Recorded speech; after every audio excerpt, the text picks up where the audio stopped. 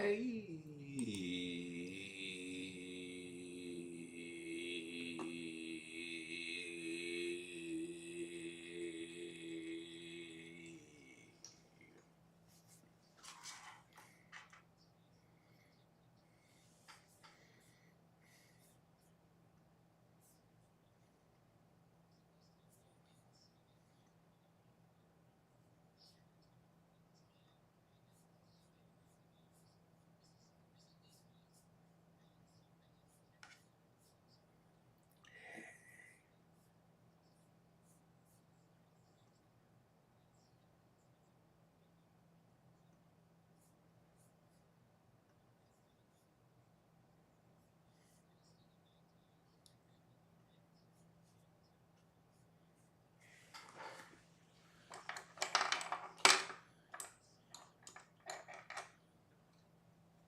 Do I have an eraser? I do not have an eraser. That. Door dash. That you can hear my voice double. Hey, how's it going, buddy? Good to see ya. Good to see ya.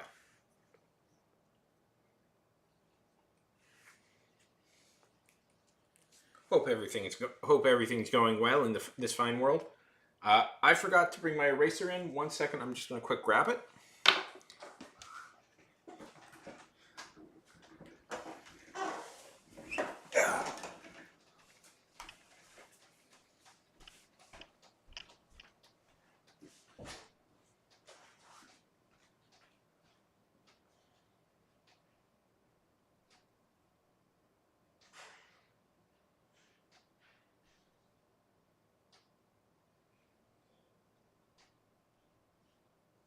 Well, it seems like my eraser has just vanished into thin air.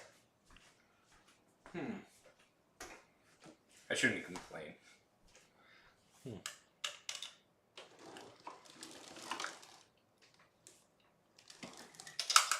So how's life treating you this fine and wonderful day?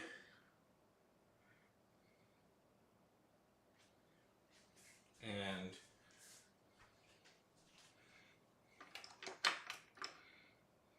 what dragons are you working on? What's your dragon for today? Oh well.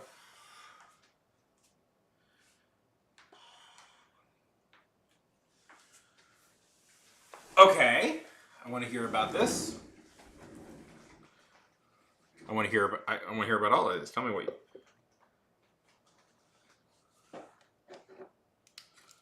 What's this? Tell me about this comic. That sounds really exciting.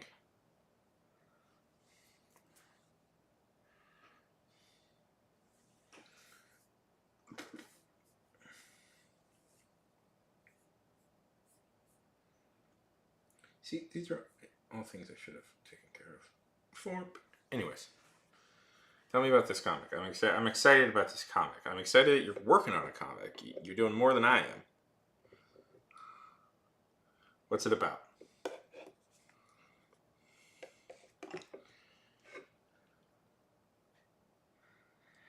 Triple A! Hey. How goes it, Triple?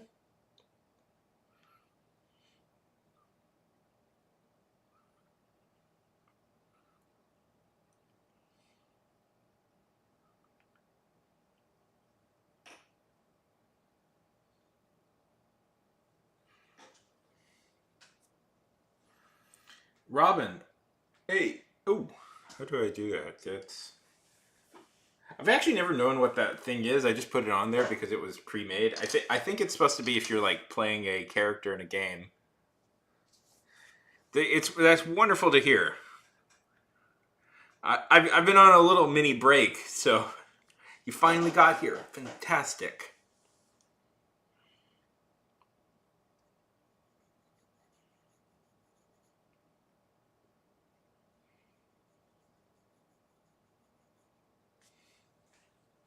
I can't find an eraser. Is the arc going on right now? Oh, okay. I guess I can do that. 1 second. I have a hat. I think I do. One sec.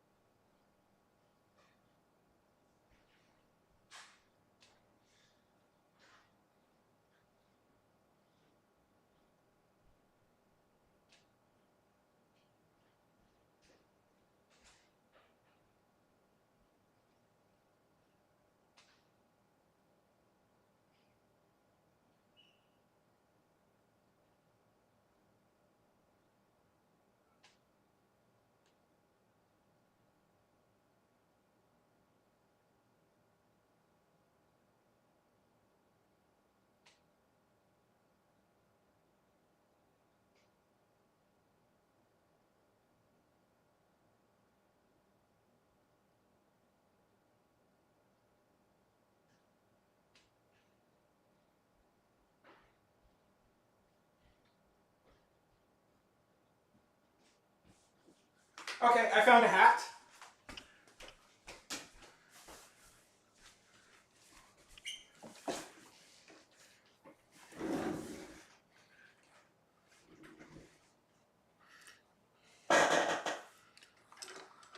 How's it going, Triple?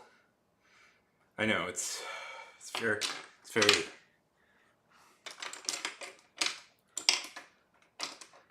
What is? Oh.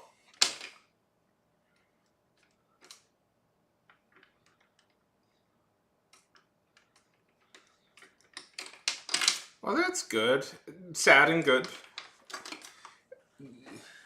It's good that some of your. There's an eraser. One second.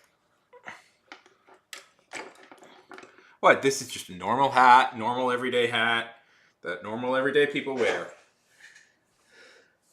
Was I at a comic convention and saw people at a steampunk booth? Saw people at a steampunk booth selling these hats, and I got entranced, so I bought it. Yes, that is the story. Was it, in retrospect, far too expensive? That's also the story.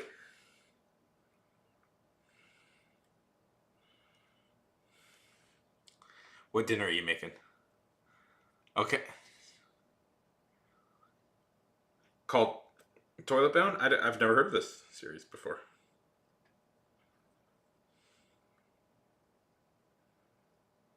Did they also hound me for months afterwards, trying to get me to buy more stuff? Yes.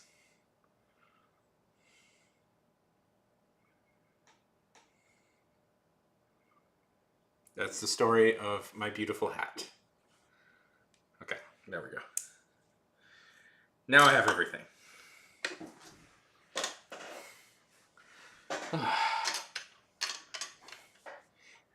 Don't do that, by the way. If you are a... it always bugs me when they do that. When they call you up afterwards, say, hey, would you like to buy something more? Very good, very good. Love yourself some breakfast.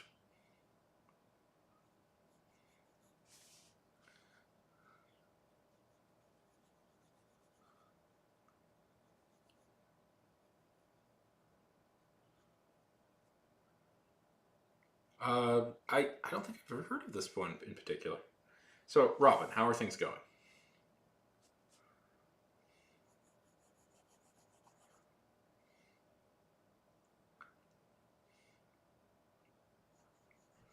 Is it one of your favorites? Do you ever aspire, DoorDash, to make a comic?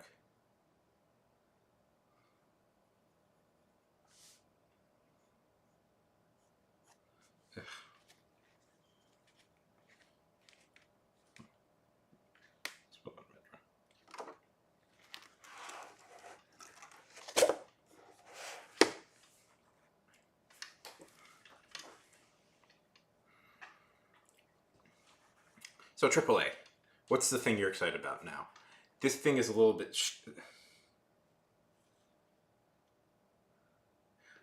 reasonable release date. Reasonable release date. We'll get, what's a famous one that's been a long time coming? Fallout 4, I guess, technically. But not Fallout 4. But, Fallout New Vegas 2, which has been something they've been hinting at for a bit. Having a little trouble, Jaden? Or have you found the secret to immortality and now feel free to take your time on stuff?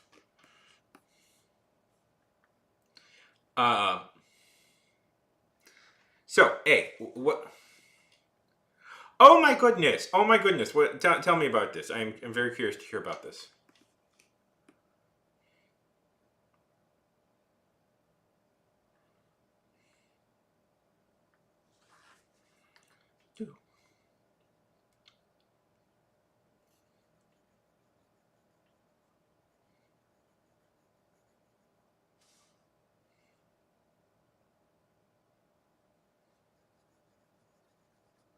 But you worry that it'll be not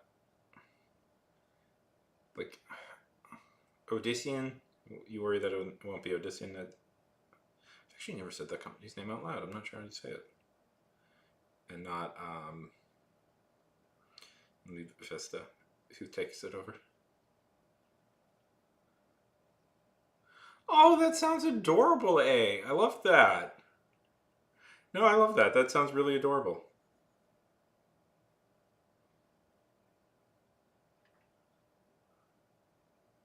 Have you made children's books before? Yeah, it really does. That sounds really cute.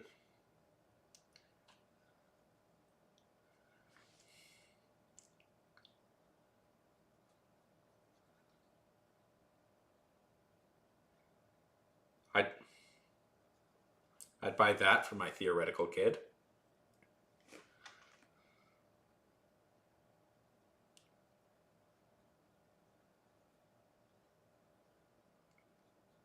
Oh, this is gonna be a long night. Long night. Art West. This is gonna be a long night, Art West. I can already tell.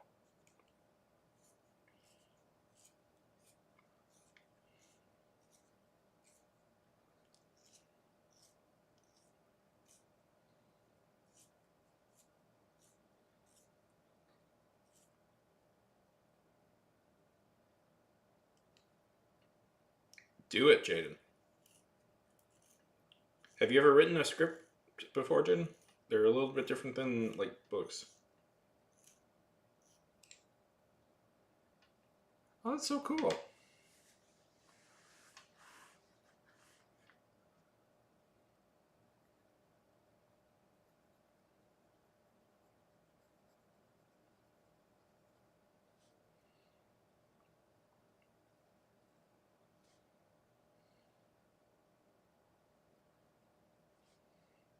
See, you're bolder than I am. That sounds like a good idea. Yeah. Everybody wanted Wally West to be the Flash.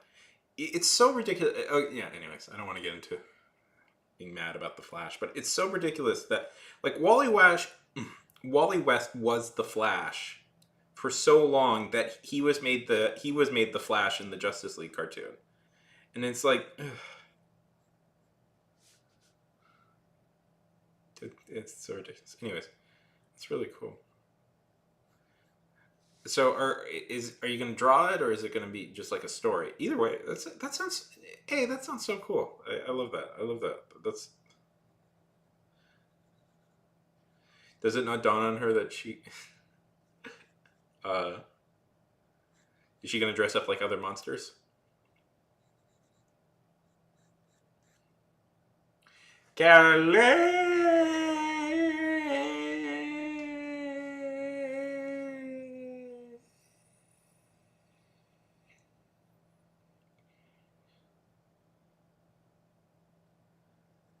Oh, hey, Jaden. You might be interested in this person. I'll plug her anyways. She's new. She's new to Twitch. Relatively new to Twitch. So Jen, she's new to Twitch, and she is she's an actual real deal Marvel and DC writer. I think you might like her stuff.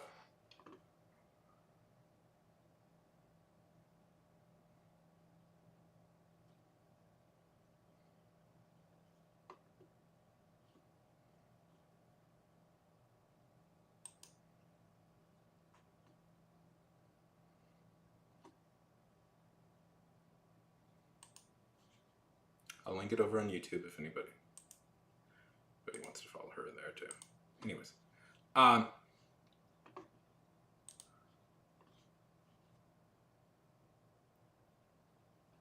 no, yeah, no. Although I do think she doesn't want kids on her channel, which is very fair. And both of you.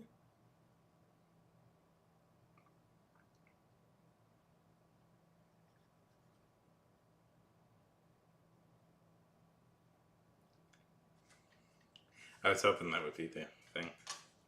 What, she doesn't want to become a no, obviously the best costume is Captain Falcon. I like that.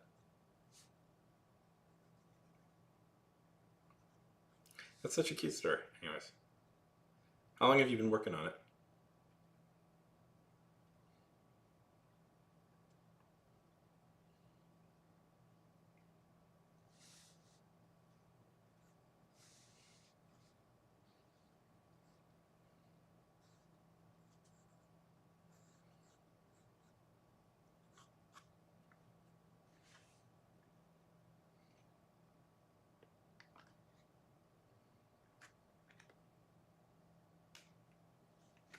That's really cute. I like that. I like that.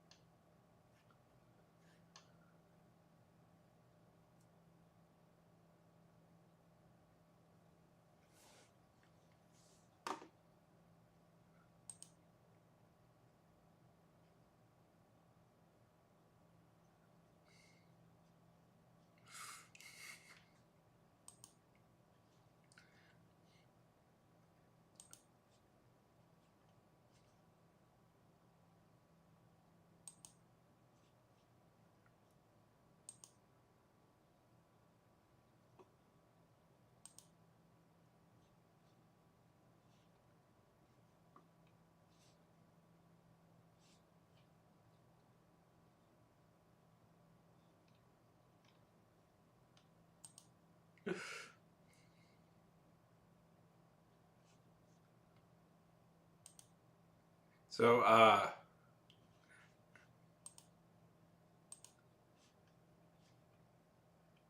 it's really cool. One second. Sorry, I'm just messing with stuff behind the scenes.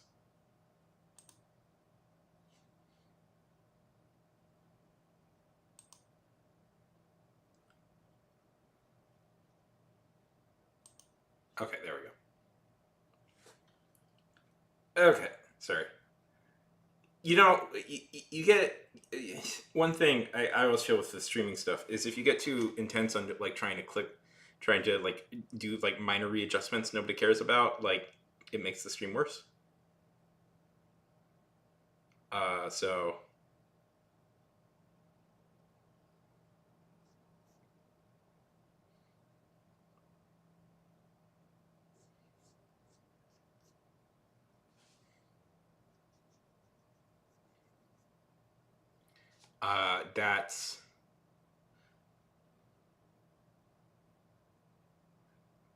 that's what that is. How's it going, Kelly?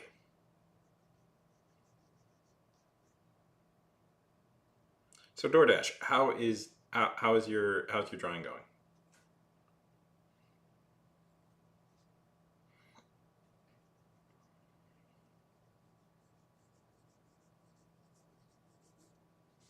So by the way, the comic making class I had signed up for to take might not happen. I'm really bummed about that. If you guys haven't been following me, and how dare you not? No. because I signed up for this comic making class here in Houston, and I was really excited because it's like Houston very rarely does cool things. Um, yeah, it very rarely does cool things like that where they're going to have a class where you make comic books, and but they want like 6 people in it, and not enough people have signed up for it, so it might not go through. I'm going to be so bummed about that. If that doesn't happen, I don't know what I'll do, but I might shift gears.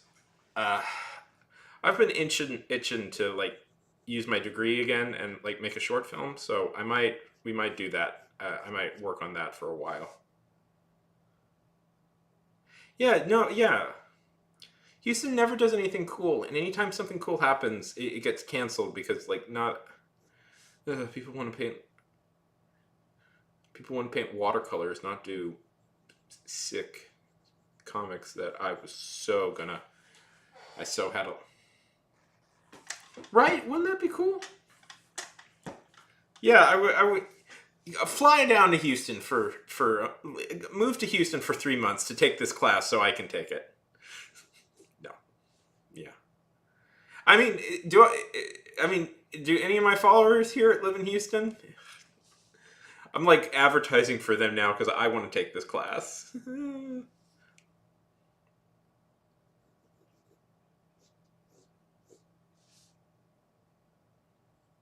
I know one person who I have one follower who's from Houston.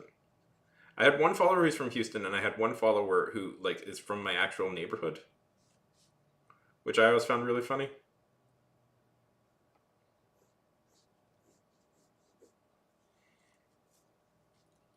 Have you ever thought about making a class AAA? Take making a comic or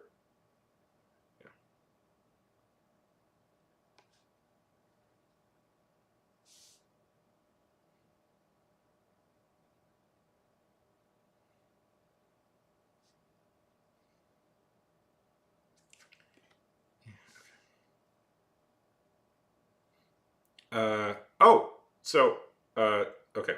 One more thing. I'll talk about myself for. I'm going to talk about myself for a few seconds, then we'll move on to everybody else. But so do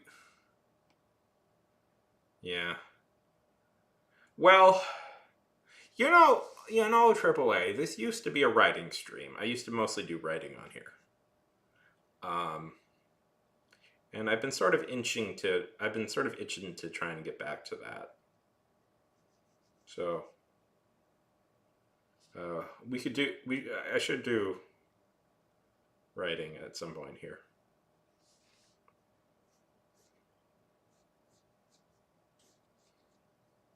Specifically, I really want to make I really want to make a short film.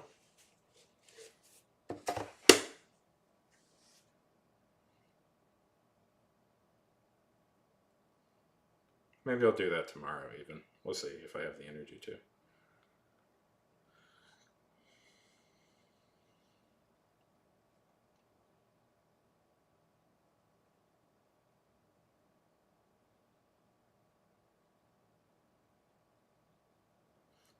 Nice.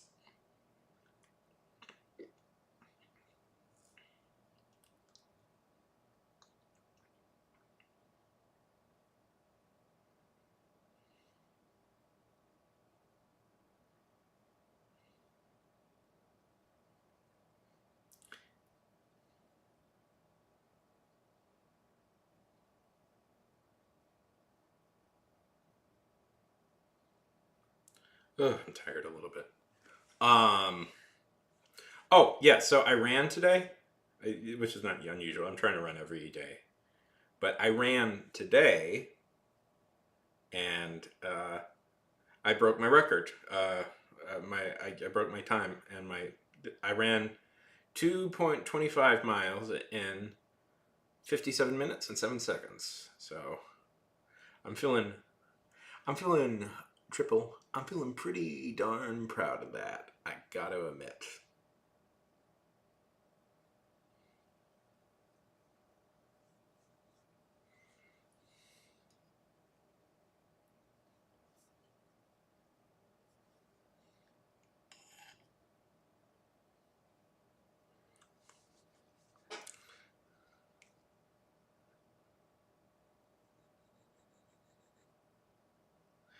it's actually not as difficult as because I'm a big guy. I don't exercise a lot, and it's like at some point I got like this week I was like, you know what? Why don't I just start running?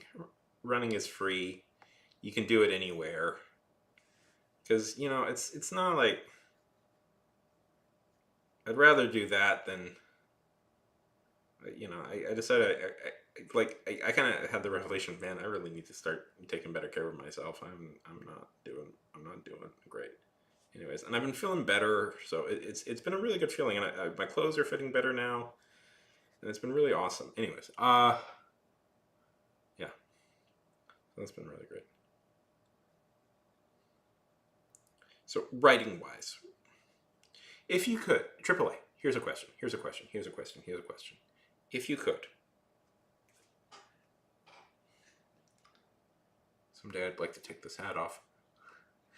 I feel like this is making my stream look very different than what it usually is. What type of thing would you love to write?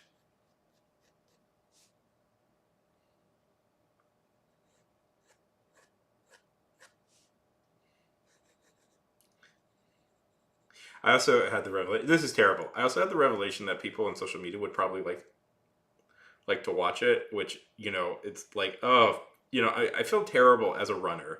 I feel terrible that like my running was inspired by, social media would probably like this. This would probably be good content for me, but it feels bad that I'm this type of person now. That suddenly I became this type of person, but at least with like my dalliances with social media, it's like I'm using it to better myself instead of make myself worse. So I don't know. Yeah. Why not a Percy Jackson like horror series? Why not combine the two? Remind you, one of the most successful young adult, or I guess young adult, series of all times was Goosebumps. People love them some Goosebumps. You could make it a horror themed young adult.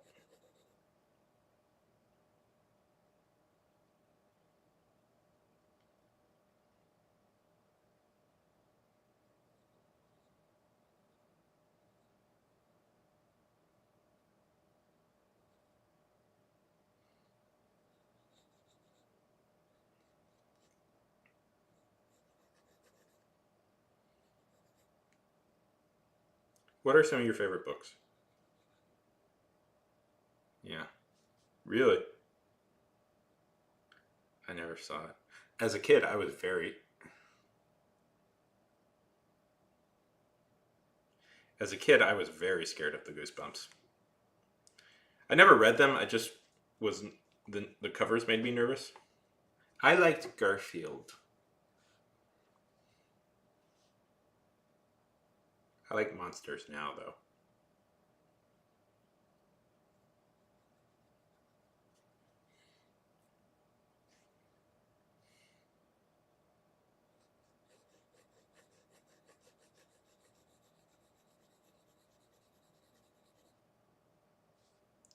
He does not like them, AAA. He does not like those Mondays.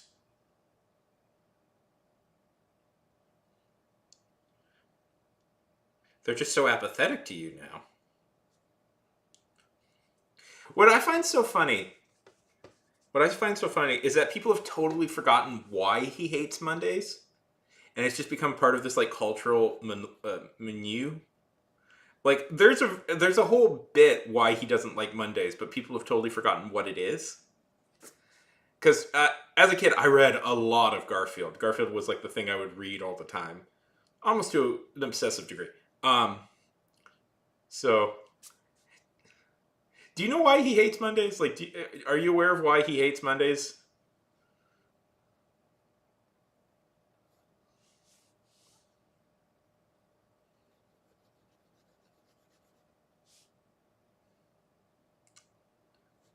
It's very funny why he hates Mondays, and it's one of those things.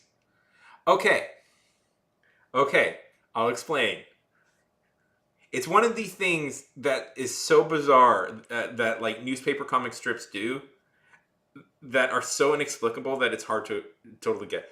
Okay, so the reason Garfield hates Mondays is because every Monday, every time it's Monday, terrible luck happens to him. Bad luck happens to him. Something, he's very unlucky on Mondays. That's why he hates Mondays. And Tato! How's it going, Tate? Do.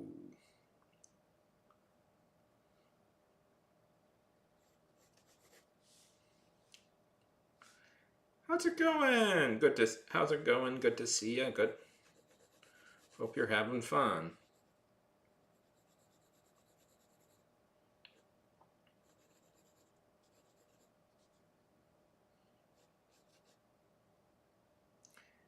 Well, until somebody on over on Twitch tells me to take it off, I can't.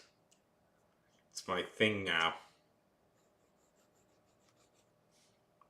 That's part of the contract when they start paying you, when they make you an affiliate over on Twitch.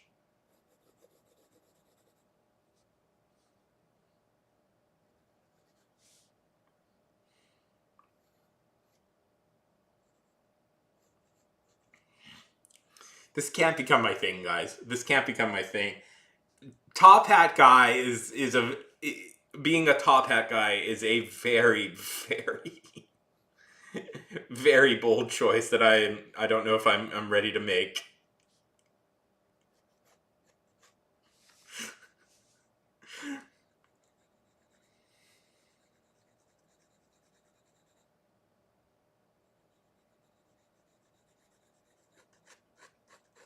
I used to have I can't find it anymore. I used to have a Finn hat. I do have a fedora. I have a very nice fedora. That's actually that I bought in a cigar shop in New York. It's from the Stetson. It's from the Stetson company. It is an actual real deal dress fedora that you are supposed to wear with a suit. But unfortunately, a bunch of losers on the internet kind of ruined the image of it, and now I'm forever bummed.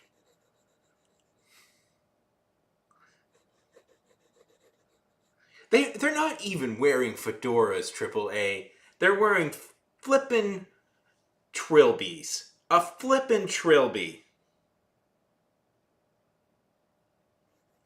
Which are very different.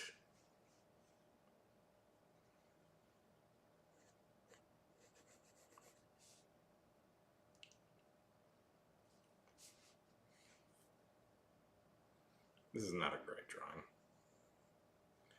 I'm just doing it. Yeah.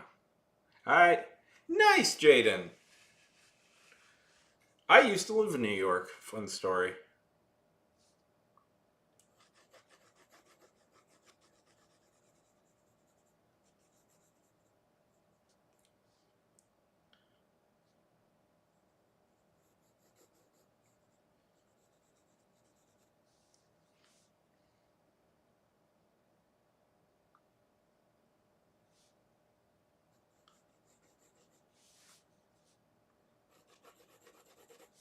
It's a very intense city. She was cool. That's good. Yeah, she's very fun. I liked talking to her. Oh, boo! What was that sound?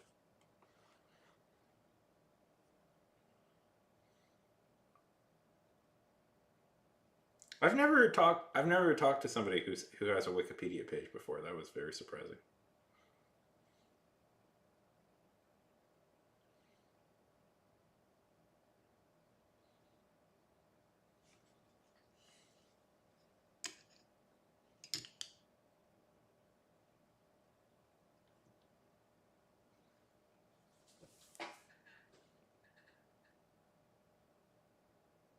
Okay, what is it?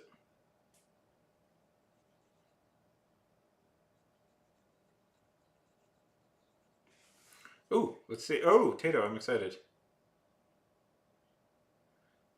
I'm thinking that's what it was.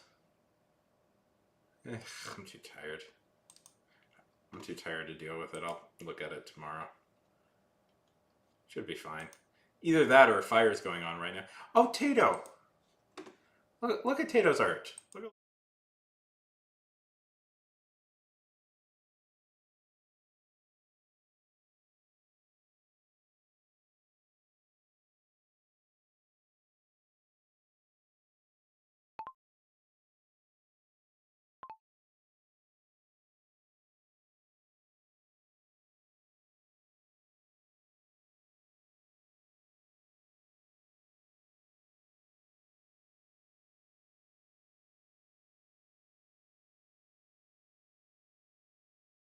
Sorry, I accidentally hit the wrong button.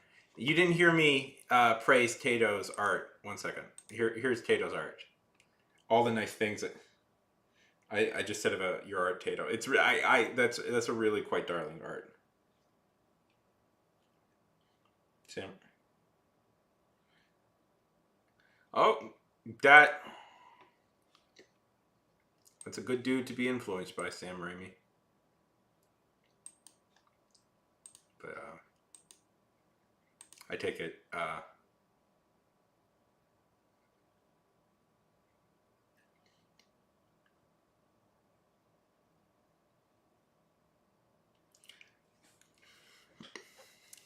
I was just like, oh, like very good. I was just thinking like, oh, right. Oh yeah, like I was like thinking, oh, I think you're a little young for most Sam Raimi stuff, and then I was like, oh, right, you're talking about the Spider-Man movies.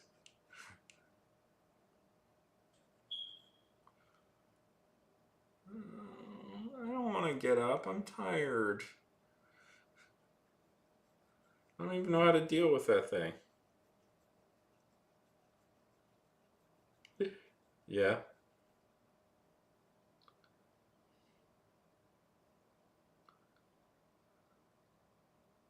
Well, that's really awesome, Tato. That's a really cute piece of art, I think.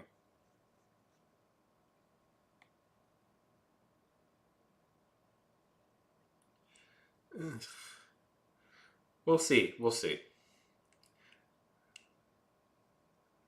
I ran 2 miles today. I should be allowed to like sit back and relax and not do anything.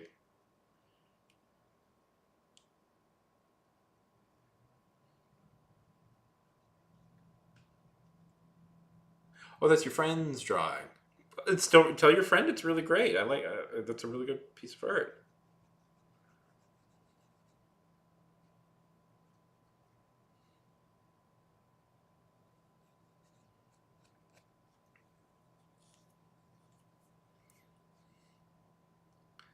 Listen, my usual plan with with most of these things is eventually something it'll just break enough that I won't have to deal with it.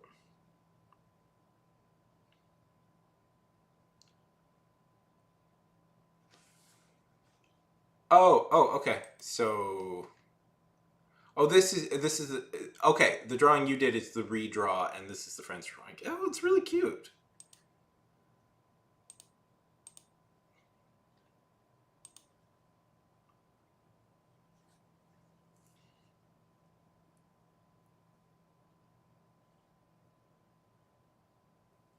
Yeah.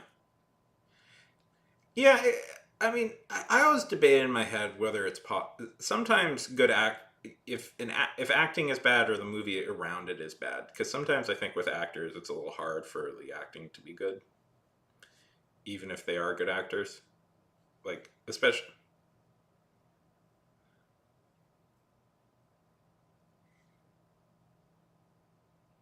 Oh, that's fun. That's Tim Burt. That's Tim Burton X Men. Is how I heard somebody jokingly describe it, even though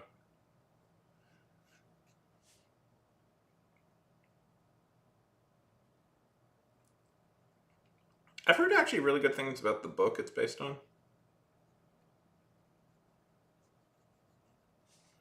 I always find it so funny. I've talked about this before, but I can't get over it. Um,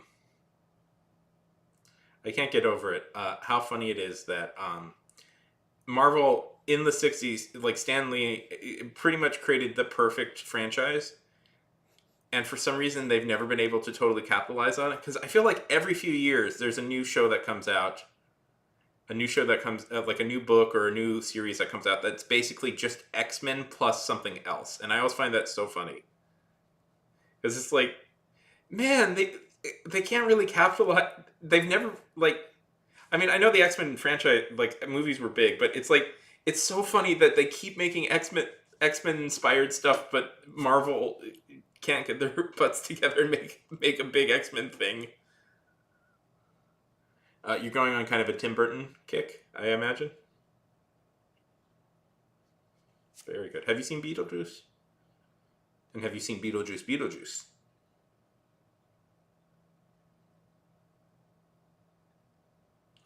Yeah.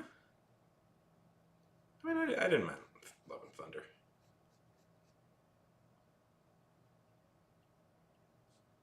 Yeah.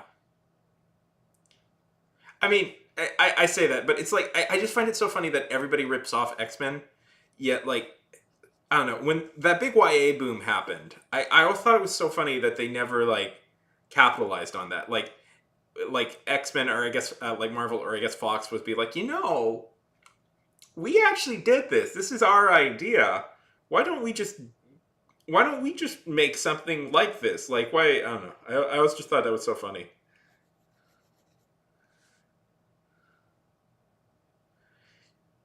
Does anybody have yeah, Beetlejuice. Yeah, I've heard mixed things about it.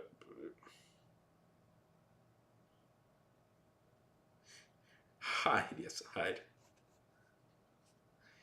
Presumably now they have to make a trilogy. I think it's so funny that every few years, like, I don't know. I'm glad Tim Burton is doing interesting movies again, because that was a depressing few years for him. Like, I actually really like the original Beetlejuice movie. I think it holds up really well. Um, Rewatching it, I rewatched it a few years ago, and I'm like, oh, this holds up really surprisingly well.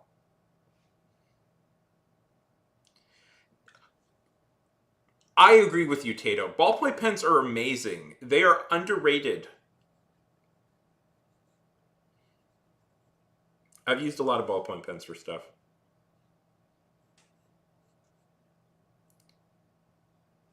Yeah, I always find it funny that Burton always.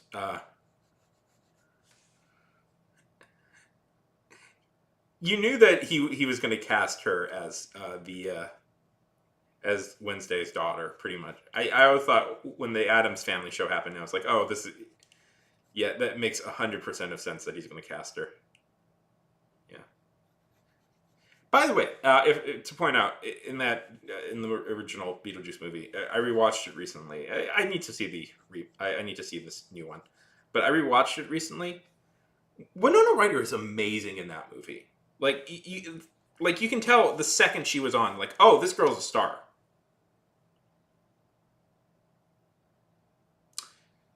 Oh, original Batman movies, Jaden, from the 80s. From the 80s and 90s with Michael Keaton. He directed those. That's probably where you know him most from.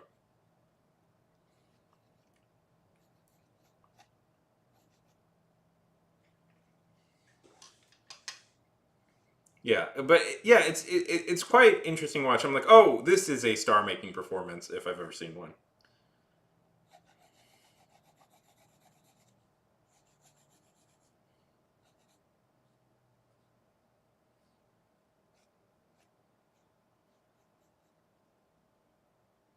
I think it does. It's there.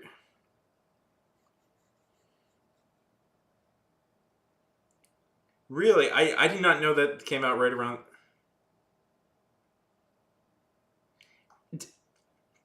Did they really come out right at the same time, like a day after each other? Wow, that That is a 1-2 punch. Of course, that made her a star. Um, that's a good movie. But rated R, rated R. So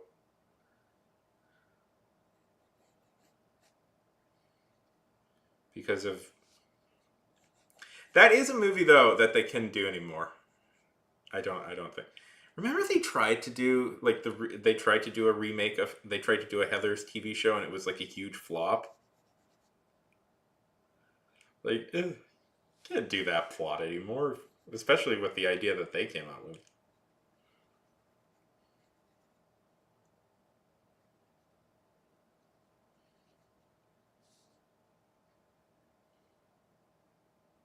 Oh, you should. Is it? Oh, yeah, I've heard good things about it.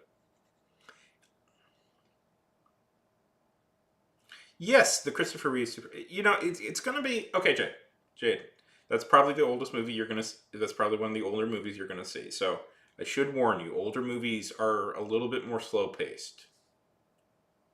If you do, it's a good movie, but I should warn you going into that, you will. It's gonna be it's gonna have a much slower pace than you're probably used to.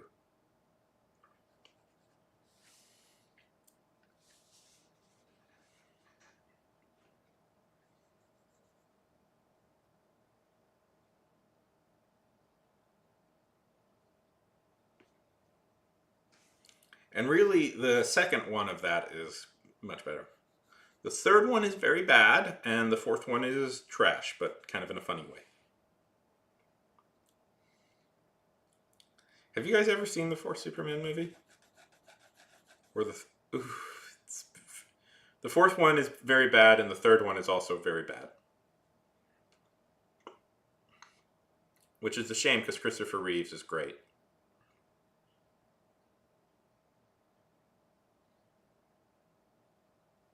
Okay, okay, okay. Okay, I'll trust you on this. I just don't think you're ready for the way that it's paced, but okay.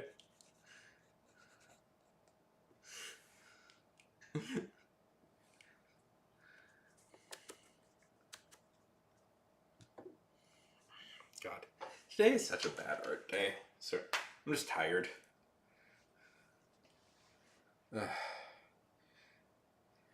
Okay, here's a question. A question for the group. Here's something. Um, if you could adapt a video game into a musical, what video game would you adapt?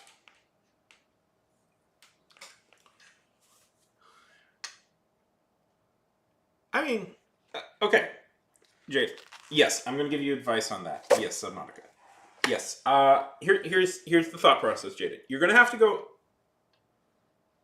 You will. Here's my thought process though with that. With Jade. Jade, you're going to have to go into the first Superman movie.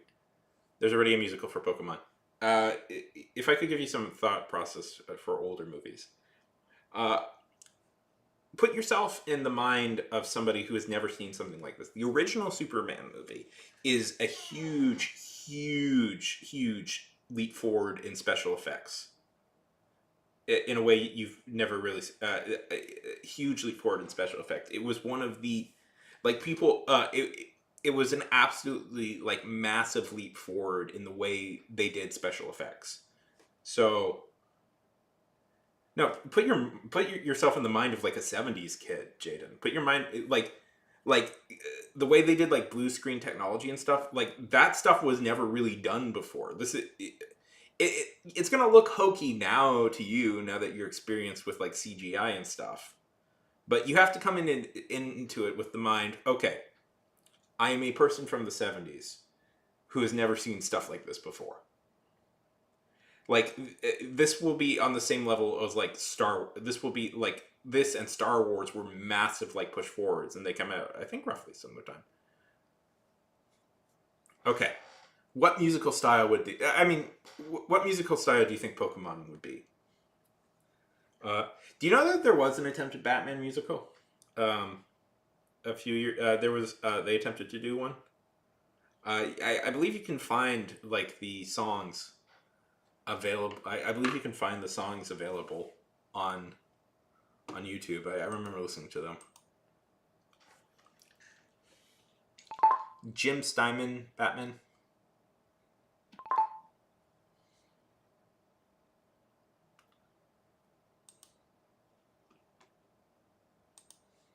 Yeah, there we go. Uh, yeah, it was written by Jim Steinman, who wrote all of Steinman. I'm not sure if I'm saying it right.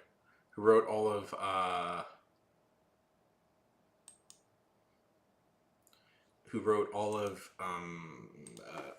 the songs for Meatloaf off the original albums, aka the good albums.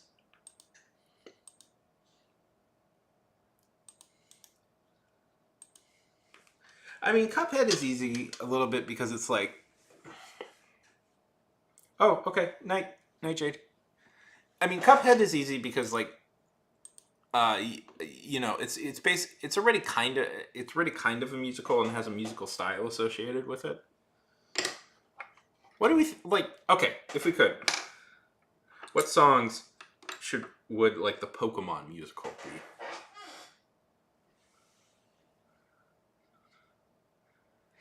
Yeah, it should definitely have some J-pop. I imagine, you know, upbeat J-pop, but you can't do that.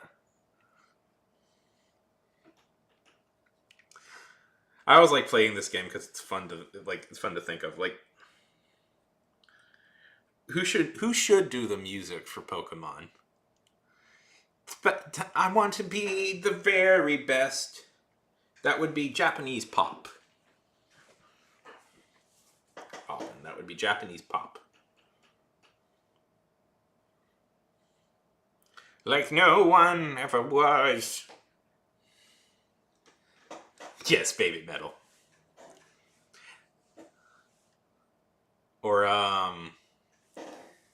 or my favorite, Caramel. Do you know Caramel?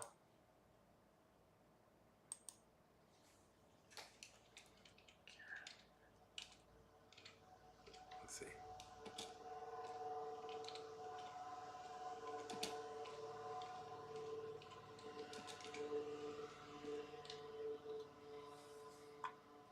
There it is.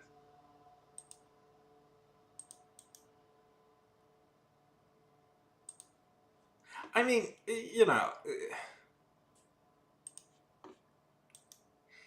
yes, with Nyanko Star. Anyways, I did a video about them recently, so I have a lot of.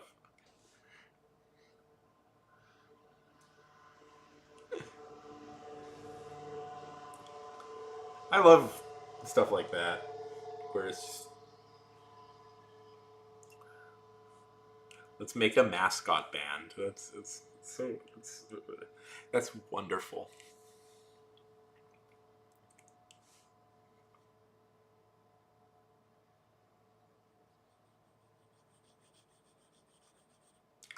Listen, that dead cat spirit who's inhabiting an apple, uh, is a great drummer.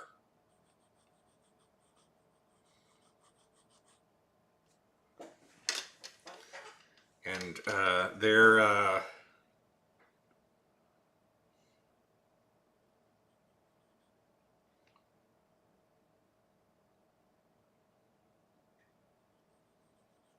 their vampire bear friend,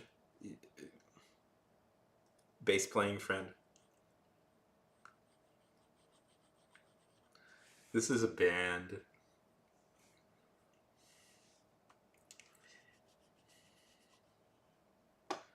Tell me the news. I want to hear the news. Scooby Dooby Doo. What about Scooby Doo? No, I shouldn't tell that story. I have a weird story about Scooby Doo, but no, that's nope, not gonna tell that story. That is a bit of family lore that I probably shouldn't repeat that I know. It's a really weird story, though.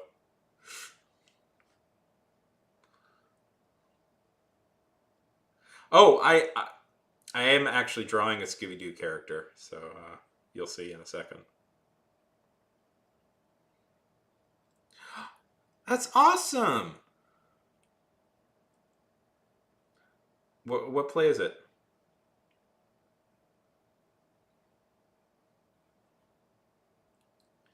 Slay all day, triple A. Slay all day, triple A. Hooray! For your play? Slay all day, triple A for, and hooray for your play. A murderous, ooh, the murderous night at the museum. That sounds fun.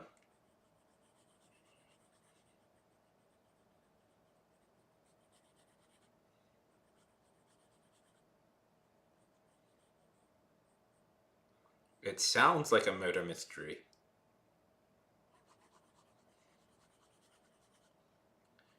Are you the brilliant detective who's going to solve it, or are you one of the or are you one of the suspects?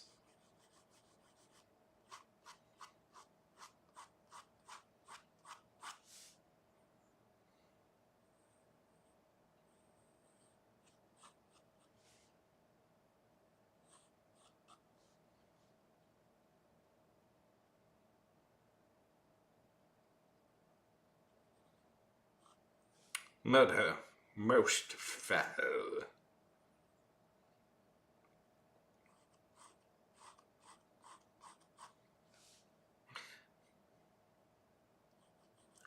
Very good.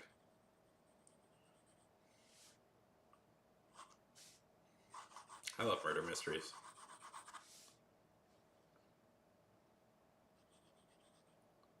What about Scooby Doo, Tato? What about Scooby Doo?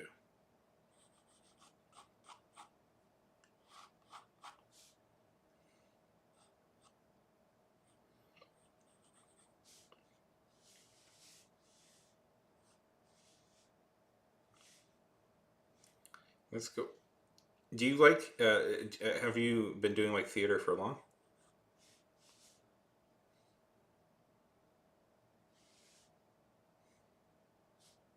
Is this the first time you've gotten like a big leading part? Ah, what is mine?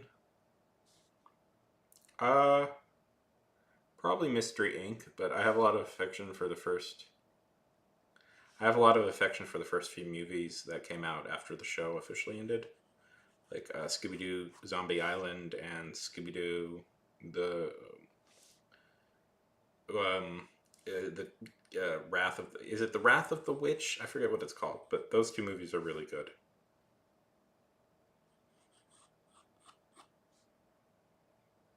Yeah, I think those are some of the best Scooby Doo stuff that they made. The movies have like turned into kind of garbage after a few years, but ah, I've seen one of those. Oh no, I've seen both of them. Mrs. Annie. Annie, yes. It's Velma is that is a funny show. That seems to be a show that nobody wants yet is sticking around anyways.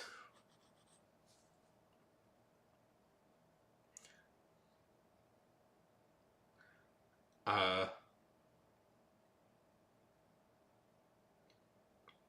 oh,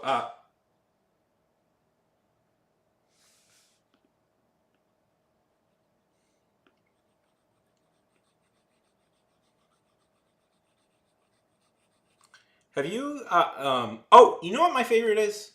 I'm going to throw a curveball. I'm going to throw a curveball what my favorite Scooby Doo thing is. You guys aren't going to expect it. You're not going to expect what my actual favorite is. Um Scooby Doo. What's the actual title of it? They released a comic book called Scooby Monster. What's the actual title? It sounds like a dumb premise. This sounds like a really dumb premise, but they really nail it. Scooby Doo post-apocalyptic comic. Yeah. Oh, Scooby Apocalypse. That's what they call it. Oh, I'm sorry, Robin. Well, it was really nice talking to you. Yeah, Scooby Apocalypse, which is about a version of the gang.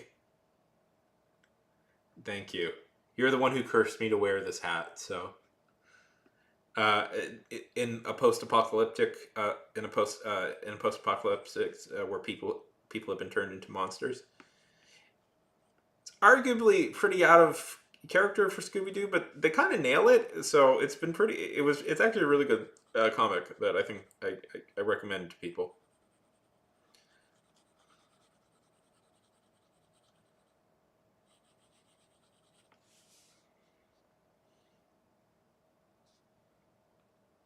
Have you read this one, AAA? Have you heard about this? No. Is it appropriate for you? I, anyways.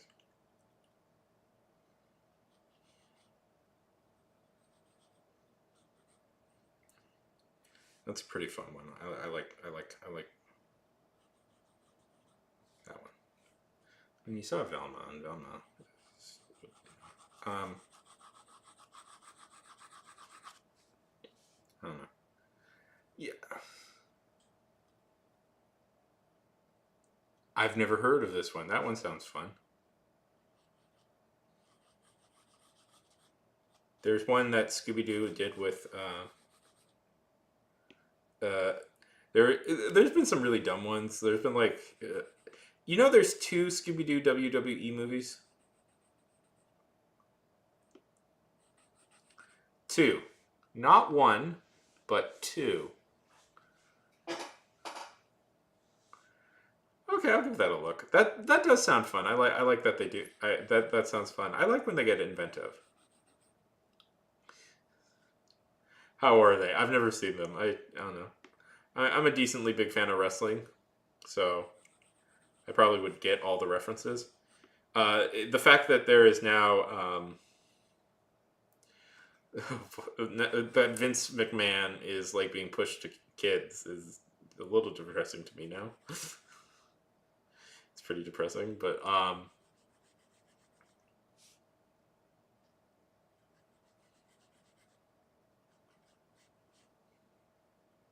it's just so funny that they're like, yeah, ah. I know that I think Triple H is in one of them as well, and Stephanie is,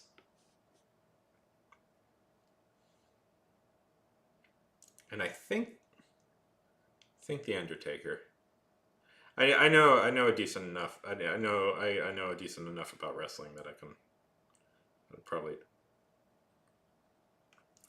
I mean, that's not the funniest one. The funniest one is the Flintstones WWE crossover, where Fred turns into essentially turns into it becomes Vince McMahon. Yeah.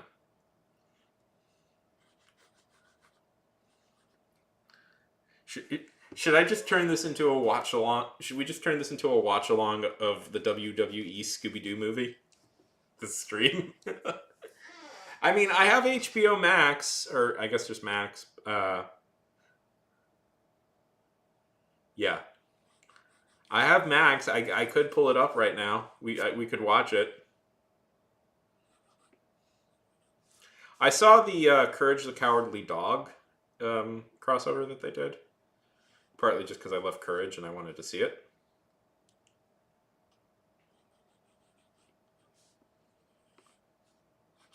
And I was happy that it got some sort of reboot.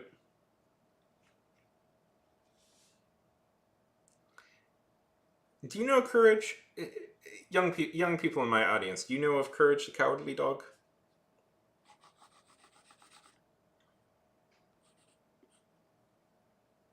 Yeah, this bad drawing.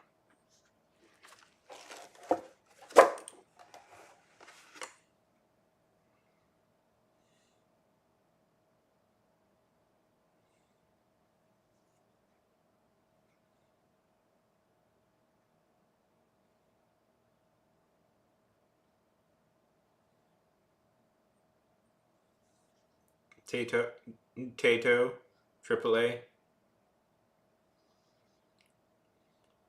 It was, dude. Hey, that thing scared me so much as a kid. Yet I kept watching them. It was so scary to watch. That show was legitimately terrifying to me as a kid. Return the slab. Scariest words. You ask a millennial. You know a way to scare a millennial? Like, do this. Return the slab. Terrifying, terrifying. Watched every episode. There's like a legitimate that's such a big. There's that was such a cool show. It was just, it was so like it was just so weird and so like scary in a way that I don't know. It was just cool. I liked that show a lot.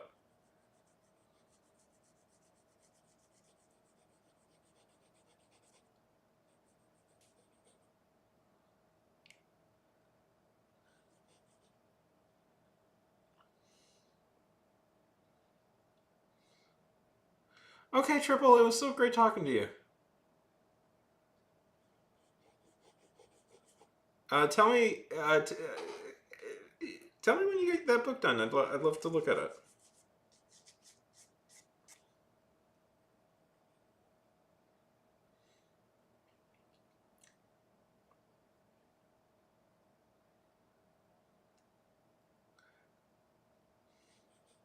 Who's still? Have a good night. Have a good night. Okay, who's still here? Tato, you still here? Or is it just me?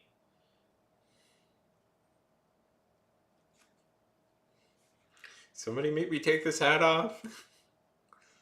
This is becoming a look. I don't want this to be my look. When I was like 18, I would have thought this would have been a really cool look. Like this would have been the look I would have like strived for. Like, yeah, I'm an adult. I'm going to be an adult, and I'm going to wear a top hat every day. I was very cool as a teenager. I think that should be obvious how cool I was.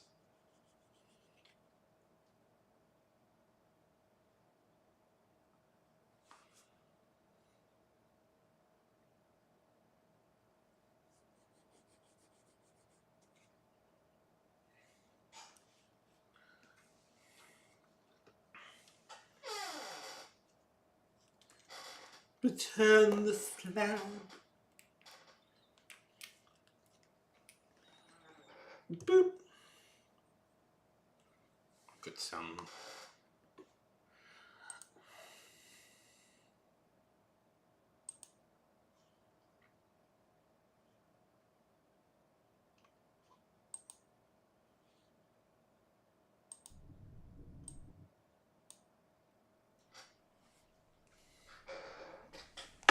Just put some backing.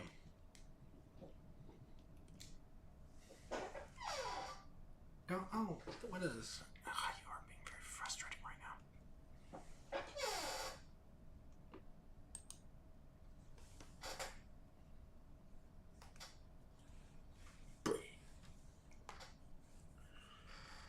I'm listening to a podcast making fun of Ben Shapiro's book.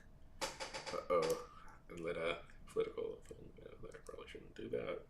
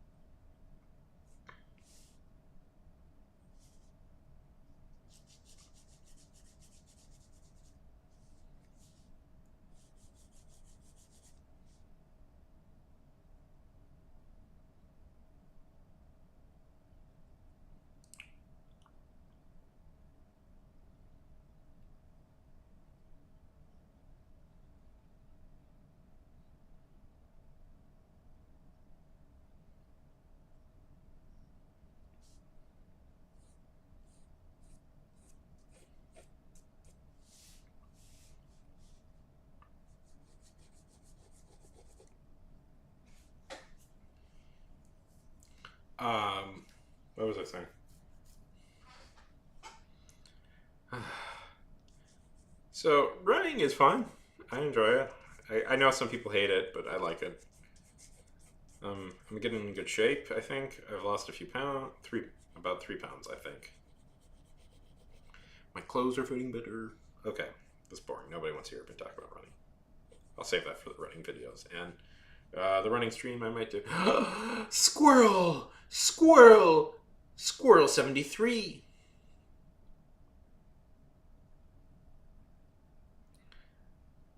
One of the best there can be.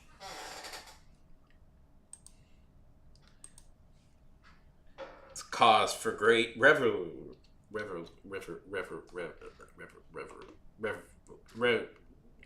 Good to see you.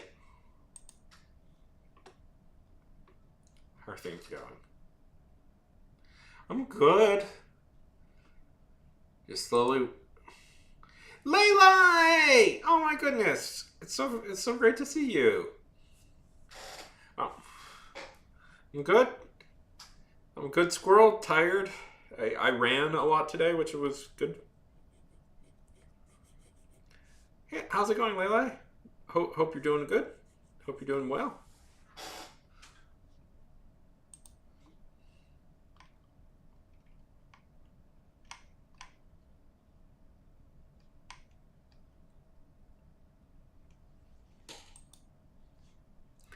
There's a reason why I'm wearing this hat.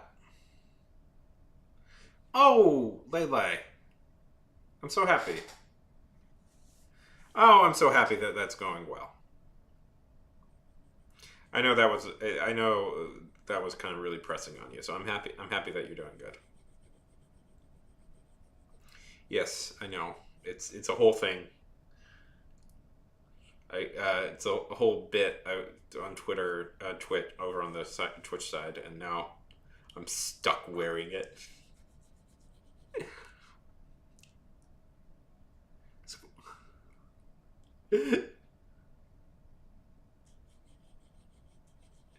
So squirrel, what have you been up to these days? Lele, I'm so happy. I'm so psyched that things are going better because I know that was I know that was stressing you out. That would stress me out. Nice to get your head above water, isn't it?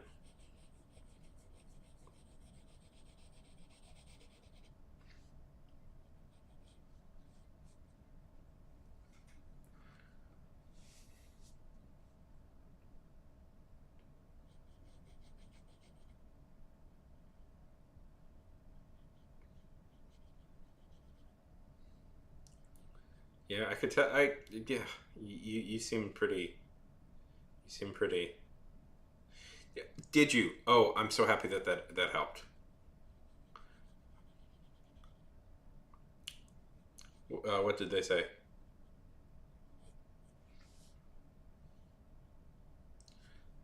Oh well, I'm just glad you're feeling better. I'm glad I could help in some way.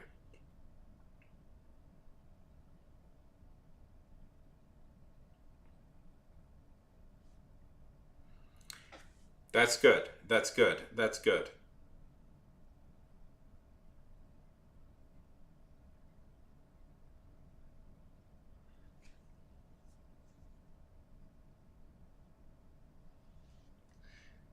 It's hard to not focus on the hat, isn't it? Okay, I bought it at a comic convention when I was like 15. No, I was 19. I think when I bought 18. I was 18 when I bought this, and it's back when I was kind of a steampunk for a bit of time.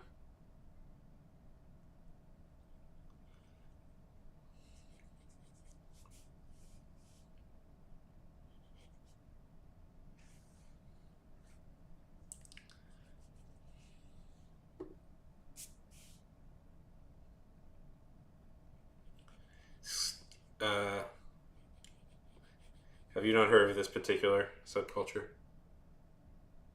Me? Yeah. Who would have thought? Yeah, I'm pretty big. Was pretty nerdy.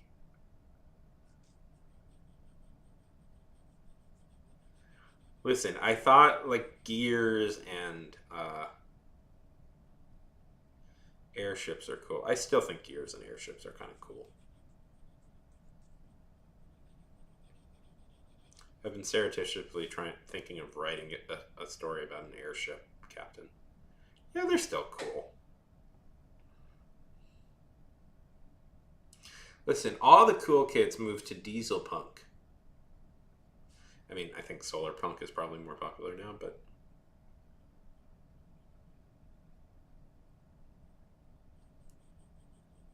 like in Fallout 4? Yeah, that's a pretty great...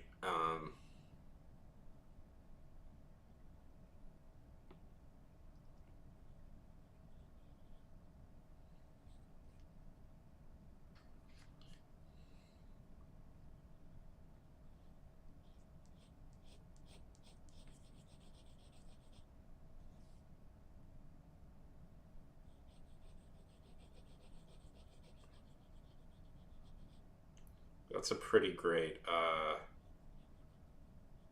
moment in Fallout. Have you ever played Fallout 4? I think Fallout 4 is actually one of the weaker ones, but I like that moment where the Brotherhood of Steel pops up in Boston. That's a pretty... Oh, is that good? Oh, I should watch it.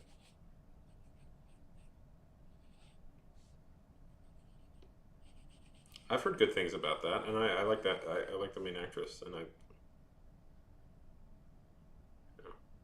I've been thinking about doing maybe streaming myself playing some Fallout stuff, but really, okay, I'll check it out. I've been procrastinating on that, but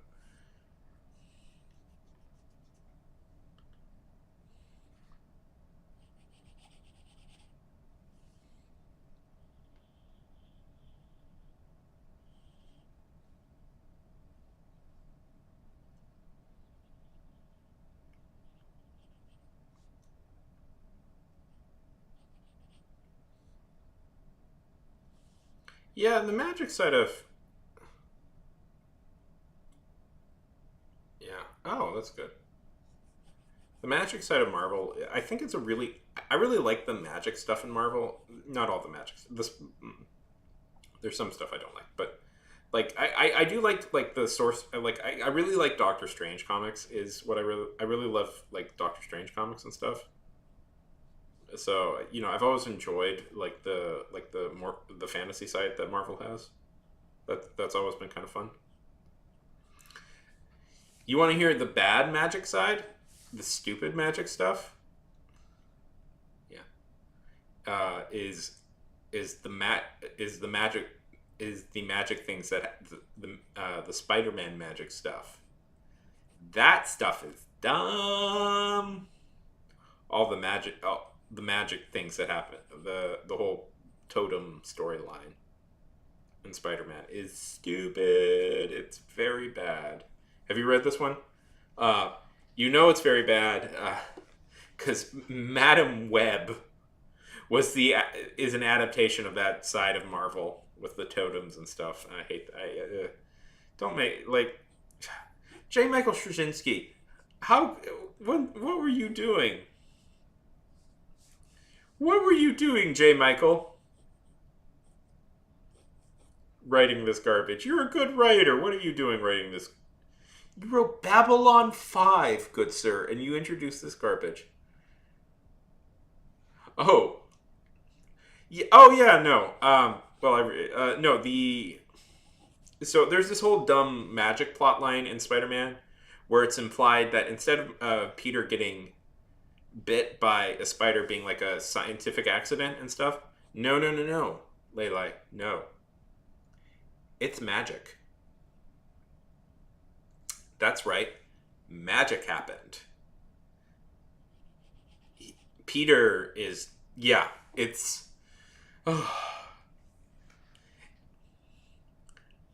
I don't know who... Well, J. Michael Straczynski had this idea, and J. Michael Straczynski is a very good writer who created one of the best sci-fi shows ever, Babylon 5, but then he did such a weird decision he made to bring it, to imply that the totems... oh, it's so bad. And Madam Web is part of it.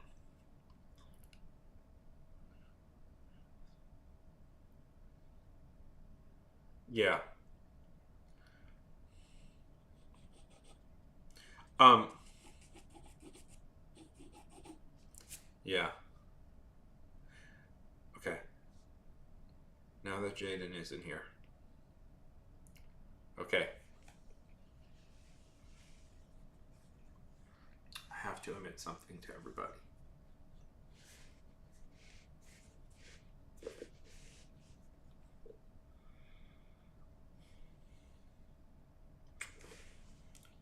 I've never seen No Way Home. I know. Throw stuff at me. Throw stuff at me. I just never got around to watching it.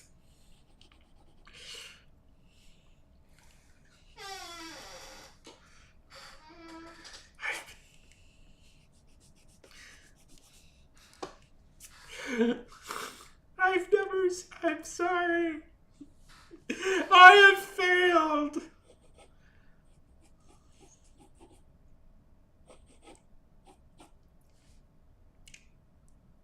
Yeah. Well, I don't know. I like the not seeing, but I like that Toby Maguire was back, and Andrew Garfield was a good actor and a good Spider-Man in a bad movie, so he deserved. But yeah, I don't know. I'm. I can't help but feel. I can't help but feel that the plot line is let's just bring in more Spider-Man. Let's just do more Spider-Man. Let's just bring in older actors who played Spider-Man in other movies is not something you should do as a plot line this early on.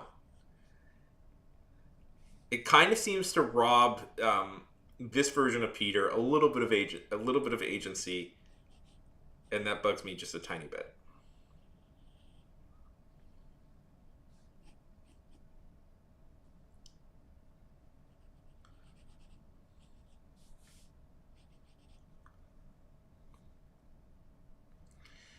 Well, he deserved a good one. Those movies are bad. I've seen both of them. They're bad. I'm sorry to be mean, but Andrew is good. Emma Stone is really good. You know, Andrew and Emma Stone are really good in it together. Their chemistry is really strong, and that's the best part about those movies. But when it has to be a Spider-Man movie, like if they were doing a romantic comedy where it was Andrew Garfield and Emma Stone as like a couple, like I would be sold on that. But the second they have to become a Spider-Man movie again, it just gets bad and cheap. I don't think Mark Webb knows how to direct action all that well. But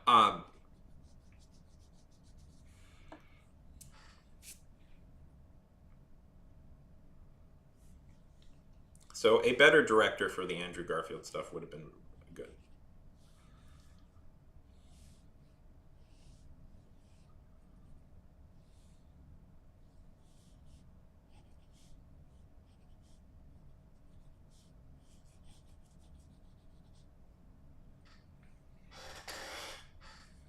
I'm really tired today. I don't know. I haven't brought it up enough, but I ran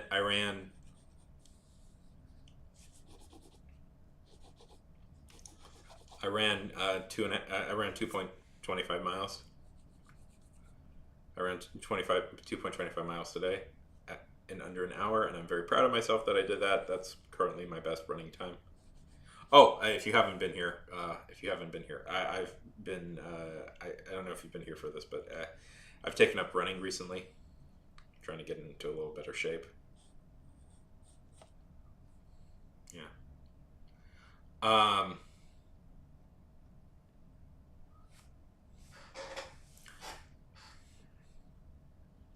Yeah, I don't know. Andrew Garfield's a good actor. Emma Stone's a good actor. It theoretically should be a good Spider-Man movie, but I don't know. I mean, part of the problem is that both of them are too old to play those versions of Spider-Man. I think like the Sam Raimi movies are smart in that they adapt more of the college stuff. You know, when Peter is older and in college instead of focusing on the high school stuff. Partly because like Tobey Maguire was already too old to play a high schooler, And he's verging into a slightly too old to play a college kid, but at least that makes more sense.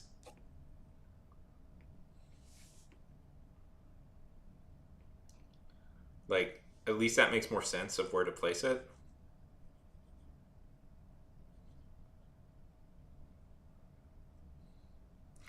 But I legitimately, okay, like, I legitimately can't believe, like, I am mystified that Madam Web, of all characters, got a movie. Nobody likes Madam Web.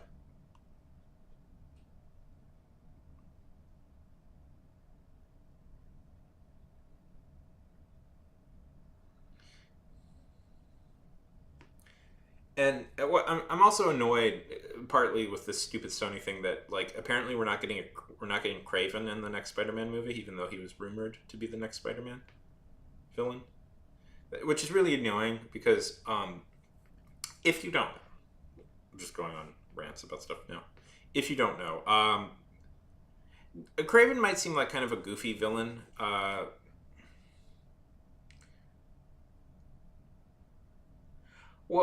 What I heard was that Sinister Six was going to be. I love Craven. Craven's my favorite Spider-Man villain.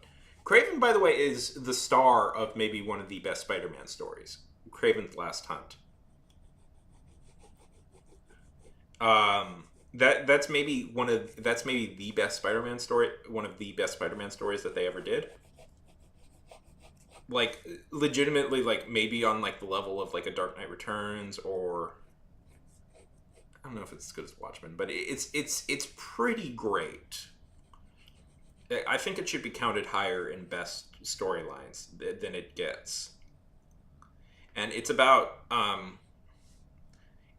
why it's so good is it essentially turns into Spider-Man into a horror comic for a few pages.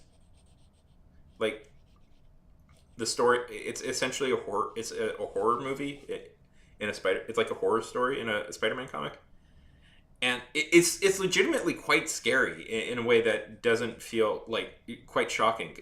It's the story that happens right after Spider-Man's marriage. Like, MJ and Peter get married, and then Craven's Last Hunt happens, and it's one of the most shocking, like, scary stories that I've ever done. Of course, Marvel's ruined it now because that storyline got so popular that they kept adding more and more Craven lore to Craven. Yeah, yeah, yeah. Craven is great. I'm annoyed. Like, I'm annoyed that there's a Craven movie coming out because they're gonna try and make him into, like, an anti-hero, and it's like, like, the Spider-Man universe is really annoying for this. Spider-Man, the Sony universe is really annoying for this because it's like, a lot of these characters are great in retrospect with, like, Spider-Man because he's the protagonist, but it's this universe is just waiting for a protagonist. Yeah. And a really good director is directing that movie, and I think it's going to be kind of garbage. I don't know. Maybe it'll be better, but I'm not. I'm not enthusiastic about this. I'm actually really disappointed he's directing it. But yeah, have you ever read Craven's Last Hunt? He's back now, by the way. So they didn't. But I recommend it wholeheartedly. I recommend that storyline wholeheartedly if you get a chance to read it. But warning, it's like dark. It's like really legitimately quite scary and dark. And I don't mean to, like, yeah, that's a really good one.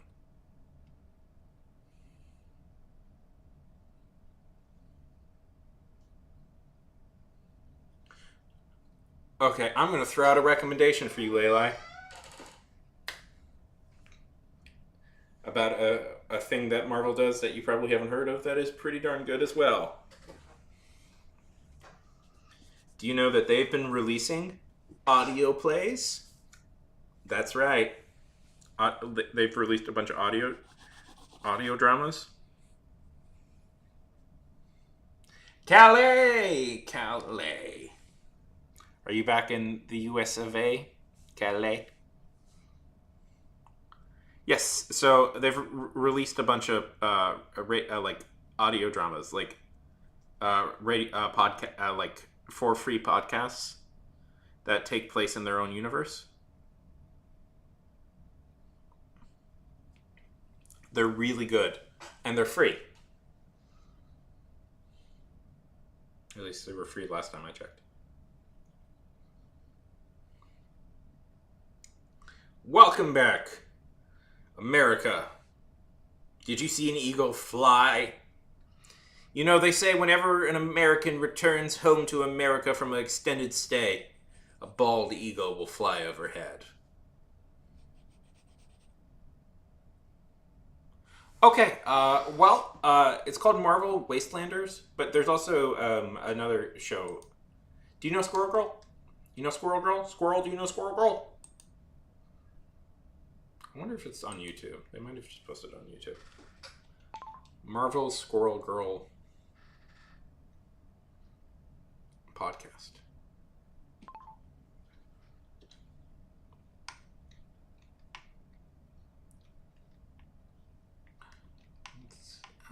Is it on?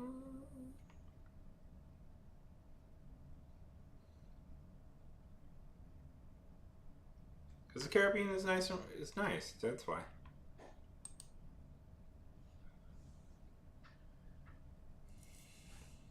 It's near the beach and it's relaxing. That's why.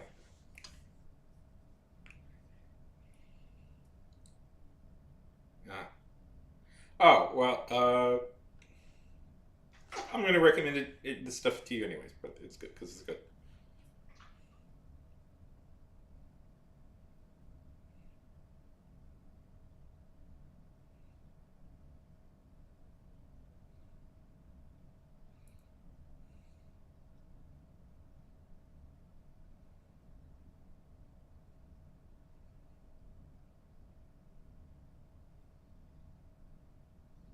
Sure. So Marvel Wasteland. This is an audio drama. Do you know what those are? This is kind of it's kind of an old concept that has been making a slow comeback. Um,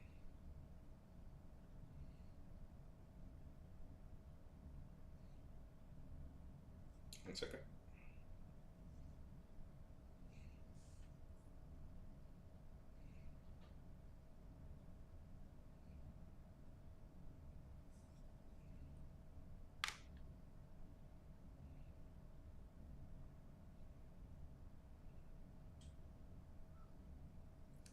So it's basically a story told only with audio.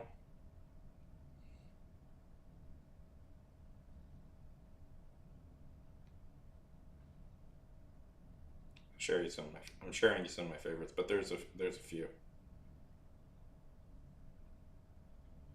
And Wastelander, their stuff is they created their own little universe called Wastelanders. And the basic premise of Wastelanders is it takes place in a post-apocalyptic it takes place in a post-apocalyptic Marvel universe where the supervillains united and took over. Squirrel Girl. It's really good. It's really good, and we follow a few superheroes years later as they fight to reverse the problems. Red Hood is the president. It's really good.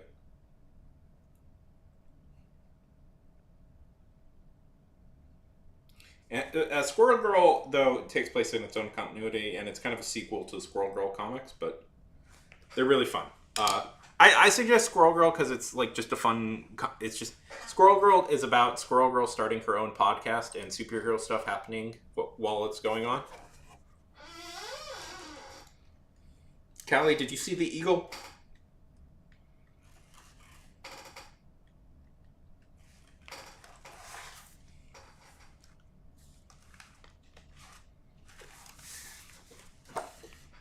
Anyways, I really love that. I really love that. I really love that podcast.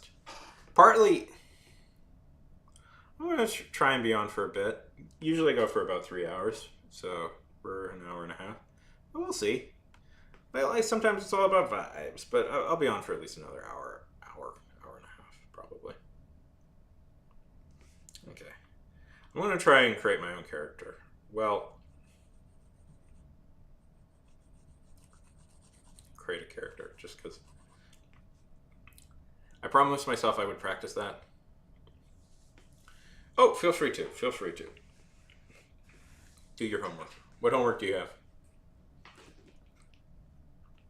don't know why I keep asking that. I'm good at, like, English and stuff, but can't help you with that.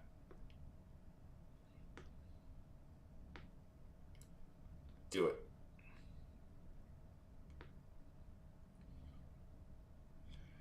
Callie, when an American returns home to America, usually it is said that in the sky a bald eagle will pass by.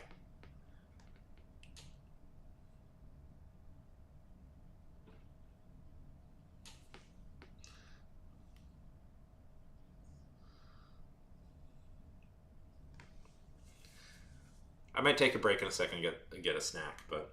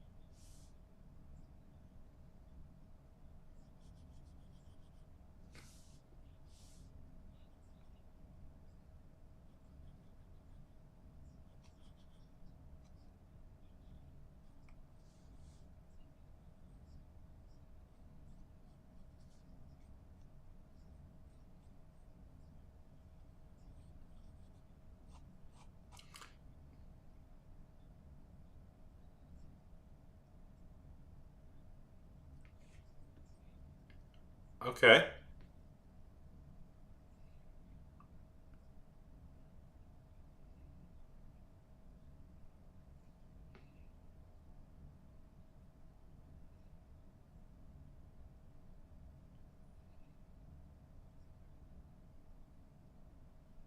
Because I think Catherine, the actress, is a pretty good singer.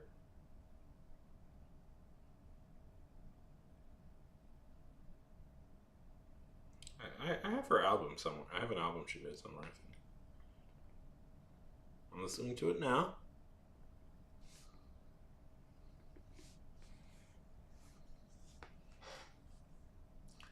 Oh God, I'm gonna be stuck with this hat all night, aren't I? Callie, get me out of this hat. You have to hit hats off.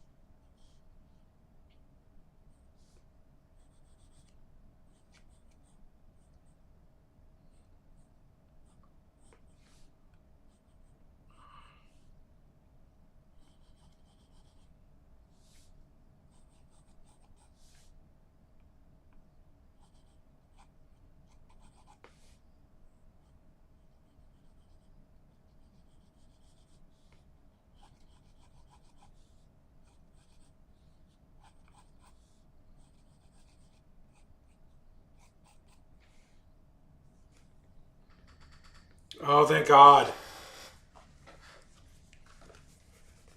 It's quite hot, actually.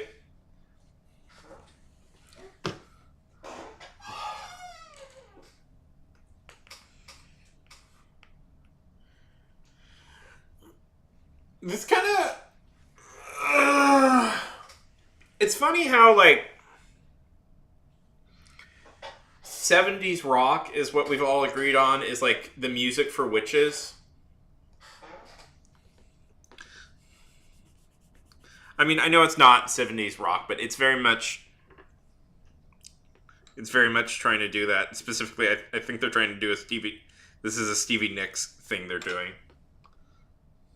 Is this an original song?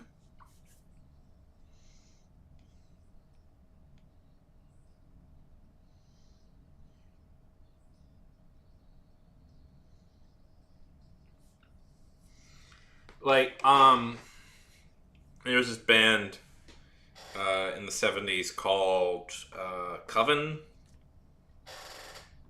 Just the Marvel version? The first version that popped up?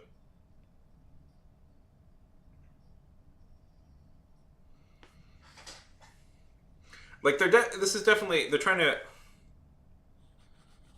I just find that.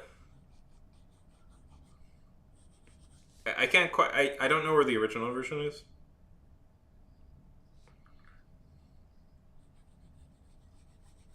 Oh, the Sacred Chant version. Okay.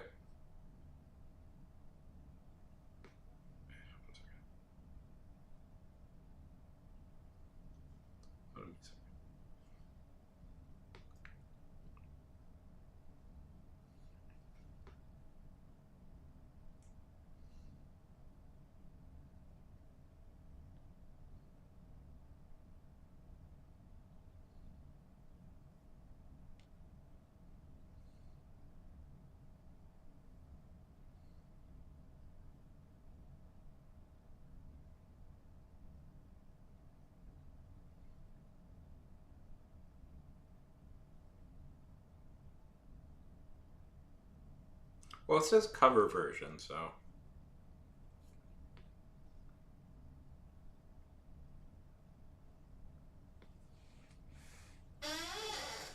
So. I don't know.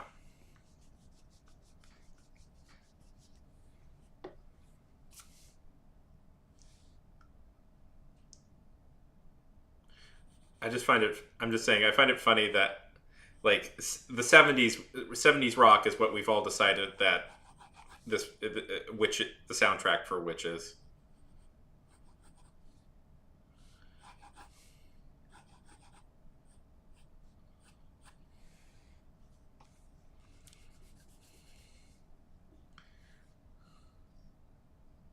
Okay.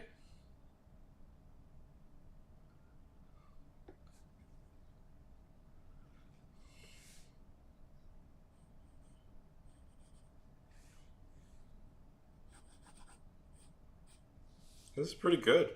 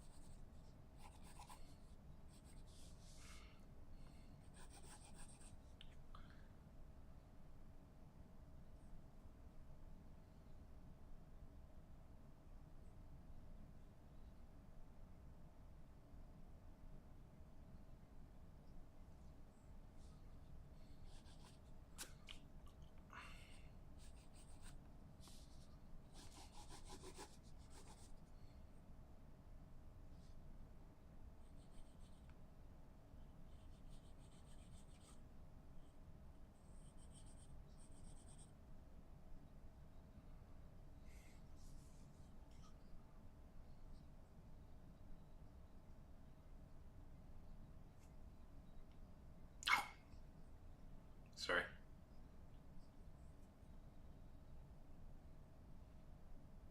Oh. Sorry. The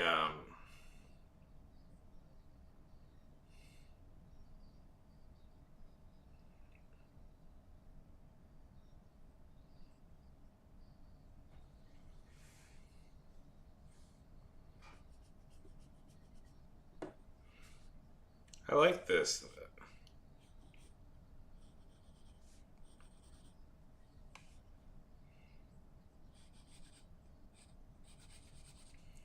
I've been I'm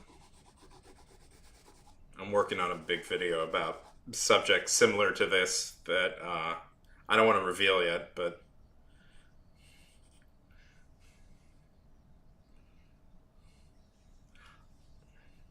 uh, I've been researching for. I want to make a video about a subject. This is a really cool song. This is a really cool song. I've been making a subject about. I've been researching. Don't know if I want to give it away yet. What the video is going to be about, but it's a. I guess I could. I don't know. I've been researching American uh, witchcraft or sorcery, I guess. Well, particularly one guy who was very into like to sorcery, um, like attempting. He was obsessed with like magic as an idea.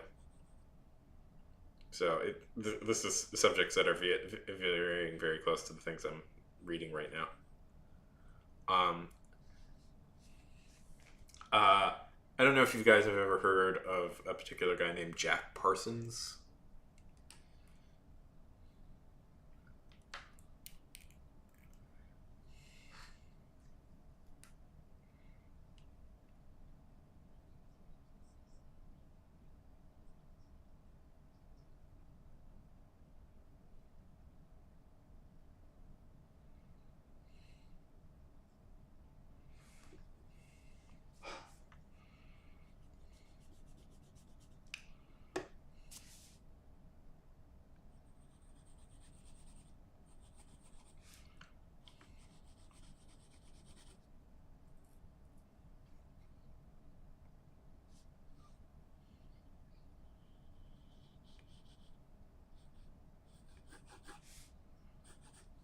It reminds me. There was this band in 70s, early 60s, late 60s called Coven, which was a uh, and the main leader was she was like the Down the Richest Road sounds kind of like a Coven song or like stuff like that, and like their whole gimmick was that they were a witch.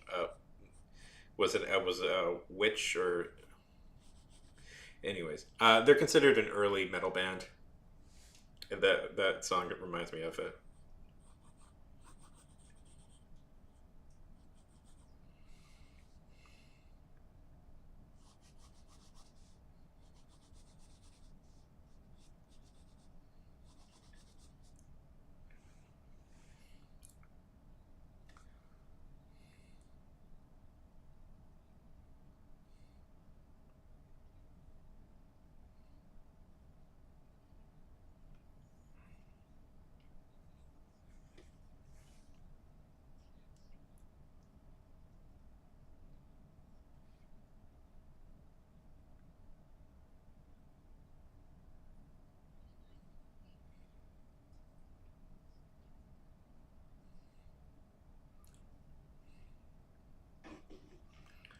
I might take a break in a second and go downstairs and get something to eat, but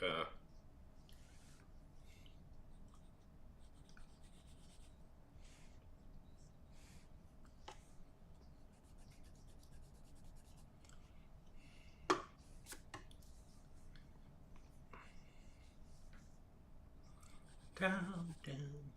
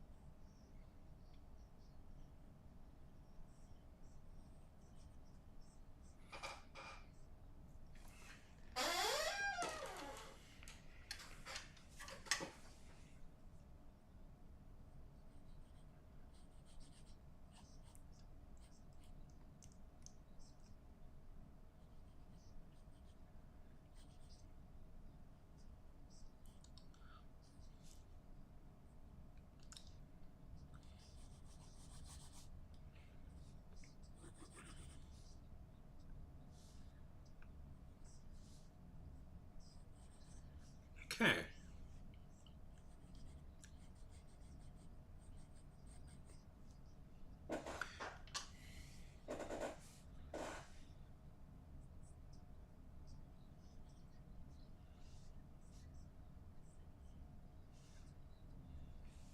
Down, down. Oh, now you got it stuck in my head. Okay. I'm gonna be back in a minute. I'm starving. I want to get I want to get some food. Uh,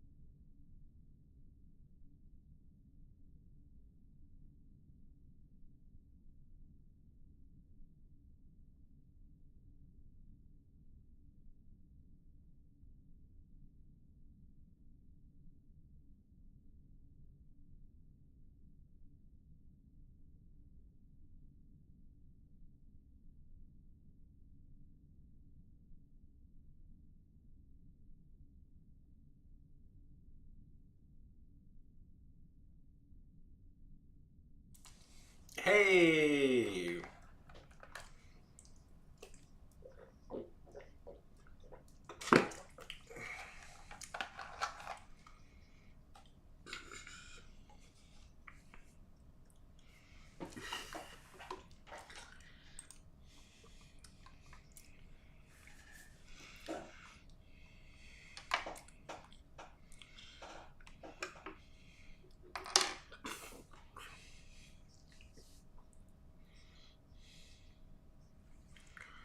We are back.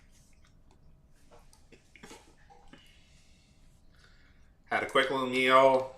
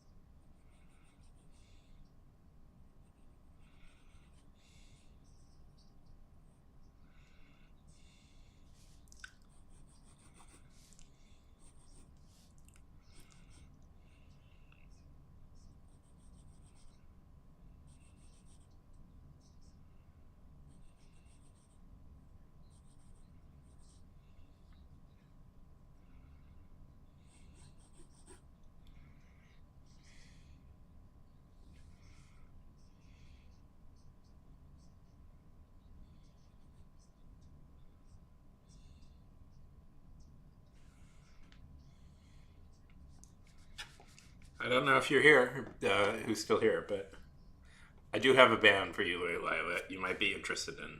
But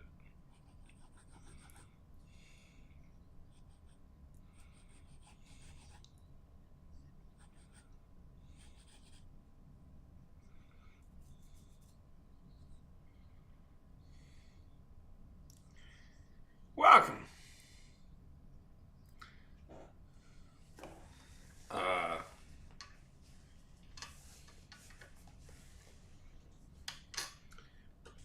Uh, well, maybe.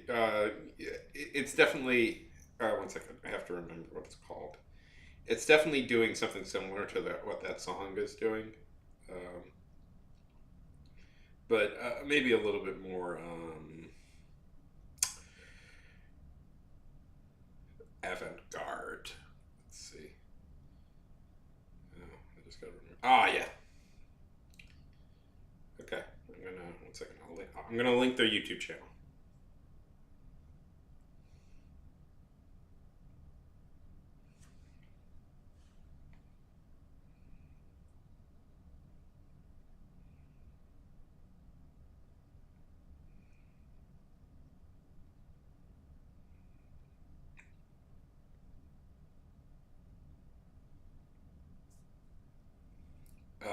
Definitely like pagan worship music in a way. You'll see. Give it. They're very strange, but give it a chance. You'll get really into it.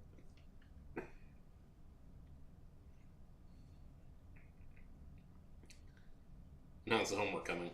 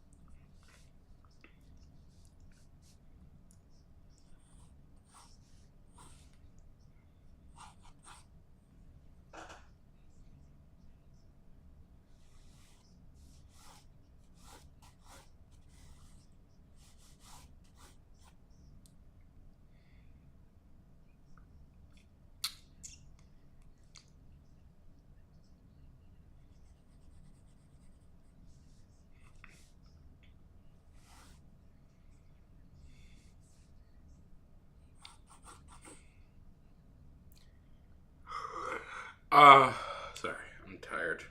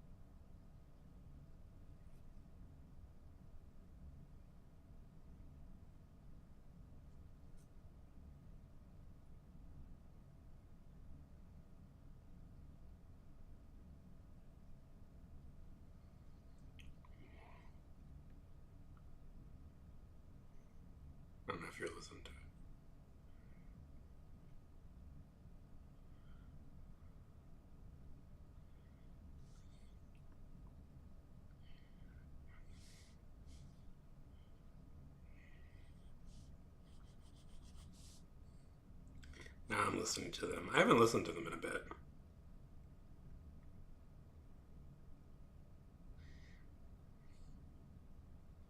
Ah, they are.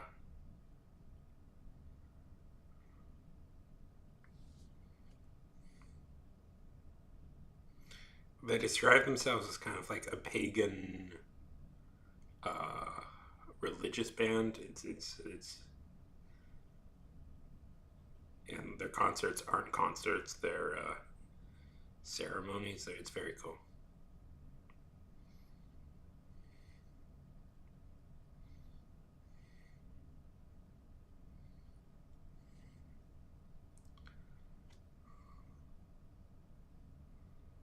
I would think.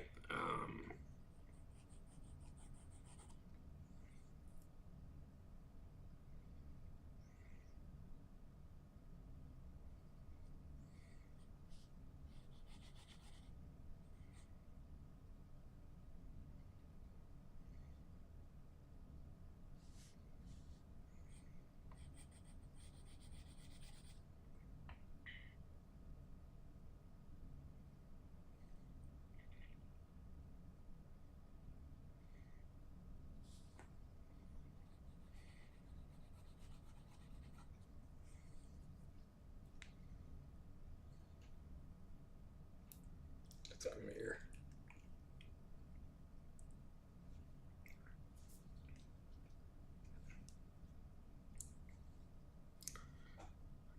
Welcome back.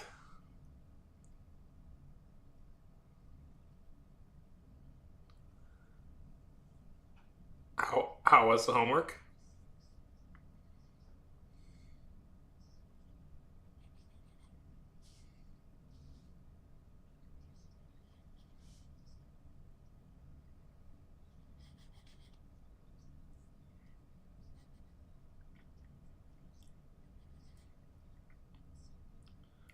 Uh,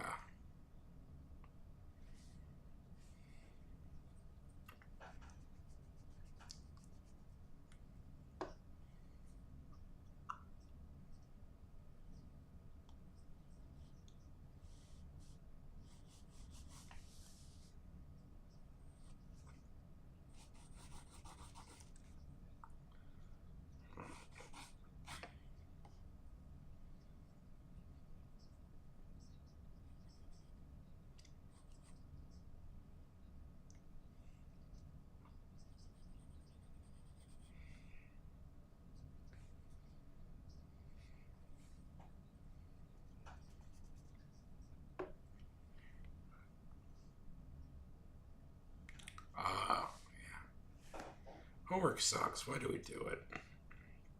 It feels so cruel.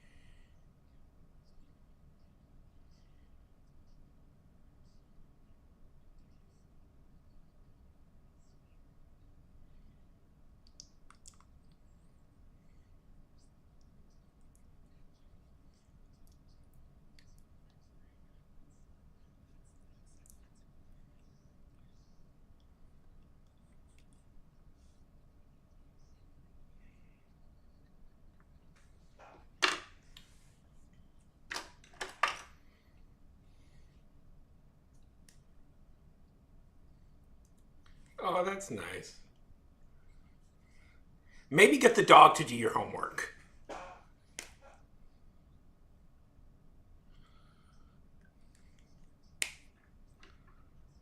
Try and convince your dog.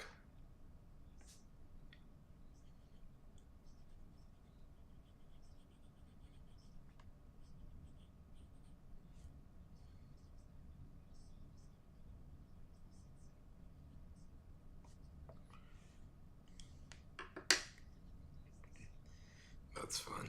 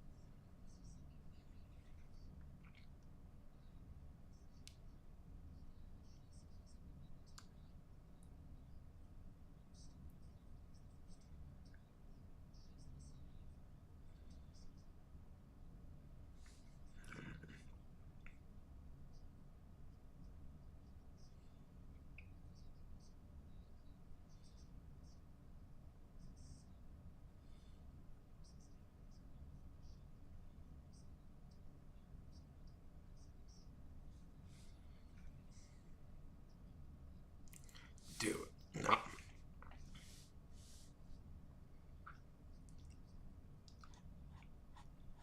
Do it. Convince him.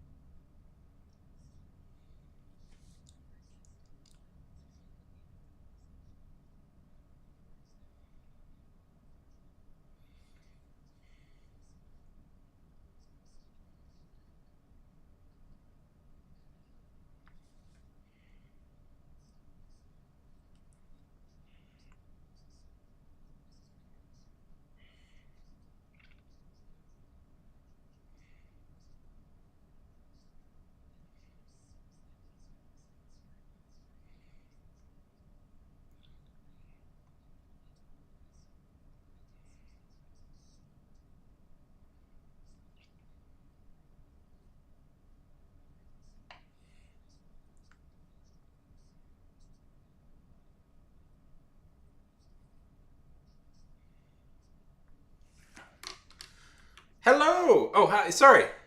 Hello, Big Boy Gaming. How's it going?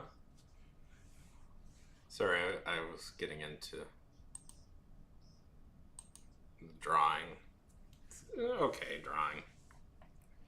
I could do better, I think. But how's it going? How's life treating you these days?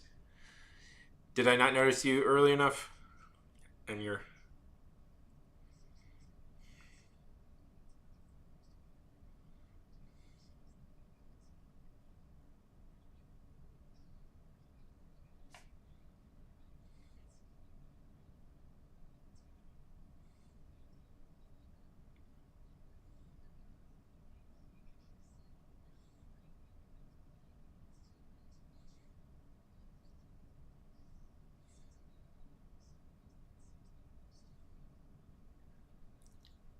I'm good. long day today. Did some running, which I'm pretty proud of. Trying to do some art. Not exactly thrilled with this, but I'm trying to. I wrote a script, part of a script a bit ago, and I'm just trying to draw characters from it. What you working on? What's the big boy gamer doing?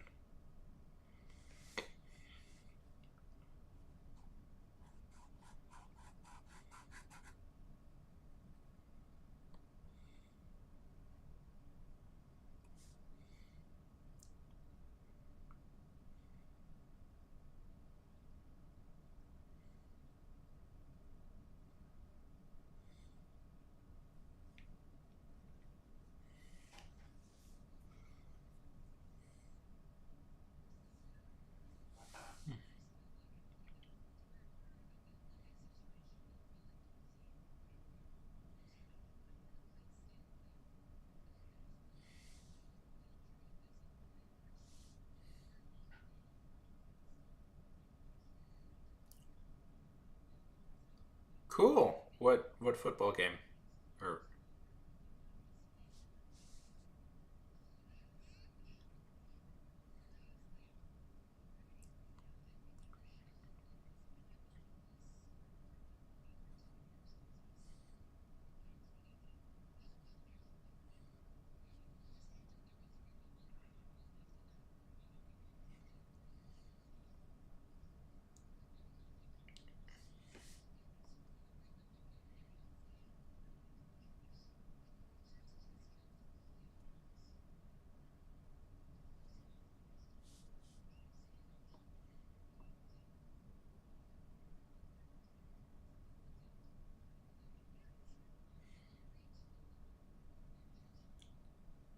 uh, the Hackett Hornets?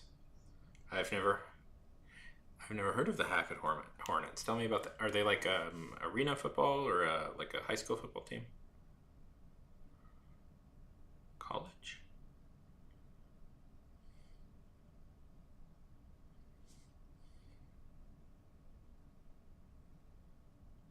Is this a video game? I'm very curious by this. This fascinates me.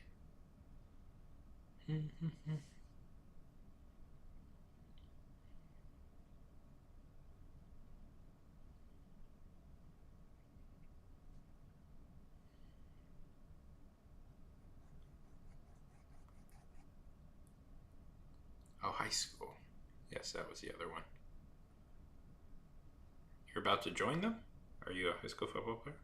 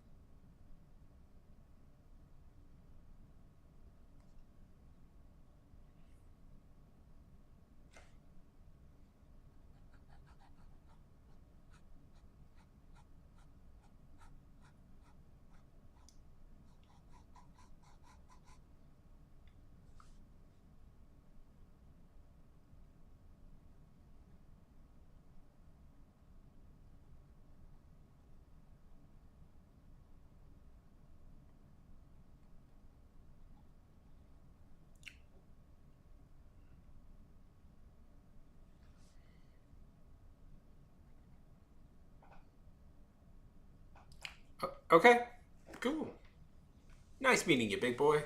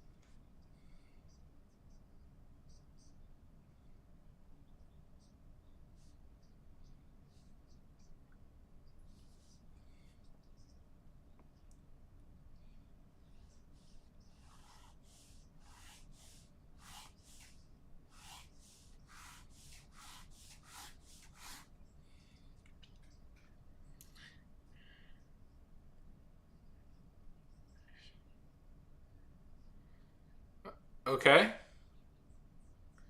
Sounds good.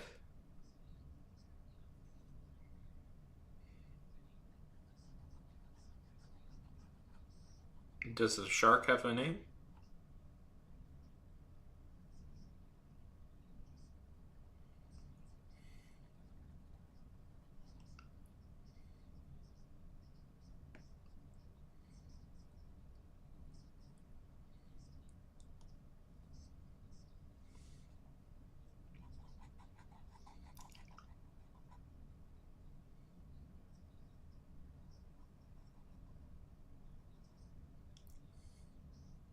Tom?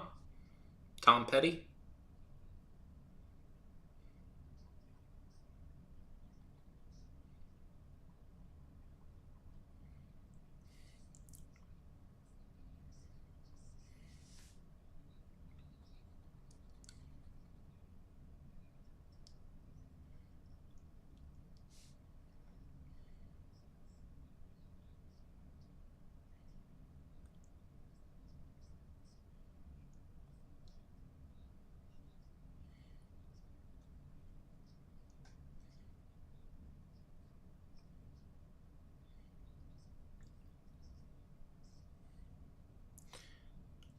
Is your name Jerry, Kelly?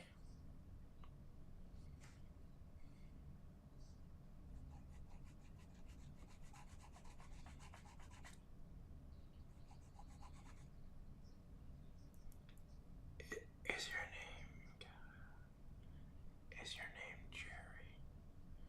Okay. So what you must do is you must hit Tom on the head with anvils.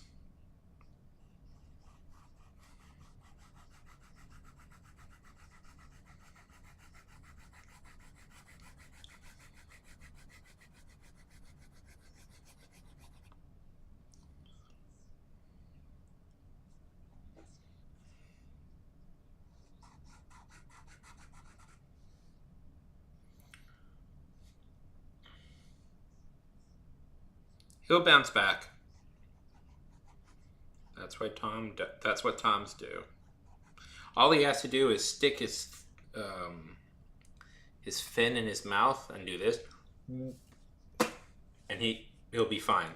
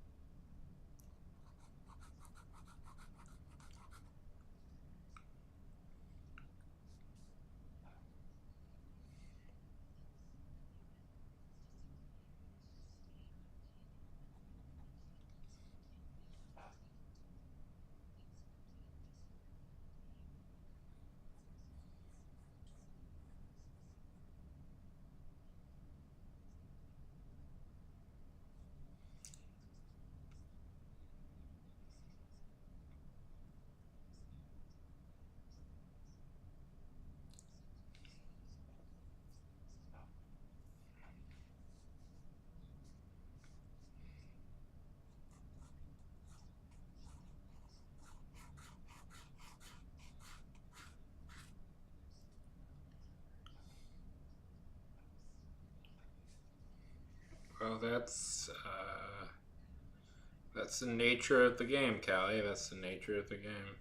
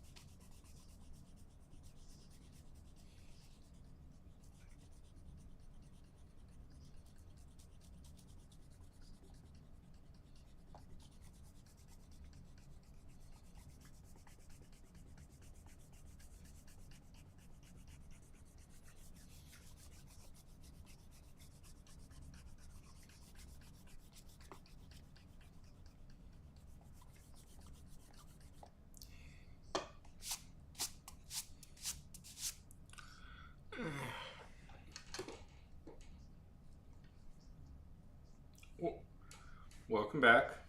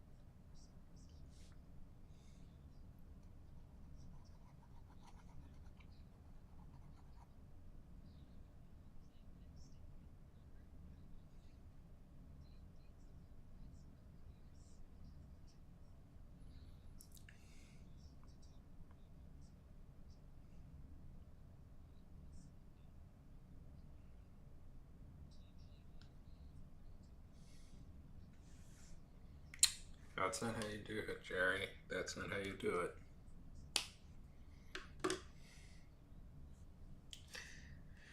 What do we think of this character? It's it's okay.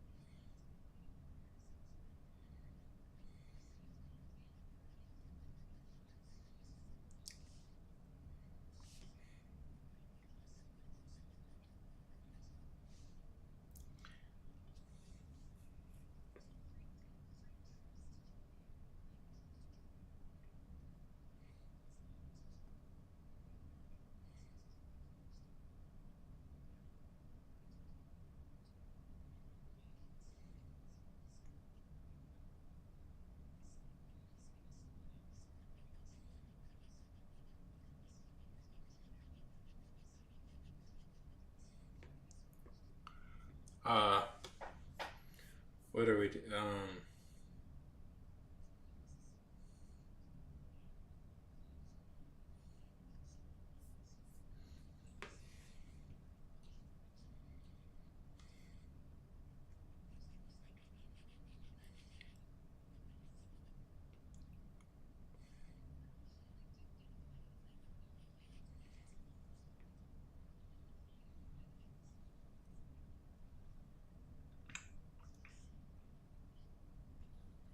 So it's this is always fun when I don't have anything to say.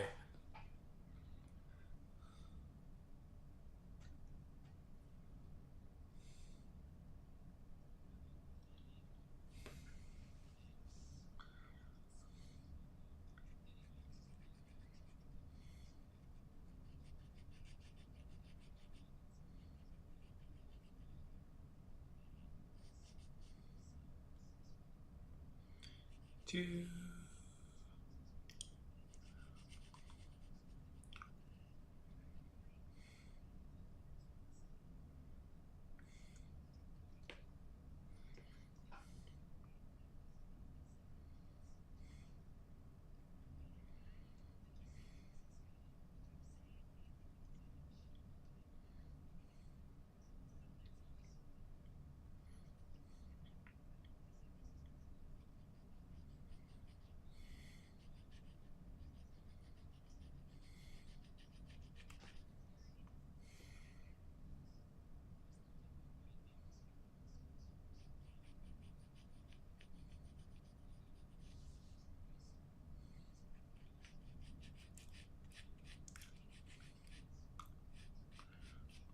so what's everybody doing right now?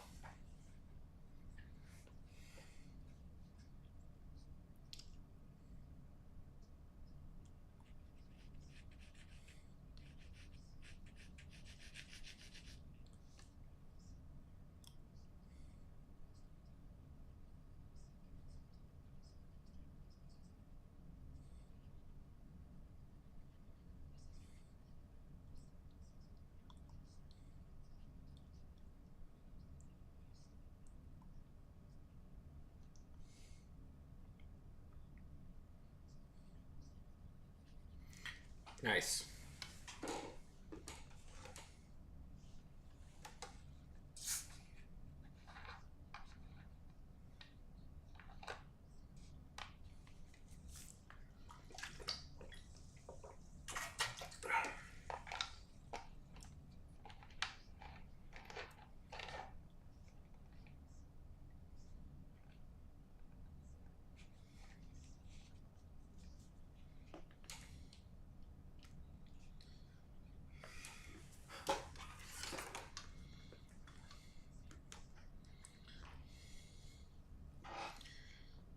Nice.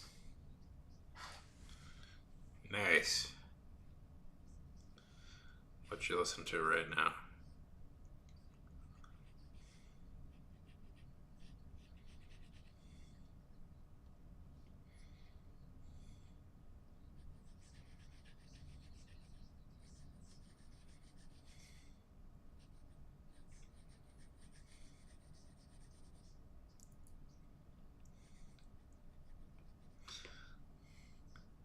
Nice.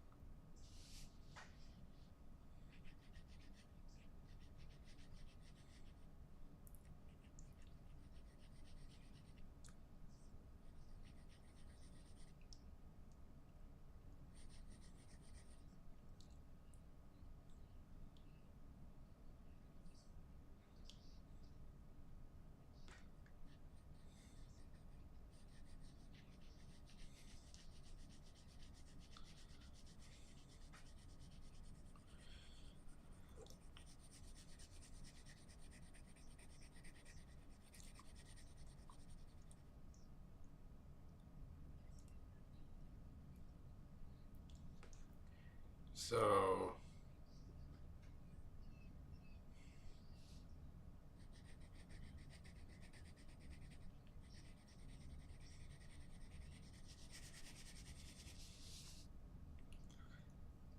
how's it going, Opus, by the way?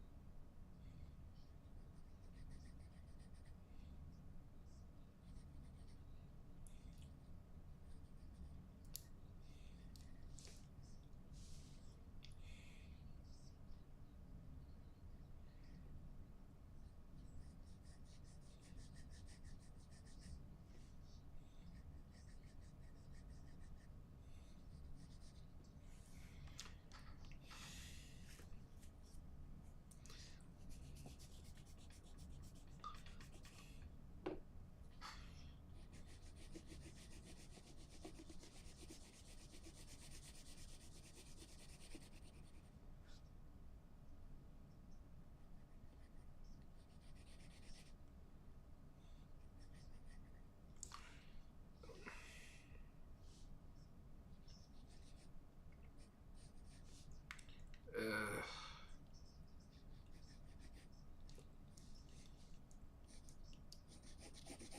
yeah.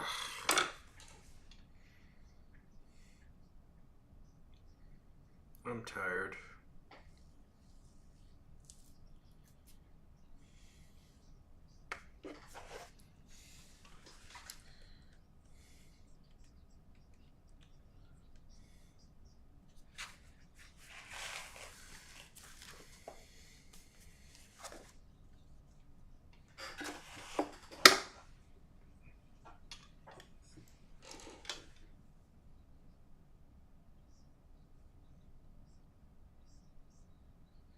Uh,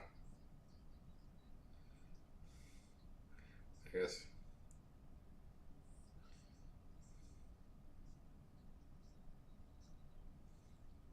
Thank you.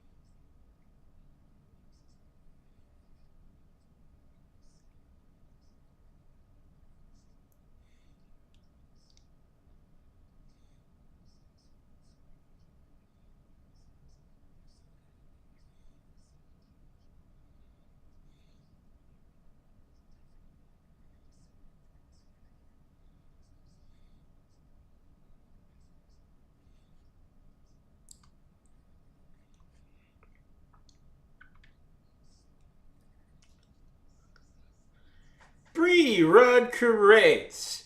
How goes it this fine and fantabulous day? It has been a bit. I'm glad to see you, and I hope you're doing well.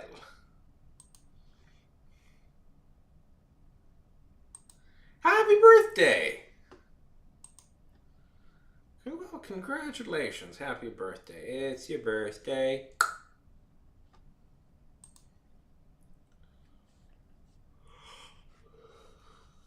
What did you do to celebrate?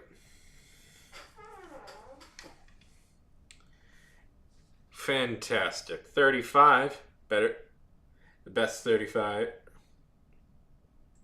That's a good year. I'm 32. Oh, not the day yet. Right. All right. Yeah. So what are you going to do? What's the plan?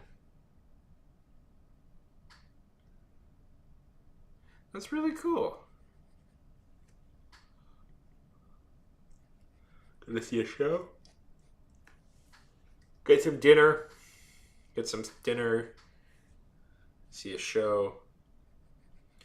Attend an underground street fighting club where they fight with where samurais, where modern day samurais fight with swords. Fun stuff. Sorry, I'm pretty tired. I've had a long day. I am still drawing and making art. Pretty tired, so it's not going well today. But I've had a good time. I have to fix this. My little stand right here is kind of broken. 1 second.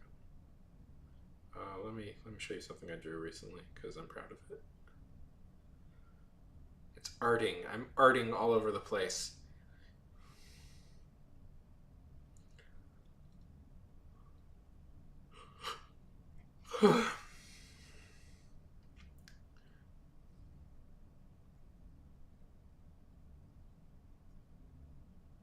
Here it is. I drew this a little bit ago, if you're curious.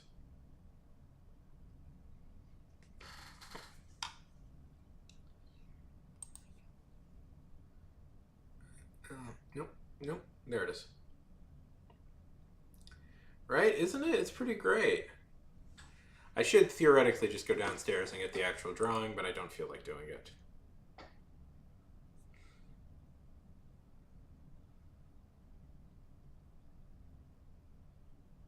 Yeah. That's funny.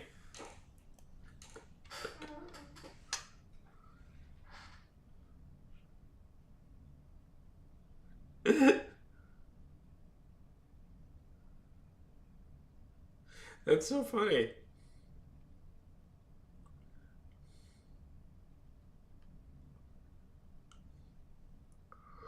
Oh,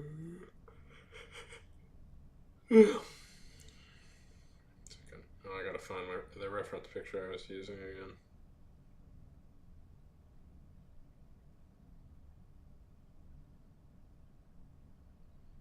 Maybe lost. No, there it is.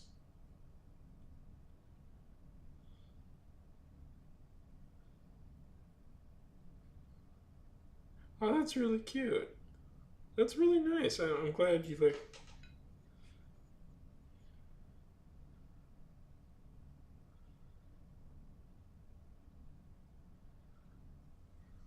Well, that's fun. I wish. That's cool. I wish I knew a cool maintenance guy.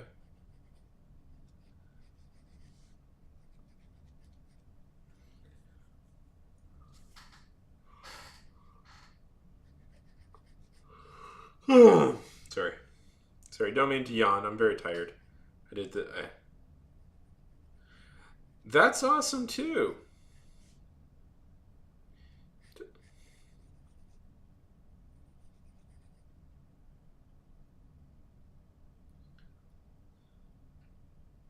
Uh, Elsa, yeah, everybody says that. The first thing everybody says. Oh, Olaf. I think that's good. No, the yes, I know the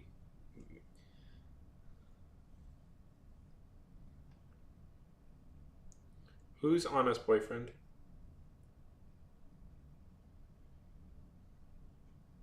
Kristoff. Kristoff.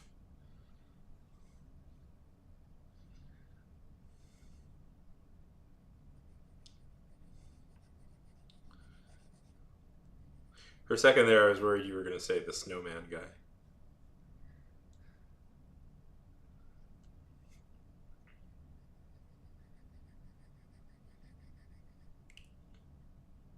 I'll take that. That's good. That's a very nice compliment.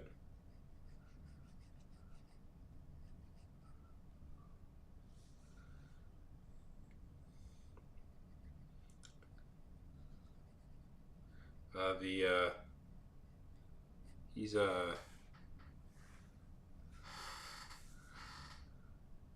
thank you. I've actually never seen Frozen before, so I assume that it's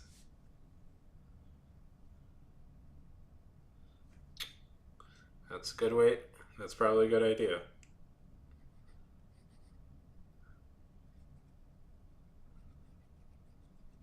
Oh, I never pick up on when people are flirting with me.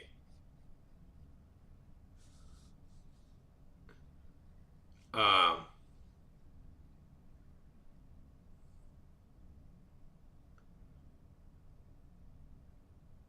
yeah.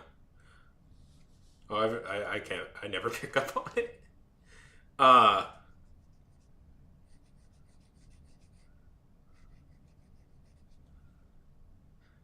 the one time somebody flirt. The one time. Anyways, my I don't know if I've told this story before, but my kind of college girlfriend, um, we are definitely not together anymore. She's married. Um, but through a weird confluence of events, her and my mom still talk all the time, which I find very surreal.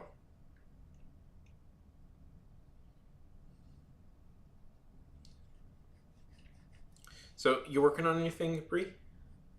It's fine. It is very funny though that they still talk, and I explain this to people that yes, no, yeah, that's I could working on getting high on life, I assume. No.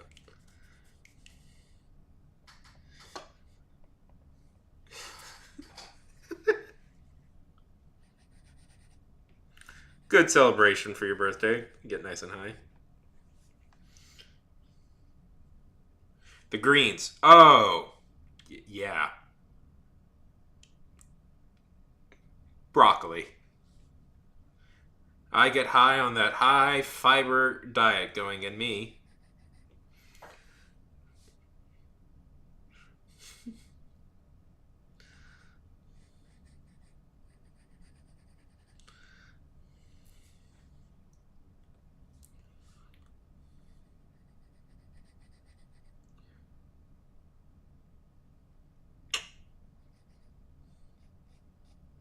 No, am I misinterpreting this? Is this not what's going on?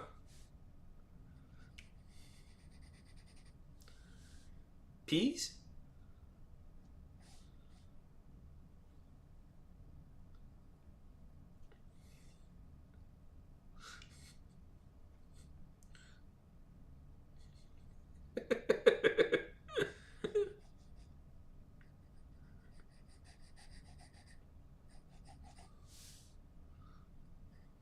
uh, trying to think of another green food.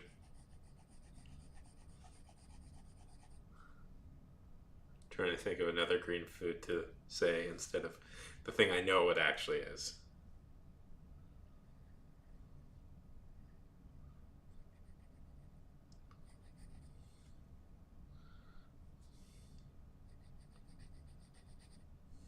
Collard greens. Yes, that was the other one I was trying to think of.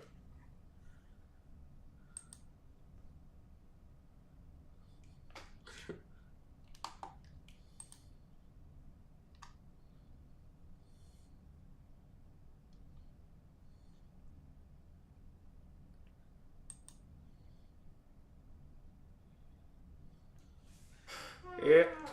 Are you sure you're not psychic? Are you inside my brain right now?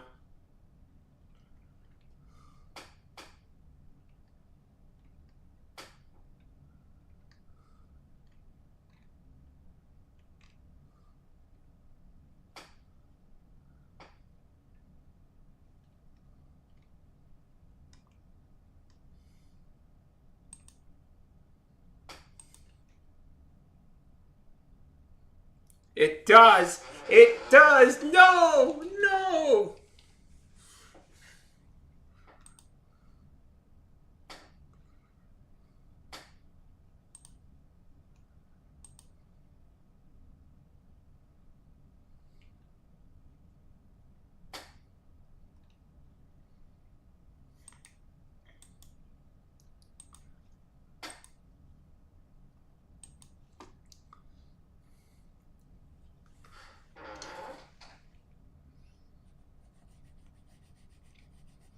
Uh, I ran today.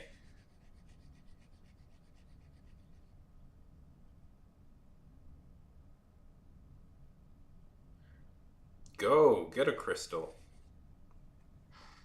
Get some crystal. It's going good. I'm documenting it on my YouTube channel, my runs, which has been fun. I'm thinking of streaming it tomorrow.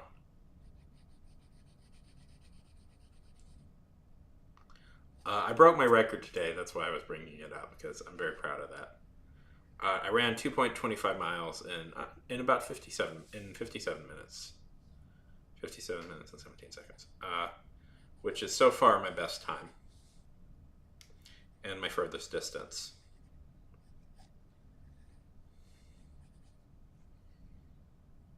Right? That's pretty darn good.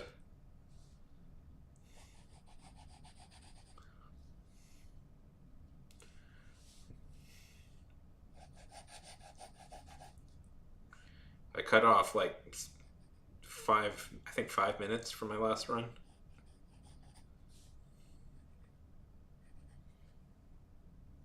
On YouTube or on Twitch? Oh, I on Twitch.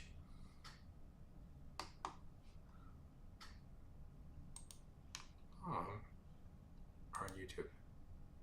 Oh yeah, yeah. I've been trying to do more stuff on YouTube. I cross stream there now, so say hi to YouTube, by the way, if you're curious. Um, ever since they let affiliates cross stream, the second they let affiliates cross stream, I immediately started doing it.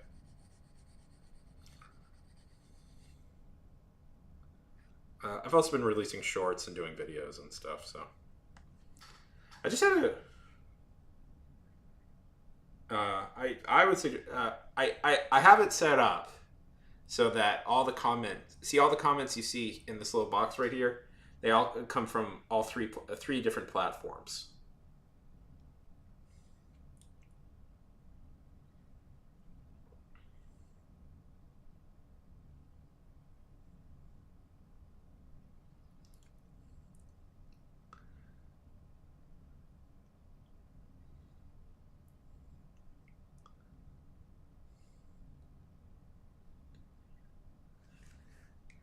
Yeah. Tell me what else.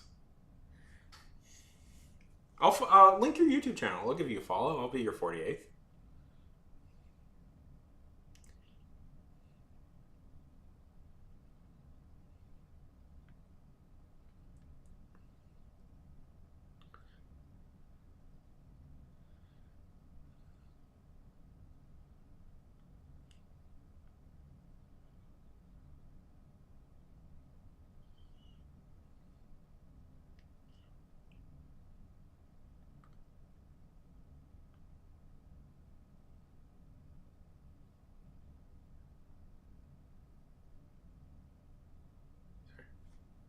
guy left a good comment.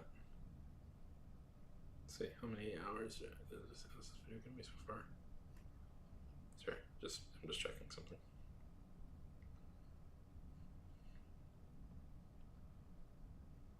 Oh no!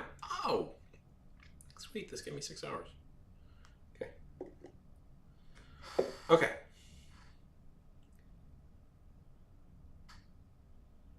Nice. Ooh, that sounds fun. Ooh, what are you investigating first?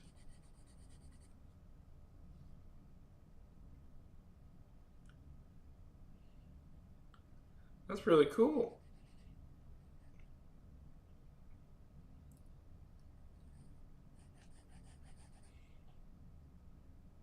Cemeteries. I don't think they exist. No.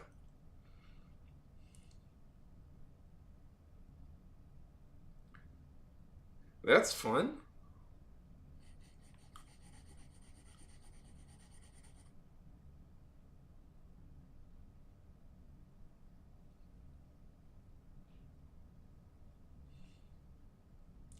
That's really fun. That's really cool.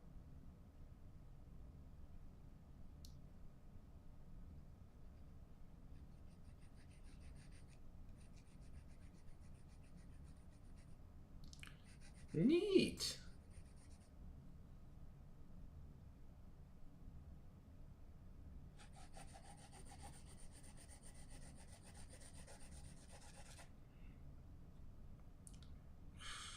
Drawing. Sorry, I'm still working at it.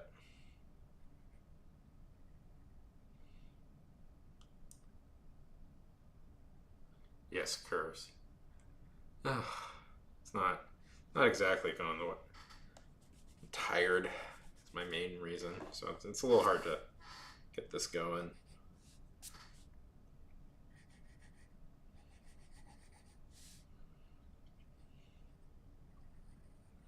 I just had a very successful art short I released. Oh, okay. Bree, let me give you some advice on YouTube from somebody who is up to 2,000 followers. 2,000. Just checking right now to see how many followers I give. Okay. 2,252. Ooh, nice. I think I just got a little bit more. Yes. Shorts, Bree. Shorts are important. I know people hate them, but I know like traditional YouTubers hate them. But trust me, people are watching shorts. They're easy. They're easier to produce. They're easier to produce, and they don't. You should be trying to make those. Longer form video. Yeah. Yes, that's good. Have you made? I use CapCut to edit my shorts together. There, that's what I find works best. Yes. Okay. Good. If you're streaming on, I would suggest starting a multi-stream. Start doing multi-streaming because like there's no point not to do multi-streaming anymore. But let's see what else. Long form videos are good. I don't know. I don't have as many tips as I have good tips for starting, giving people advice to starting a YouTube channel because it's stuff I just figured out on my own. Yeah.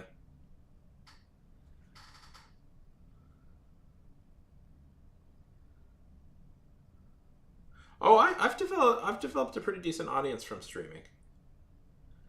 Um. Okay, followers are good, but the stat you really want to look out for. Oh well, I multi-stream. Like I multi-stream, so I because like literally right now you can see the same stream on YouTube that you're watching here on Twitch. Um, And usually that's pretty nice because that means if Twitch isn't working out for one night, then usually YouTube will be.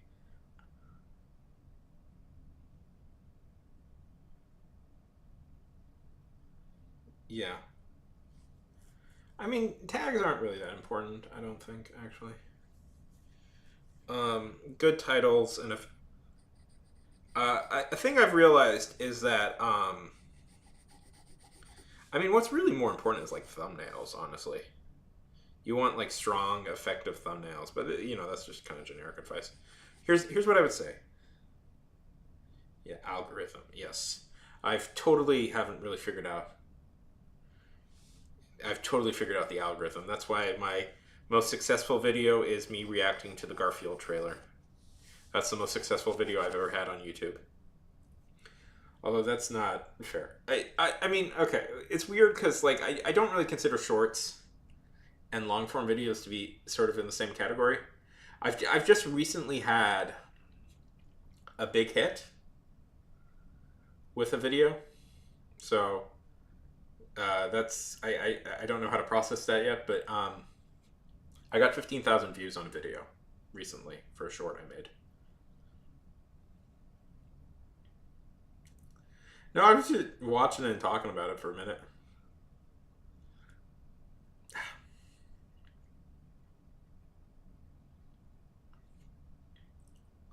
Yeah. Okay, you want like an actual piece of advice? Okay, here's advice. Okay, this now. Okay, you can re-upload videos if you want, but the thing about it is, part of the way YouTube checks if it's the same video is by checking the metadata. So what I do is I just go into CapCut where I had edited the thing and re-export it so it's a brand new video. Because I just re-released a bunch of old videos I made recently. I just re-released a bunch of old videos I made recently, and they've been massive hits. Like part of the way I built up my following initially is I would make a couple of videos, test to see which ones were successful, and then periodically re-release them every few days. YouTube catches on when you do that, so you can't do it too often. I got shadow banned for like a month or two, but for doing that, because suddenly my views just dropped to absolute zero. So you can't do that too often, but you can get away with it every once in a while. So that's not a method to do every. Ugh.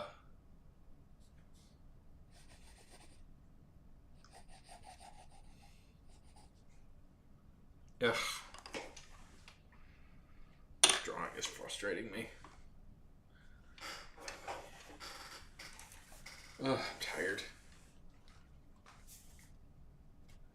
Ooh, no, oh no!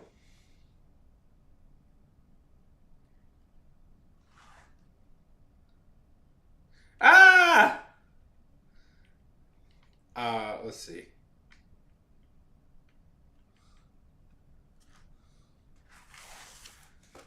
Ah! It is for me too. Oh, I think we're in the same time zone. Anyways.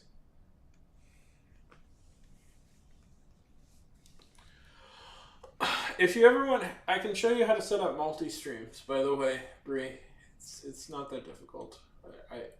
I'm fairly computer illiterate and I figured out how to do it. Oh no. Layla, here's what you do. Take a picture of it. Layla, take a picture of your screen. Try and get all the words. You have an iPhone, right? Even if not, I can. You can use your iPhone to save the words. You can use your iPhone to save. The phone will recognize the words, and you can copy them onto like a new document. That's what I would do.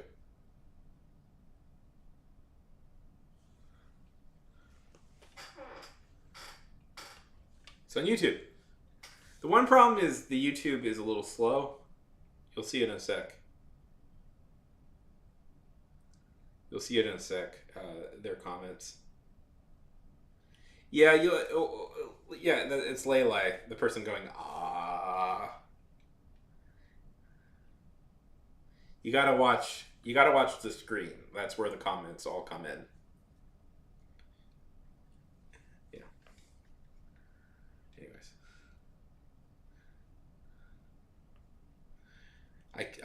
I could still be. You know, Lele could just be an alt account of mine that I'm running. No, Lele is a real person. Um,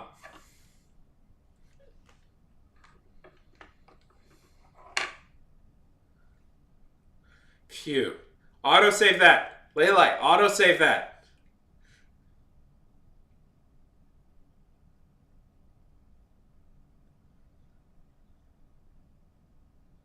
No, no, Bree. No worries, no worries. Life gets in the way of things. I'm like Twitch is Twitch. It's not like you just. It's not like you going away for a bit to deal with your real life. Your real life matters more than Twitch. Okay, phew. Your real life matters more than Twitch. Or YouTube. I want that to be known. I do too. I do too. It's really great to have you back.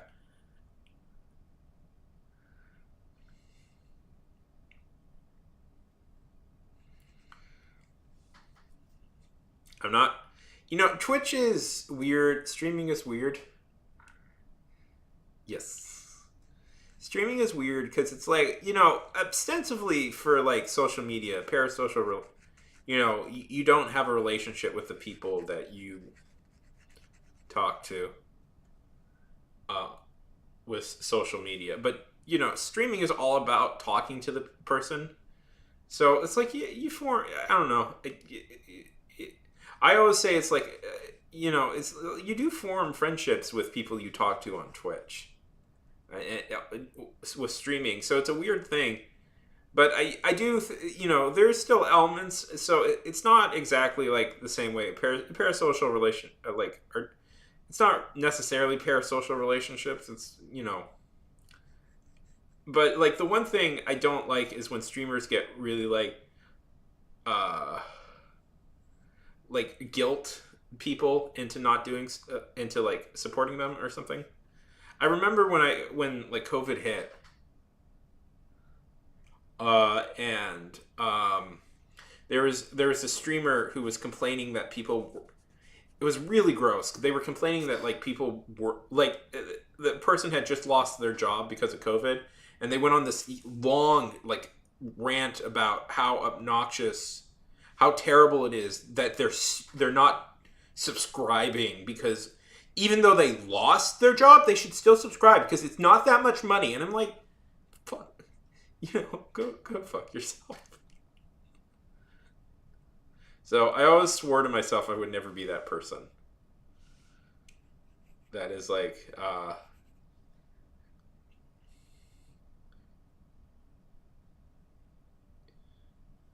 you owe me everything because I do the dignity of streaming. I always swore I would never do that.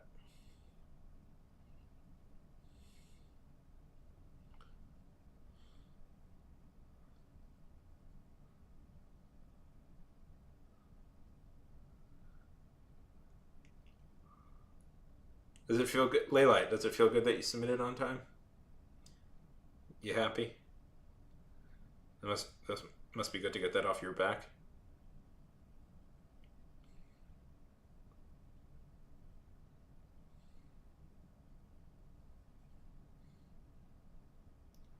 Go to bed. Go to bed, Bree. Go to bed. Sleep. Sleep.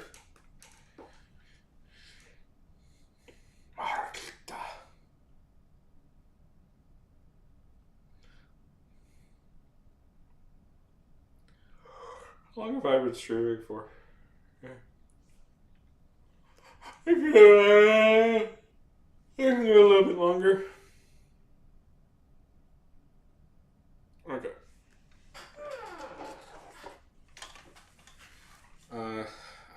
much longer, but.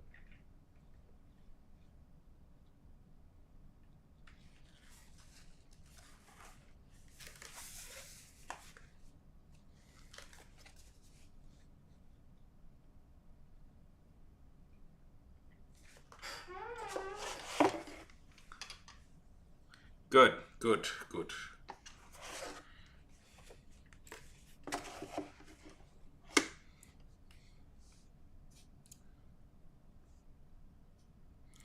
Oh, fantastic. Where are you going?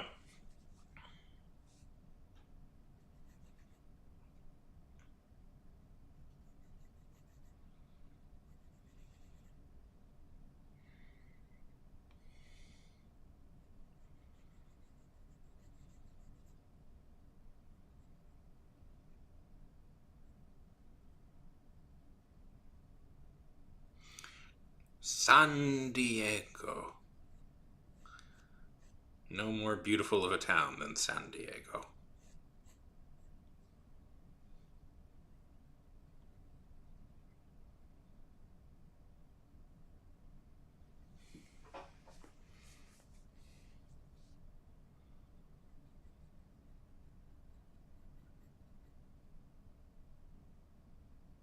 Yes, several times. That's where I got my hat because I went to I went to Comic Con in San Diego a few times.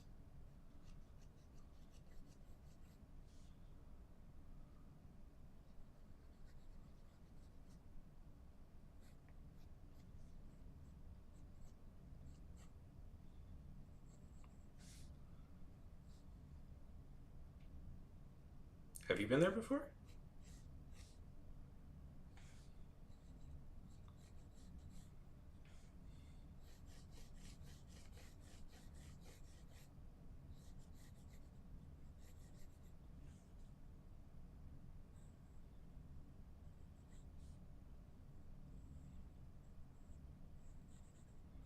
Are you excited?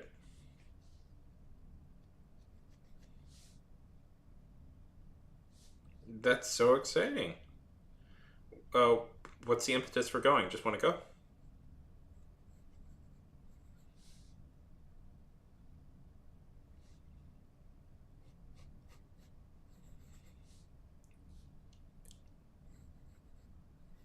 That's exciting. Well, uh, there's a good bar there that lets you play video games at the table that has video games at the table, if I remember correctly.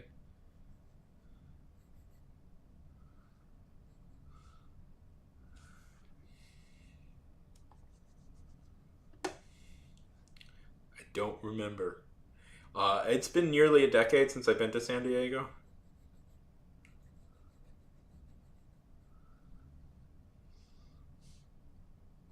I think it was called like the arcade. That's I think that's its name, but one might not exist anymore, and two, I might be remembering it wrong.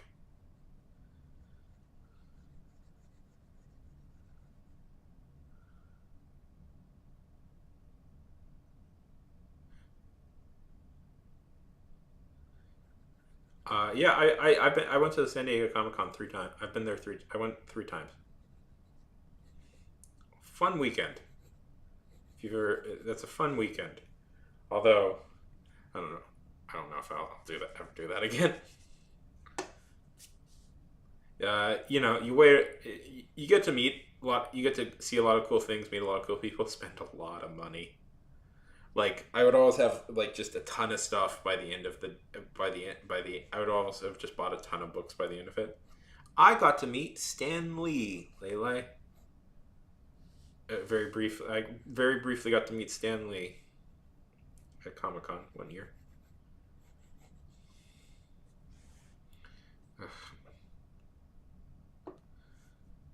AKA the co-creator of Spider-Man. Yes, I did. Let me see. Let me see if I have an order. Let me see if I have it around here somewhere.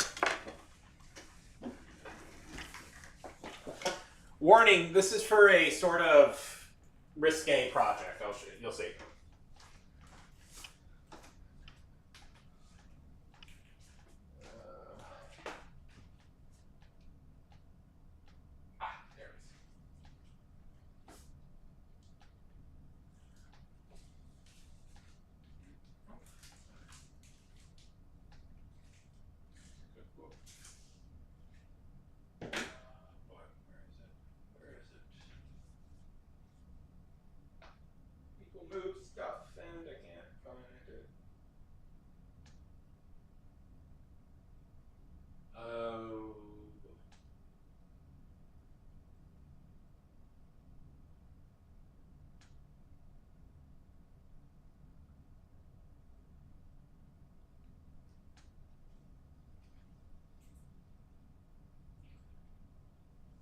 can't find it. Is it over here? Possibly.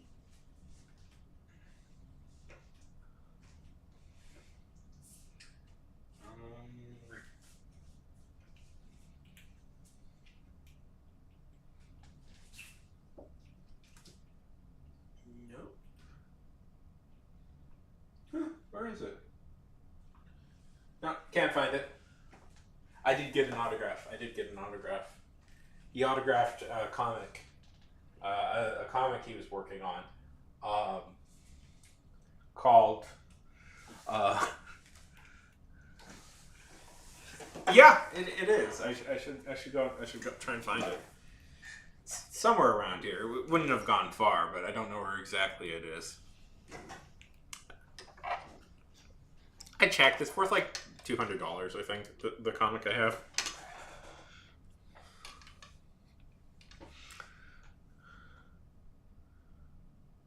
Hi, Opus. Can't see you now just because.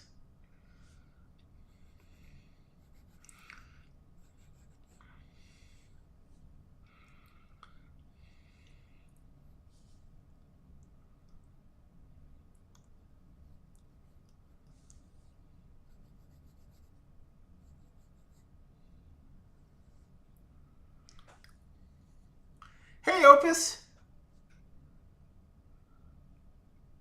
Yeah, it was for so in the 90s, Stan Lee created a TV show called This Is Real.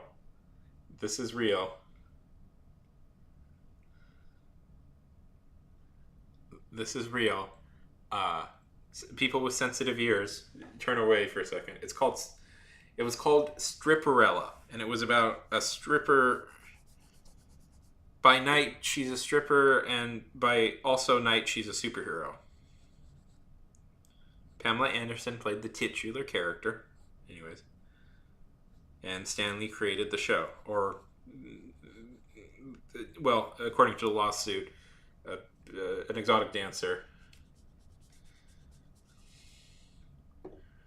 Yeah. Yep. That is the autographed Stan Lee comic I have, which is somewhere around here. I didn't really care about the show. I just cared about getting a meeting and getting an autograph from Stan Lee.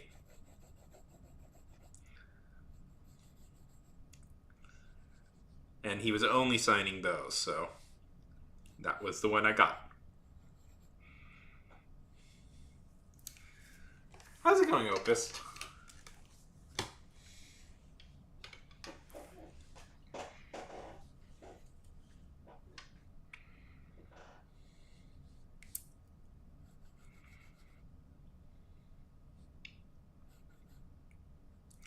Also, the Comic-Con I went to, somebody got stabbed.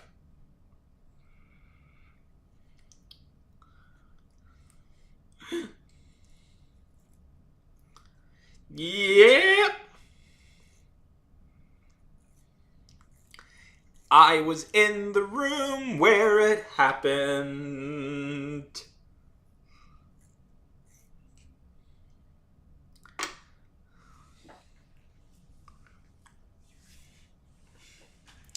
Okay, so when I say I was in the room, I was in Hall H, which is a massive, massive meeting hall that can seat I think up to 1,000 people.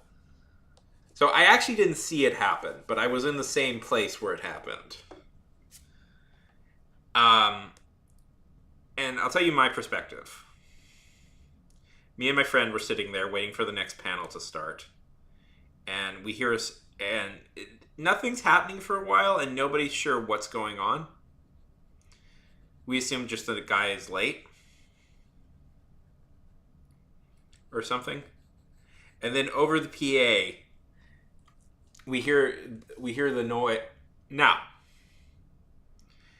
the Resident Evil movie panel had just occurred, and it was kind of a disaster. People weren't really into it because these are nerds, and they don't like the Resident Evil movies all that much. They like Mila. Yeah. Anyways, Jokovic. Anyways, So it's going. Everybody's just kind of waiting around, and nothing's happening, for a suspiciously long time.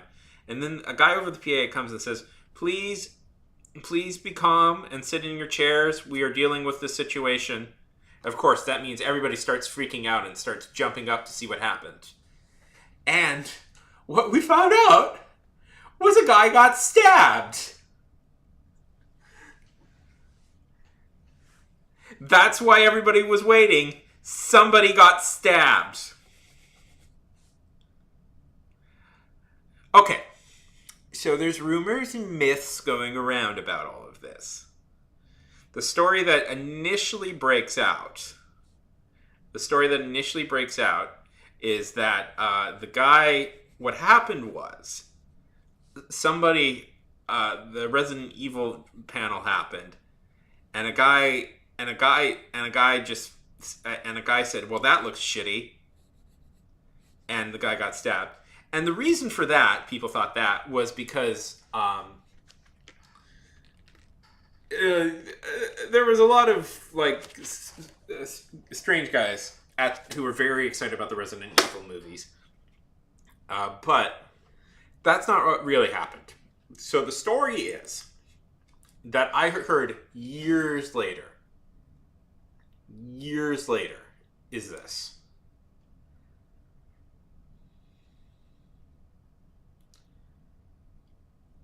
There was this kind of nerdy guy, and he was sitting, and these two kind of big burly guys came up and started hassling him for his seat. And he didn't want to give up his seat, and eventually it culminated, and he took out a pen and stabbed a guy in the eye. Now the guy was fine. The guy who got stabbed was fine. It wasn't even in the eye; it was below the eye, so he was fine. But that's the story I heard.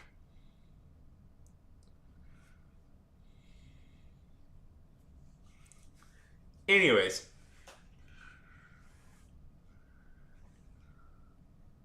Yeah. Yep, I was there. Somebody proposed. Kevin Smith spoke. He was pretty funny. That was back when everybody loved Kevin Smith. For good and less good reasons.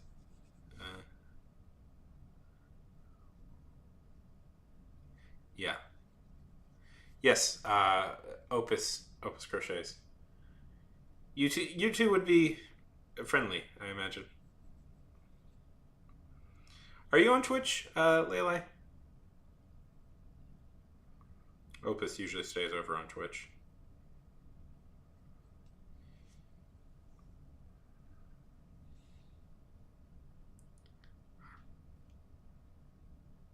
That does sound frustrating, Opus.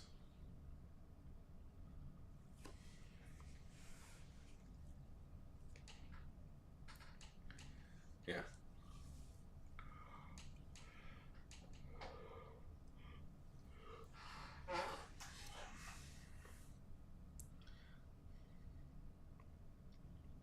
The story of my life is,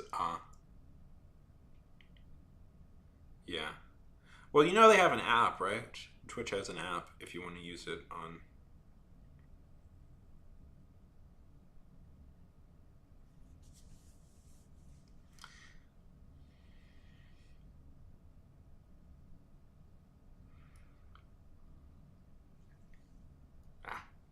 Makes sense.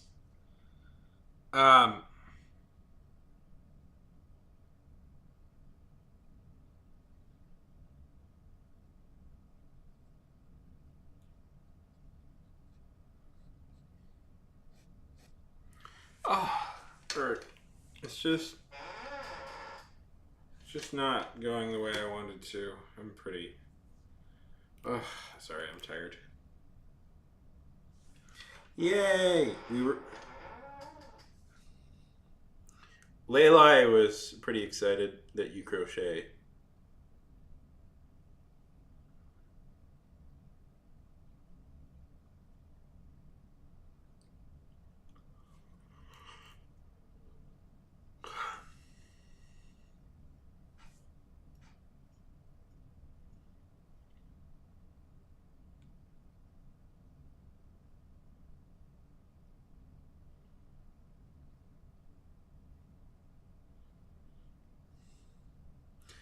It's funny.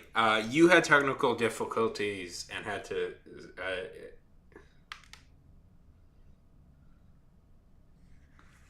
You had technical difficulties and needed to go away for a second. Now Layla has had to go away for a second. You two are never in the same place at the same time. You're not the same. No.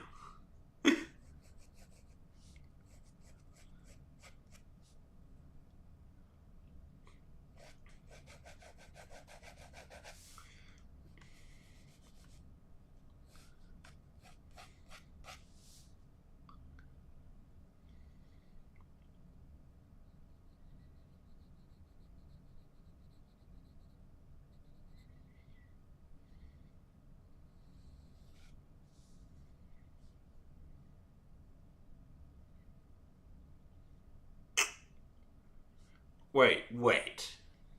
Peter Parker can't be Spider Man. He's too busy. And he's always late.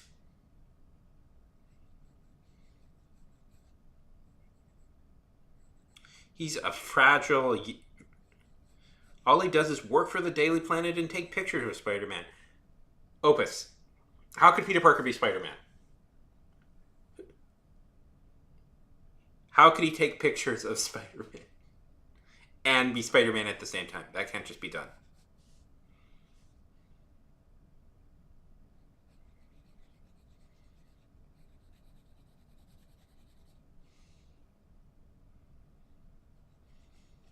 Just like that absurd theory that Batman is secretly Bruce Wayne. He's a rich billionaire playboy. He doesn't have time to cavort around as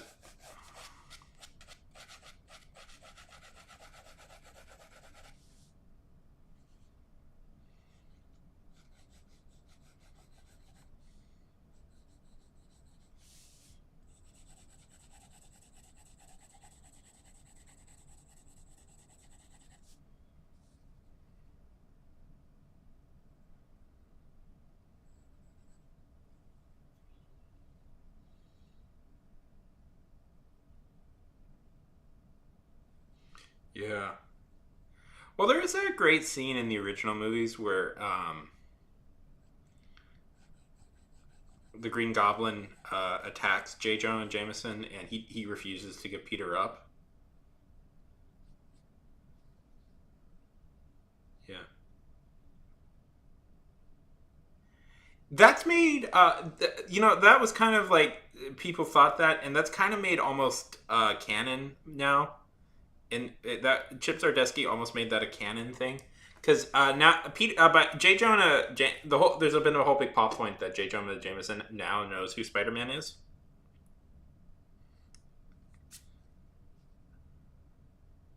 Um,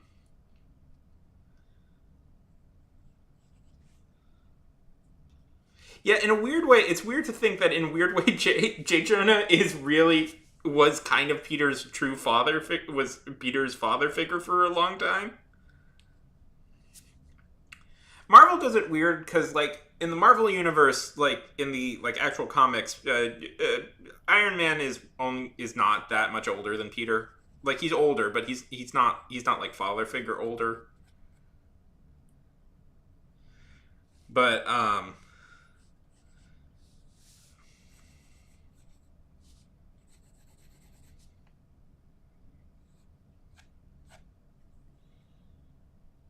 yeah,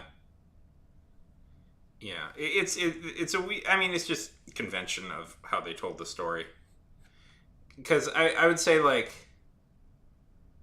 he's old, like, was probably, Tony, when he was in, Tony and Peter roughly started at the same time, probably, but Tony was in his late 30s and Peter was in his 30s and Peter was 16, and he didn't really know Tony until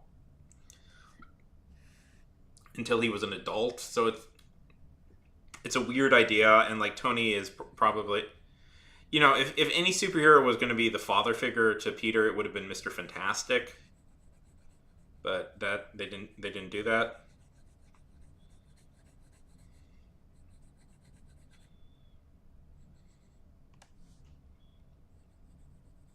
I mean, one of the things that's fun about the original Spider-Man comics that I think, controversially, that the Marvel movies kind of miss is that Peter, like, what was fun? Spider-Man is fun. Was kind of innovative because he was a teen superhero that didn't have like a mentor figure, and that was what was like that was kind of the fun of Spider-Man. Like they always do this now, where they give him a mentor, and in like the comics, in like the actual comics, Peter doesn't have one. He occasionally does, but it never works out well for him. You know, because Uncle. Yeah, yeah, I think that's more fun. I don't. It frustrates me that the Marvel movies, like Disney, that seems to be a new that seems to be sort of a directive that Peter needs like adult supervision to do these now. Where like the fun of it, like the fun of Spider-Man is he was a teen, because Stan Lee always hated Robin.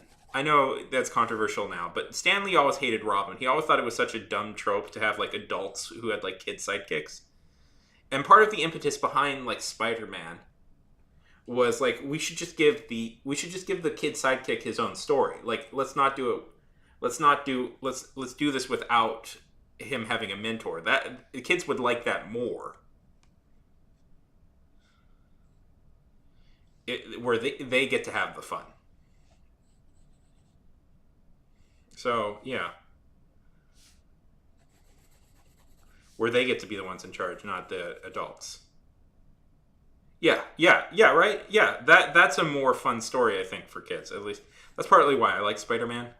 Because, like, okay, I can confess this. When I was a kid, I didn't like Robin. I was always annoyed with Robin as a kid. I know Robin's super popular now, and I whatever. But when I was a kid, my whole thing when I was a kid was I was always annoyed with Robin as a kid because, like, I wanted to be Batman, man. I didn't want some stupid kid I didn't know to be Batman.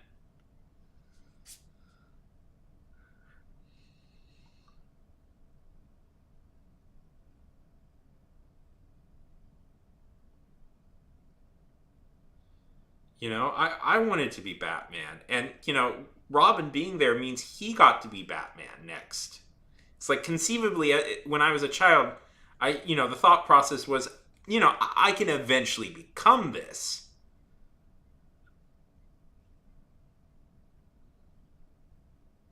Yeah. Yeah. I mean, what's so fun about, like, Spider-Man is, like, Spider-Man is a struggle. Like, the reason Spider-Man is such a good character is he's just kind of a normal guy in a lot of ways. And you watch him.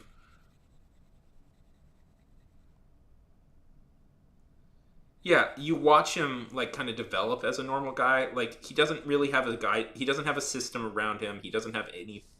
He doesn't have anything, and he has to do it all himself. And that's more fun, I think, for character than that's theoretically a lot more fun.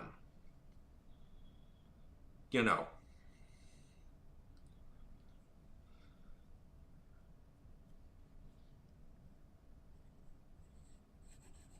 than having like some mentor.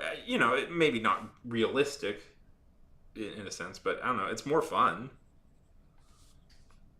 And it's like they give him mentors and he has like suits and like money now, and that's like I don't know. I like the Tom Holland movies. I should mention this. I like the Tom Holland movies. I have no problem with the Tom Holland movies whatsoever. But it also I think it a little bit misses the point of Spider-Man to make him like essentially Tony's adopted son.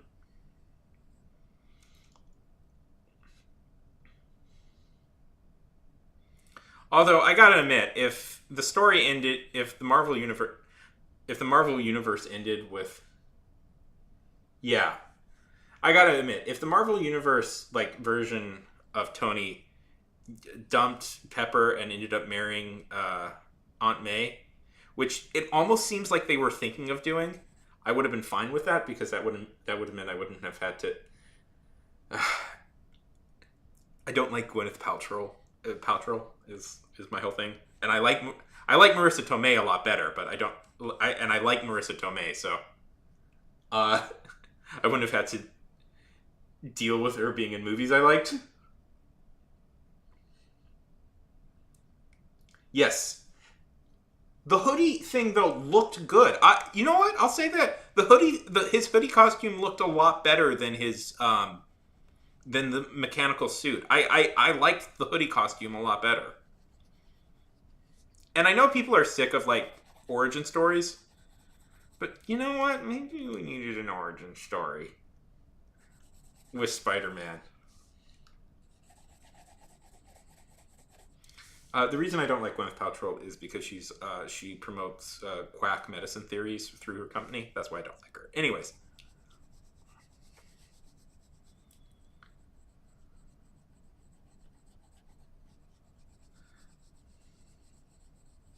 yeah, eventually. I actually haven't seen the latest. Yeah, yeah. I think we actually kind of needed one. I know people hate them, but they're actually really important.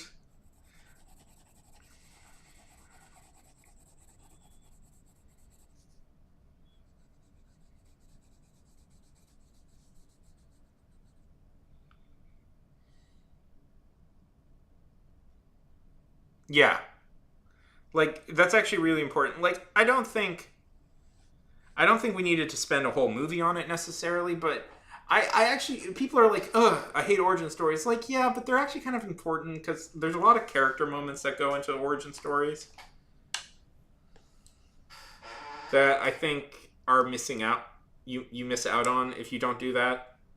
Like people are like, well, we don't need to see the Batman origin story again. Yeah, I get that it's been overdone, but also I'm going to throw this out there. The reason why the DC universe, the Snyderverse flopped is because we didn't see Batman's origins. We didn't spend time with that Batman by himself. It's like people were like, like the thing about it is, like, here's my thing. The thing about it is, people were like, well, we know who Batman is. Shut up, you don't. Every actor plays Batman differently. We have to get used to we had to get used to Ben Affleck's version of Batman before it made sense.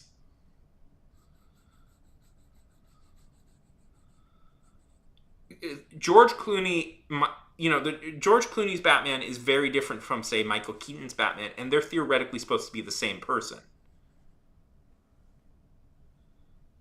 It's like the best comparison for Batman is honestly James Bond, and as a character in a lot of ways, cinema wise.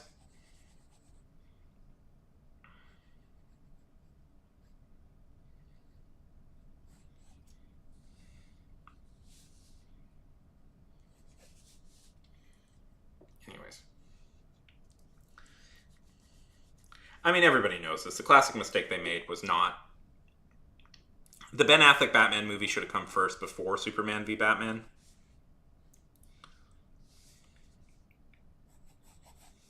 But that didn't happen. So they didn't like they didn't want to do that, and they shot their load too early. They it's kind of a gross term when you think about it. Shot their load too early. Anyways, they did it too early. Thus people didn't have time to get acclimated to this new universe, and that kind of and it snowballed from there.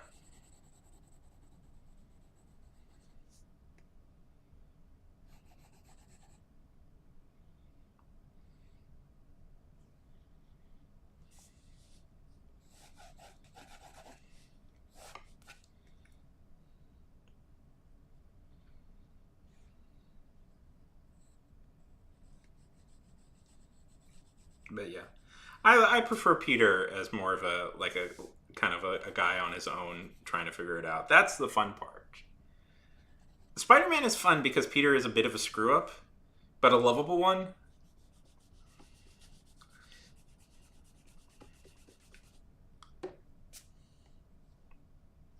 That's what's fun about the character.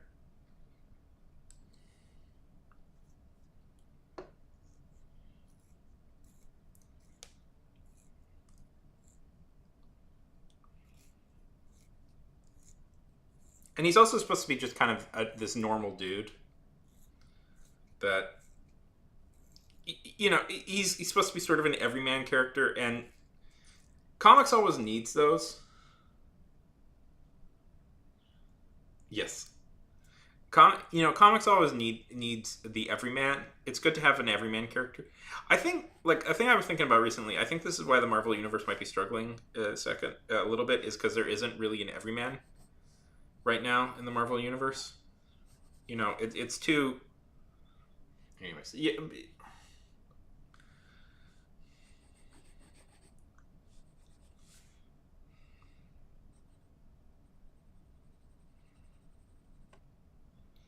I think the only, weirdly, that's why I like the Raimi movies, because I think they get that element right, that Peter is just kind of this. He's a bit of a schlub, is the word people would use. He's a bit of or Shamil. Yeah. Yeah, well, yeah. Captain America works as a protagonist because he's, I believe, is the Yiddish term, if I remember. Captain America is the closest we have. Yeah. Well, I think part of it is this weird play thing, problem with Here's the thing. I'm going to throw this out there.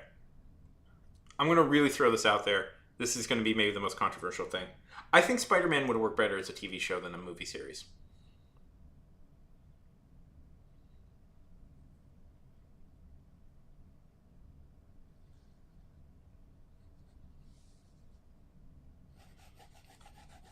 When you really break it down. Batman makes more sense as a movie series, by the way.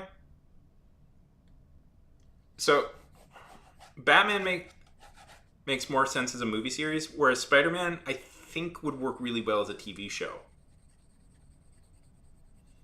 Because it's kind of a, it's,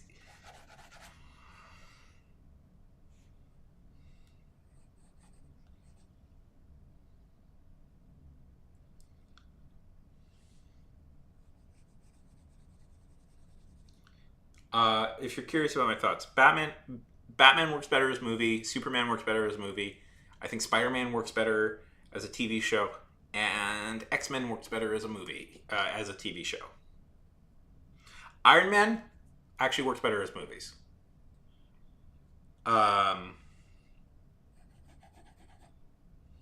Doctor Strange, movies.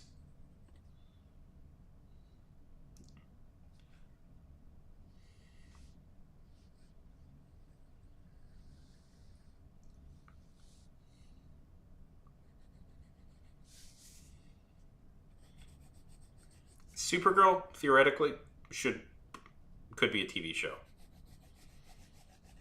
Yeah. Yeah, that's it. That's why. And plus, some of his early strips are very TV show, teen drama thing. By the way, if you're curious,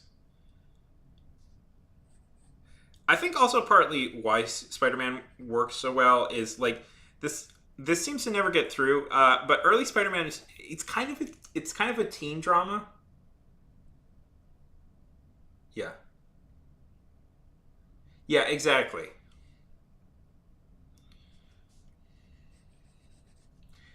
X-Men is way too complicated to ever do it. I kind of think X-Men is a little. The X-Men comics are a tiny bit too complicated to ever do true justice as a movie. Yeah. Um. Just there's always too many plots. Individual X-Men characters could be movies. Like Wolverine theoretically can support movies by himself. I think there's a few other characters that maybe could support some movies, but X Men as a whole can't. They need to be a TV show. I think that's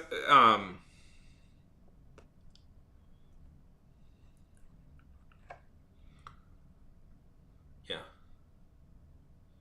exactly.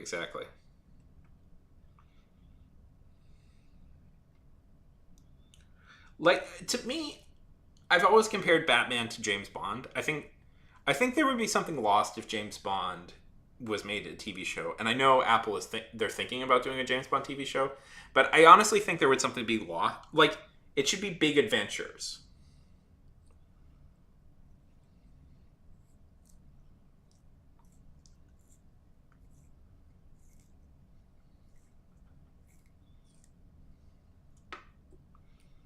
Like Superman is just too big of a venture to do as a anyways. Um, Daredevil could work either way. They never do it right, but Daredevil could theoretically work either way. No, the Daredevil TV show was pretty great.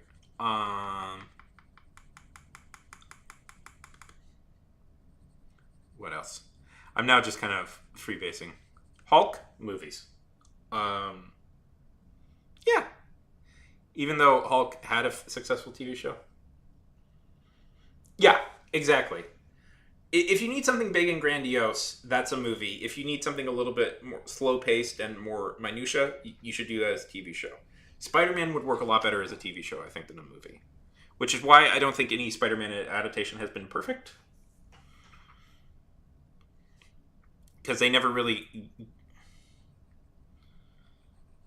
Not that movies can't be nuanced or subtle. That's not a thing. But like partly what's fun about a movie is you can do the big things that take you can really do epic big things that just can't really be achieved with TV. Although nowadays, I don't know, they spend you can do it. They do spend quite a lot of money now on TV, so I don't know nowadays.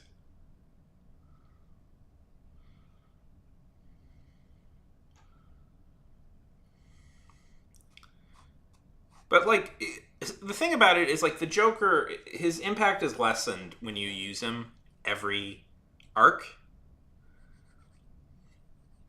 The Joker is fun because the Joker brings in chaos to what is otherwise a very ordered plan.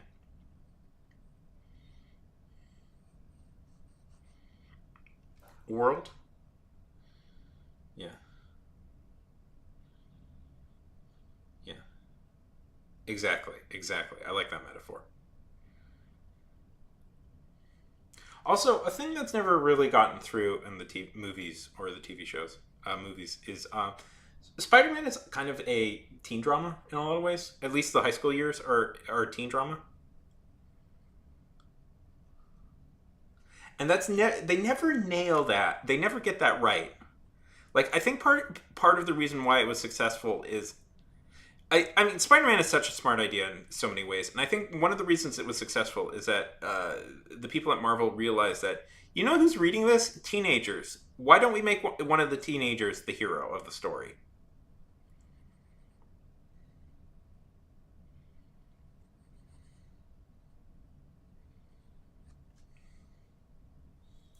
Yes. Like, why are we making these adults? Let's make this a teenager be the hero of the story. But the thing is, okay, so this might not be known. This is a lesser known thing about Stan Lee. The comic he wrote the most was not was Stanley actually didn't. Stanley didn't actually like Stanley only directly like he came up with the plot lines, but he only directly wrote for Spider-Man for like five. I think it was like 5 6 years. He only really directly wrote, and then by the end of his run, Steve Ditko was mostly in charge. Steve Ditko and then Joe Quesada, not Joe, Joe Ramada Senior were mostly in charge.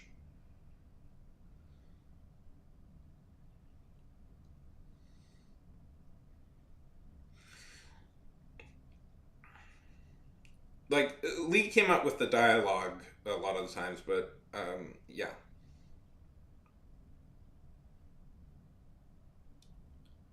Oh, back from Bork. Oh, is that what Bork meant?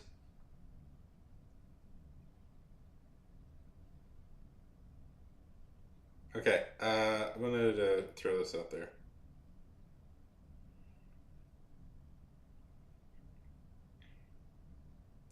Was it Millie the Model? I think it was Millie the Model. Or no, it was Patsy Walker. He wrote Patsy Walker. I'm pretty sure it was Patsy Walker.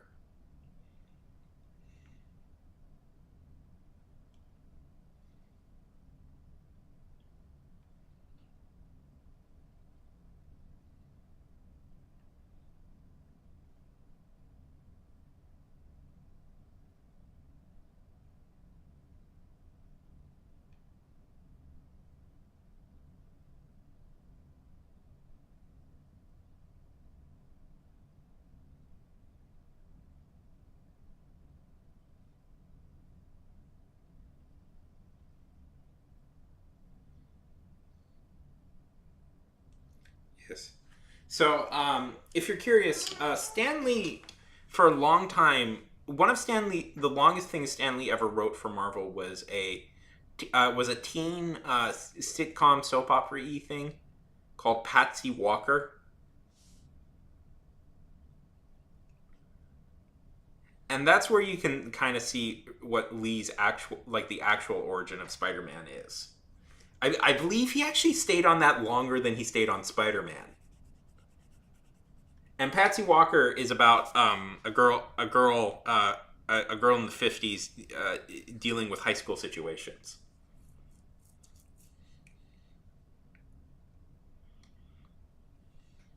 It's not like a superhero thing. So that's kind of like, anyways, that's part of the origin. That's the real that's a secret. That's a secret part of Spider-Man's DNA.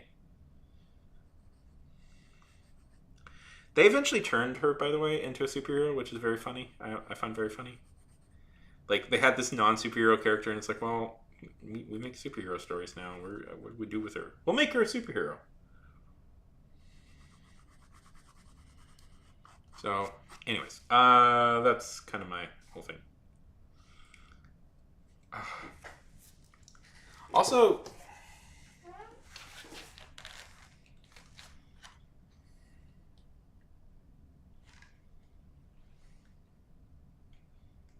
okay. Did it bork again?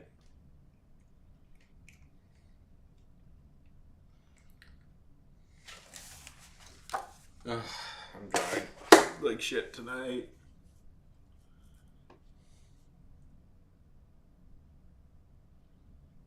Yeah, so that's the history. Like, so, yeah, so Spider-Man, anyways. It's not that I think any of the Spider-Man movies are bad. I don't know. No. Spider-Man, the original Sam Raimi Spider-Man 3 is pretty bad. I remember being quite disappointed by that one. It's poorly paced. It is the main problem with that. Um, the Andrew Garfield movies aren't that great. I do like the Tom Holland movies a lot, though. I think they're really cute. Uh, oh,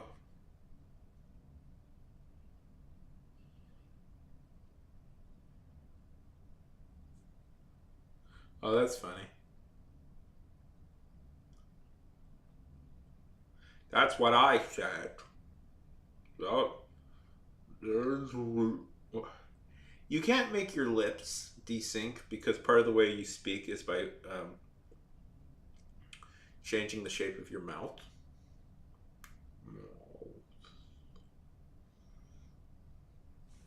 Anyways, ugh, art's bad tonight. Very frustrated by that.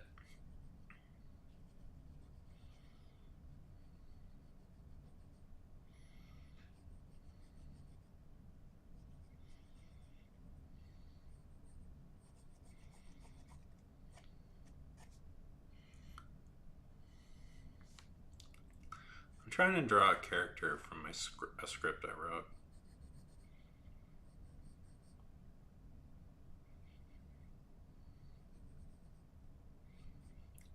Somewhat wrote a couple scenes that I really like and I want to continue with. Yeah, well, I guess that is what ventriloquism is, but there's ways to like not move to like hide the things. You know, if you look really closely at a ventriloquist mouth, you'll see that they move it subtly. That's what ventriloquism is. It's a subtle, very subtle movement. I, let's see. It's actually not. Her comics aren't bad, by the way. The Hellcat comics aren't bad, but I just find that funny. I forget how do they. I forgot how they changed her.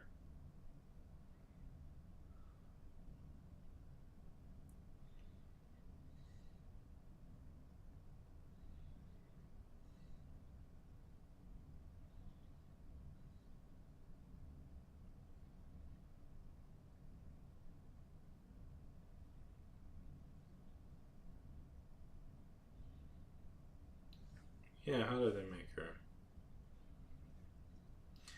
Hellcat Marvel Comics.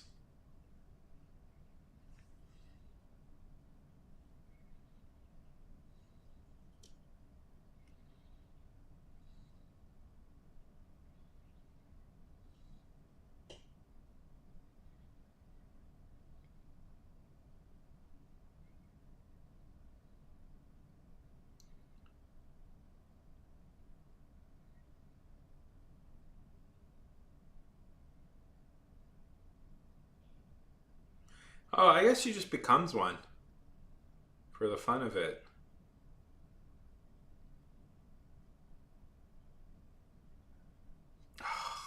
It's always so weird.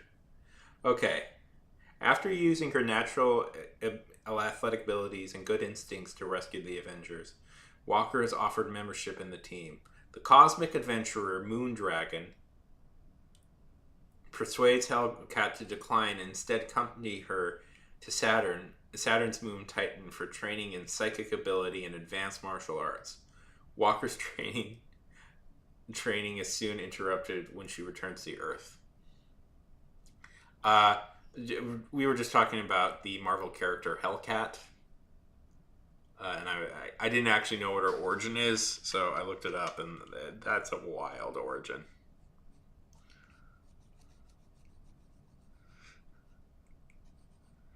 Hellcat has a weird history that I was curious to talk about.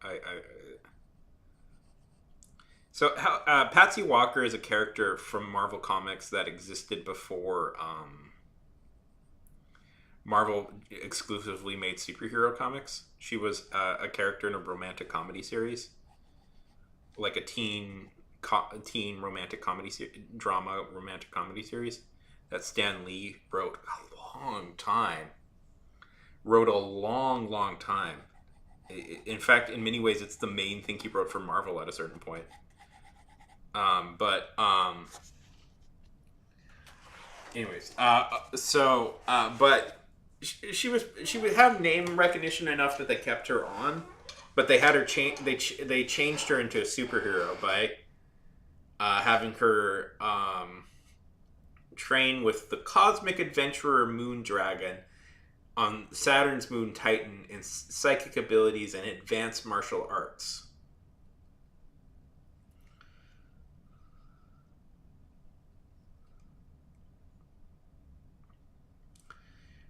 Where she then married Damien Hellstorm, the son of Satan.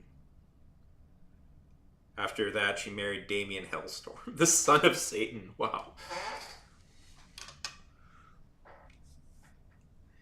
No. No. What are you talking about? Marvel plans everything out to the last inch. They don't just make stuff up on the fly all the time. Comics don't do that. Everything is delicately planned. Yeah, let's have our romantic comedy character. Let's have our character, a romantic comedy character, become a superhero by having her train on the moon with having a moon dragon train her in martial arts.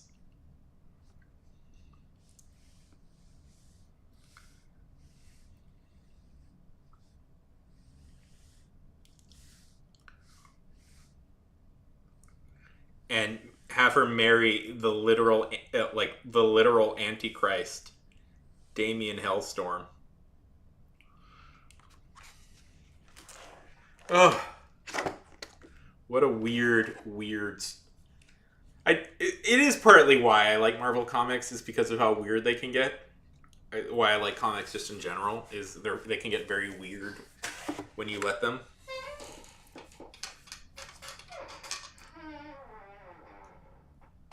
But um, as I'm fond of saying, the Superman comics from the fifth.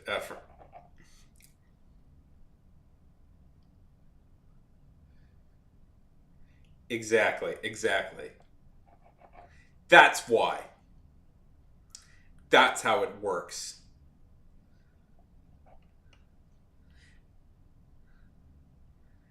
Oh man, Opus Lele. You don't even know the half of it. Try and read. Let me throw this out to you. Try and read the. This is a okay. This is a respite of madness that you will never be able to get out of.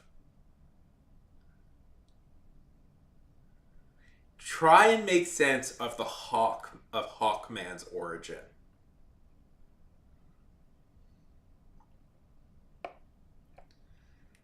Hawkman.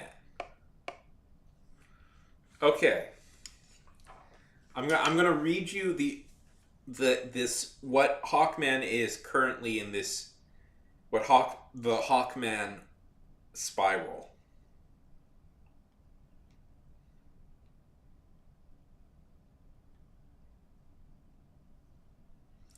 And see what you think of this.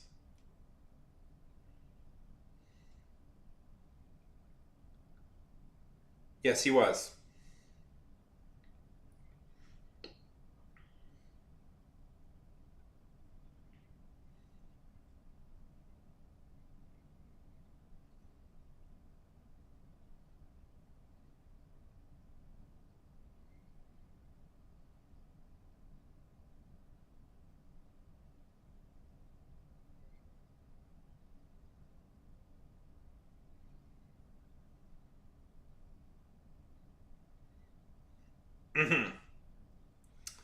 This is the Earth. This is the Carter 2.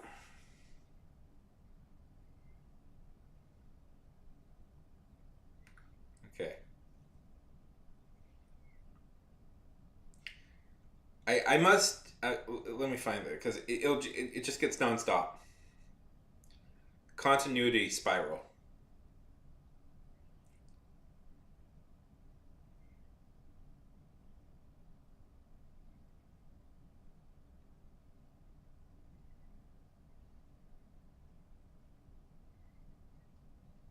Okay. I've never truly gotten it. I've never been able to truly. Okay.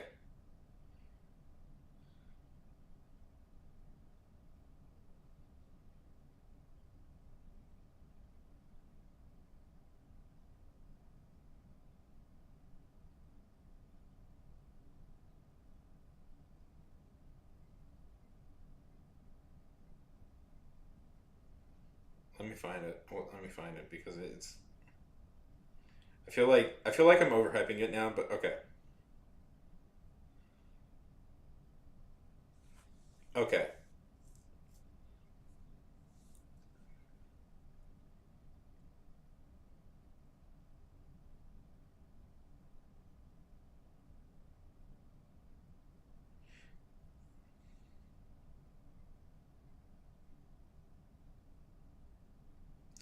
Oh, can somebody just explain it? Because it's sorry. It's just I this is me every time I try and figure it out because it's so confusing. Okay. Okay. Carter Hool is a police officer on Thangar, his homeworld, with his wife. The pair were sent back to Earth in 1961 to capture a shape-shifting criminal by the name of Birth. Following that mission, they enacted to remain on Earth and work with its authorities in the United States. They acted publicly as Hawkman and Hawkgirl, later Hawkwoman. Was rebooted. Okay, was so this is where the problem comes in. He was rebooted as with Hawk World, where they updated his they updated his whole story. Then they decided but Hawk World turned out to be so popular that they wanted to make that an ongoing. But so they decided instead this was supposed to be an origin story for Hawkman, but because it was so popular and they made it an ongoing, they had to change it to Hawkman coming down. But the problem was that they had a Hawkman and a Hawkgirl there already, so they made that the Hawkman and the Hawkgirl actually evil shapeshifters. But that wasn't popular, so they changed that. They changed that to make it, oh god,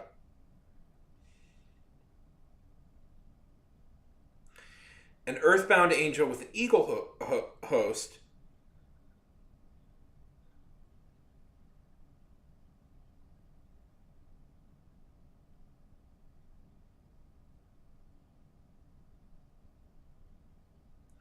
Eagle host, and it just keeps going on and on and on. They keep trying to fix it, and it keeps getting worse. So they changed that, and then it was changed, but then they wanted to bring in the original Hawkman and Hawkgirl. So they made the Hawkman and Hawkgirl characters exist, and they were reincarnated spirits of an ancient Egyptian people that were aliens, and it just goes on and on and on and on. And on like that. I've never been able to fully figure out what their origin is supposed to be. And I've like looked into it like 5 or 6 times. Because it's just impossible to figure out. Yeah.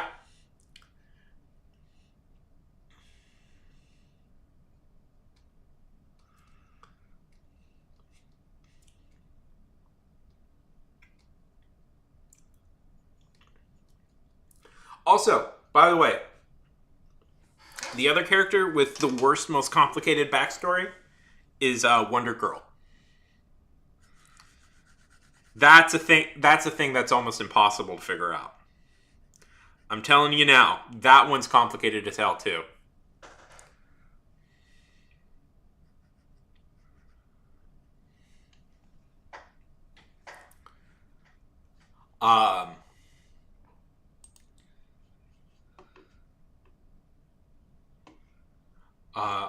Did I ever talk to you about Wonder Girl? Her whole backstory, why she exists?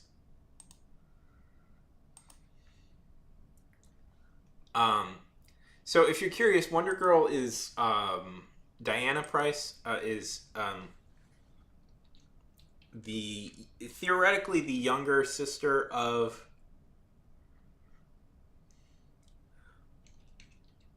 Wonder Woman in a way. Okay, so here's this. The famous story behind her is that she was created by accident. She was created by accident, and nobody realized that she didn't actually exist.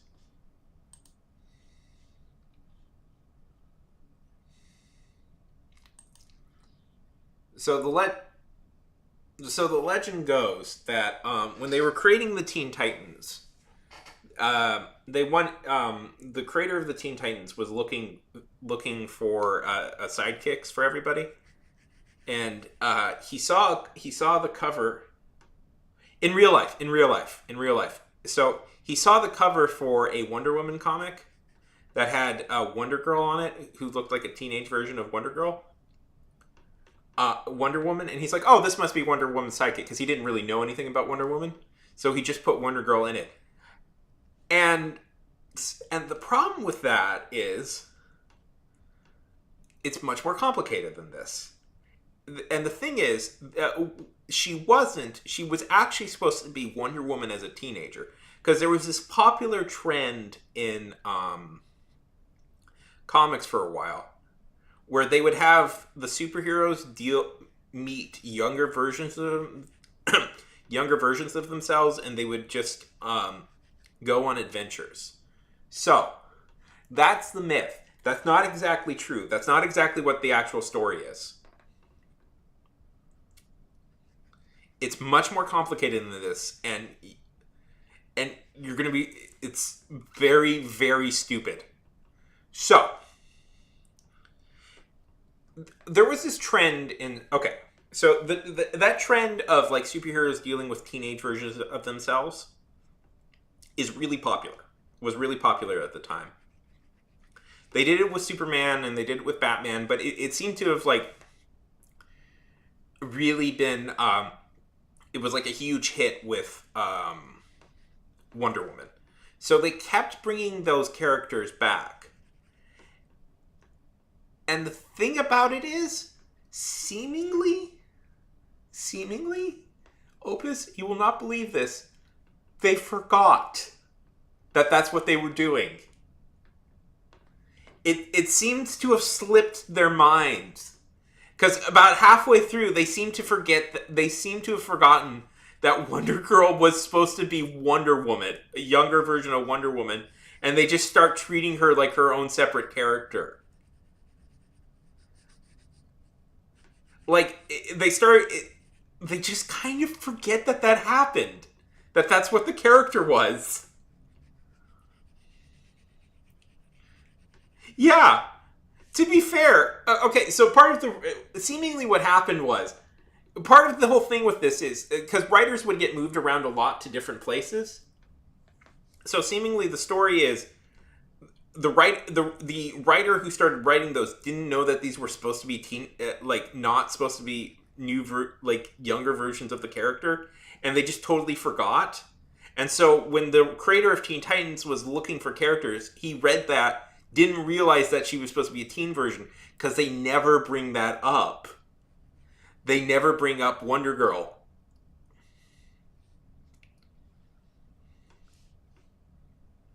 And that's how that story ends. Hey, the Baltree? Hey, Baltree. The Bat Tree. How's it going? Good to see ya. Hope everything's going well on this fine and fantastic Friday evening. Ooh, spooky.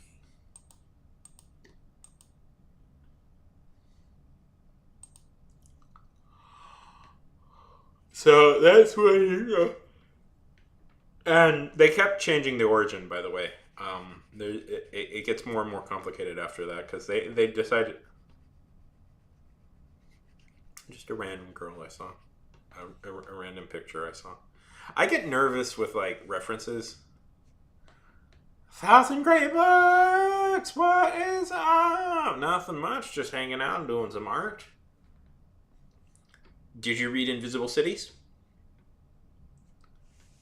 Yeah, so they recanted that till she was just a girl that Wonder Woman saved at some point, and she lost her parents in a fire. And she took her to the Amazonia. That was the story, but then they decided to change that, and then it gets more complicated, where it's like where she's like a traveler through alternate universes. Yeah. Your own book. Ew. No, that's good. No, that's much better.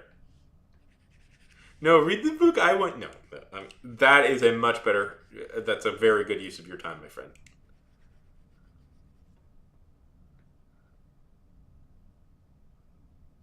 Yeah. Yes, he is.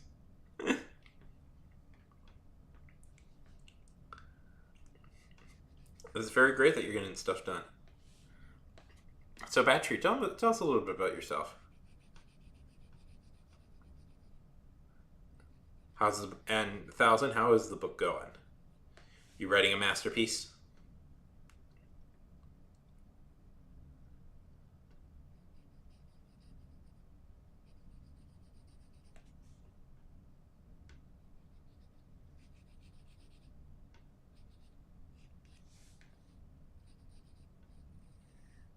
Ugh. Sorry. Yes. Oh, you guys keep some into the thick of it, yes. Yes, are you into that show about British politics? That's a very good show, Into the Thick of It. I was just watching.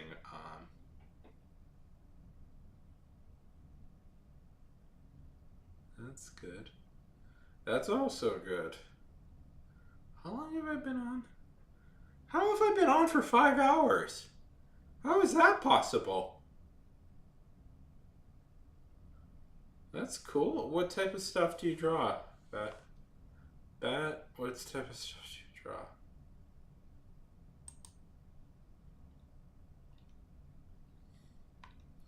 It should be noted that I ran a 2K today, and I'm very tired because of it.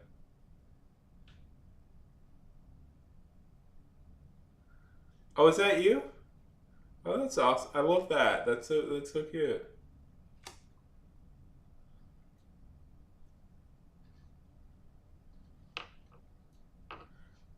Are you seeing As Opus? Okay.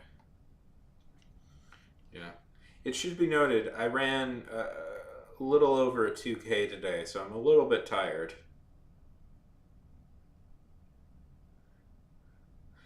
Oh my goodness! Welcome to the way of the writer. That is me. I've also done that. Oh, I feel your pain there, buddy. I feel your pain. Well, thank you for the follow, Bat. I mean, made us. Yeah, I ran 2.25 miles. Yeah, that's good.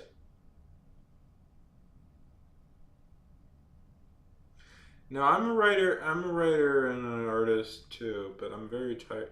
Yeah, this is a recent thing in my life. I've decided to take up running. Um, Partly because I need to get in shape, and it's a lot. Oh, I've run 5Ks before. I'm working my way up to a 5K. Yes, it is. It's very healthy. So I feel good that I'm doing it, but it does exhaust me greatly. It does exhaust me because Bat. I do this. Mostly I sit in this chair. Oh, sweet. Okay, I'll say I ran a 3K. Mostly I sit in this chair and I draw or write. And that's not necessarily a good way to live your life, but it's the way I have been. I love your. I should not move on before I say this is not me being just like nice and complimentary. I think I like the stoner Nestle a lot, and I think that Nessie a lot, and I think that's very funny. No, oh shit, that's nice. Yeah, I'm working my way up to a 5K. That's my goal for right now. I mean, my real goal is to eventually run a marathon, but my oh, that's fine. Yeah, I don't really do a physical job, so I have to force myself to do it. I mean, I was doing a physical job. And job. Ugh, I need to get hired. Yeah. Oh, there was one point in my life where I could run a 5K every day. And I was for a while, and then I got sick. Okay. Yes, that's one of my goals in life is to run a marathon. Uh, Both my parents, my mom and my dad, were very active runners, but they never managed to run a marathon. And in some way, I want to do this. So yes, I will. I don't have any weights, so I can achieve something. Anyways,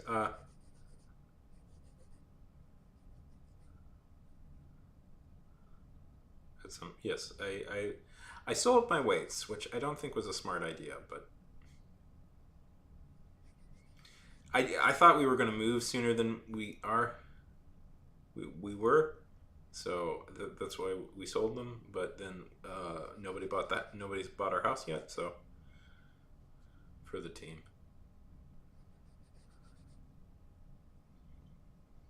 So how editing is a real pain of a thing. 1,000. I feel you. Yeah. Sure. Yeah.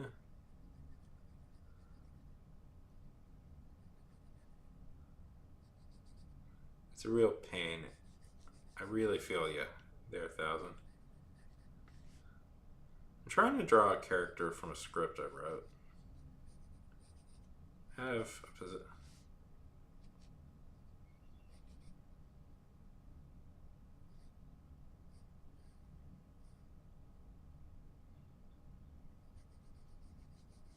Sure, at some point.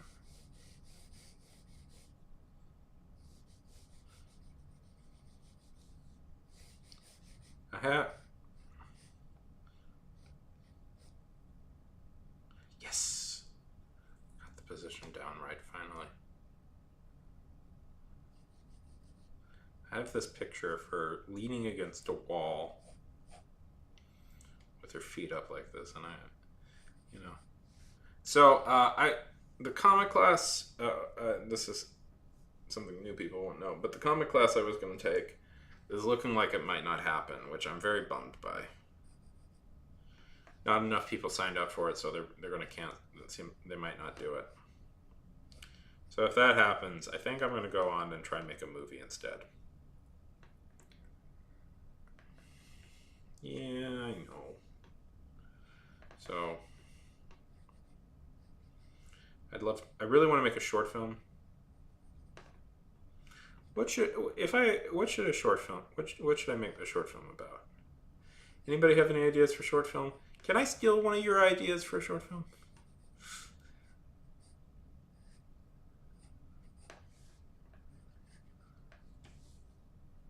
Yeah.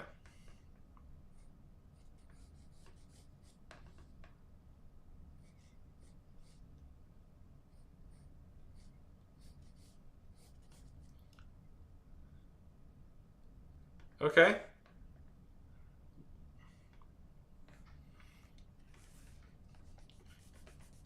Okay, book.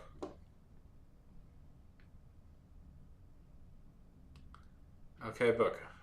Here's what I'm gonna do.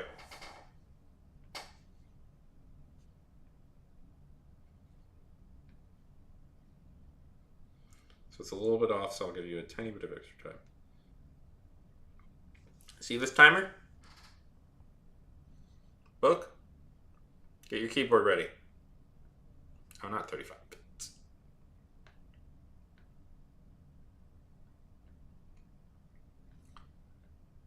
Get your keyboard ready. Hands on your keyboard.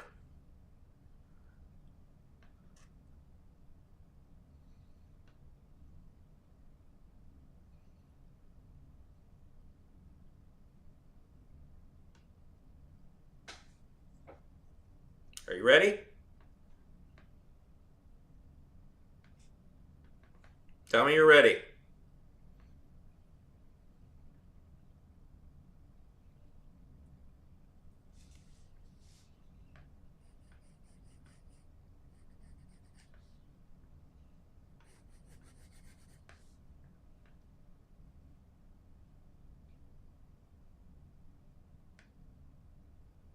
Oh.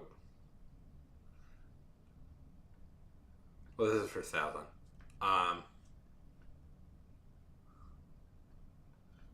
What certain setting?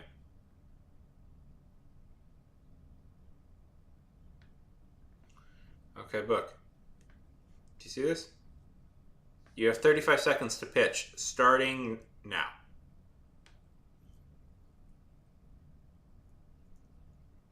Oh no, it's just reflecting the light. That's what it's. I don't know. Is it? I don't know.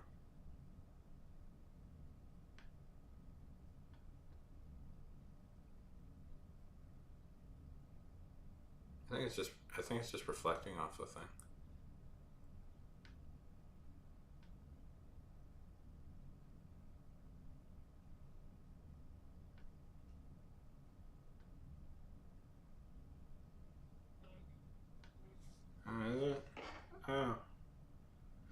Oh yeah, I mean, yeah, because I got the face scanner on. That makes sense.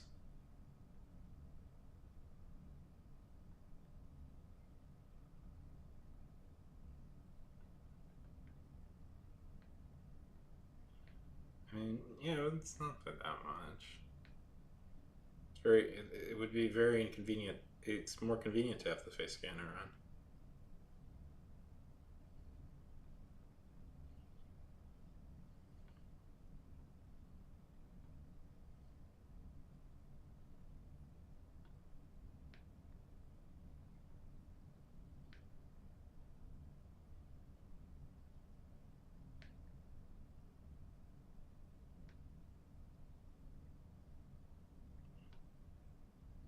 Check for.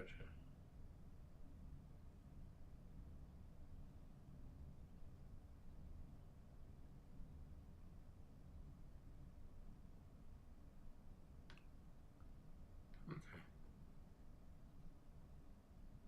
Yeah, no, that's fine.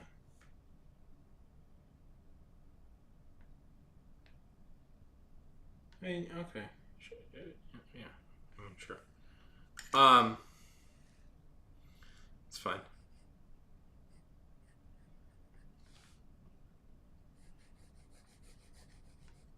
Yes, pitch here. You have 30 seconds. Starting. Starting.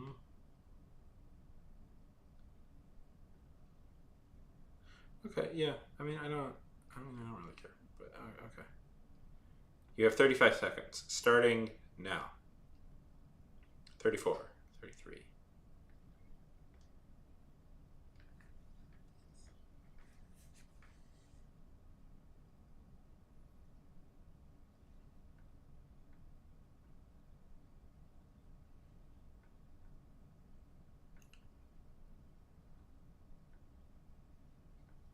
Okay.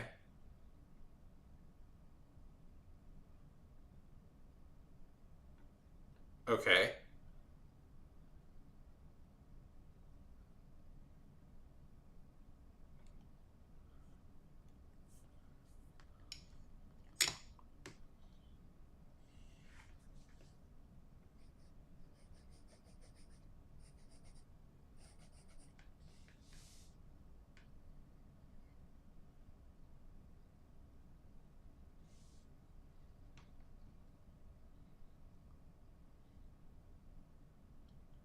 Okay. So that's the back cover. That's the back cover. That's not necessarily an elevator pitch. Can you now take all these words and compress them even further?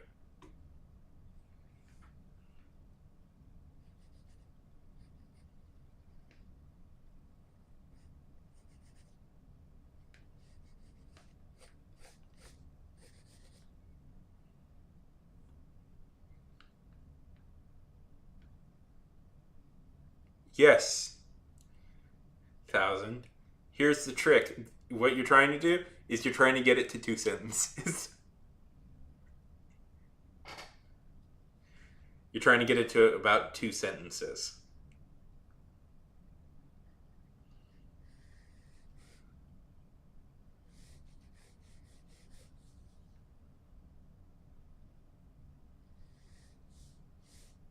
Honestly, like two. For which? Oh, for the fantasy thing I'm working on right now. Okay. It's a fantasy book about an orc who becomes a professional wrestler. I can even go quicker. Orc. It's an orc. My story is about an orc pro wrestler. One sentence. Tells you everything you need to know.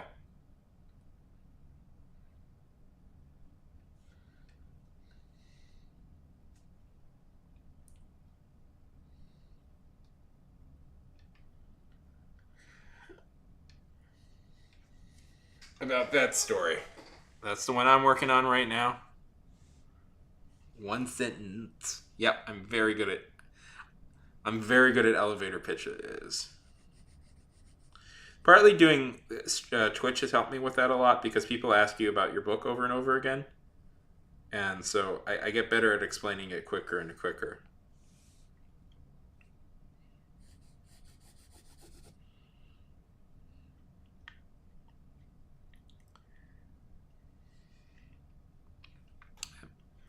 I mean, okay.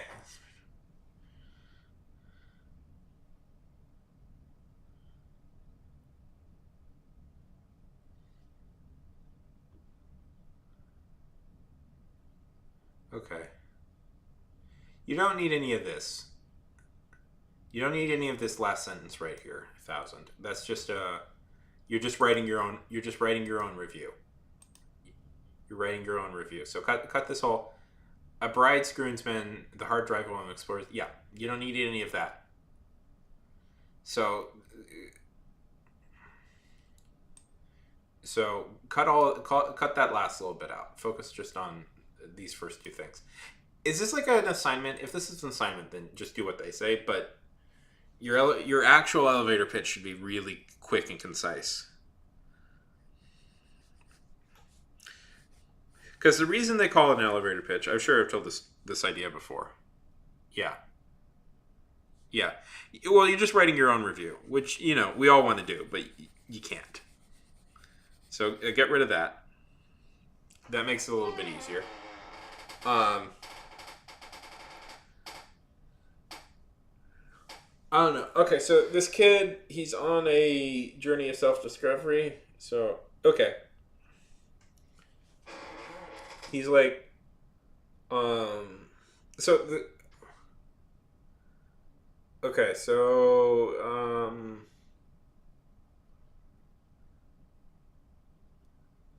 where does he go? Where does he go? I think that's a little bit more important than where he came from. Where is he going? Where does most of the story take place?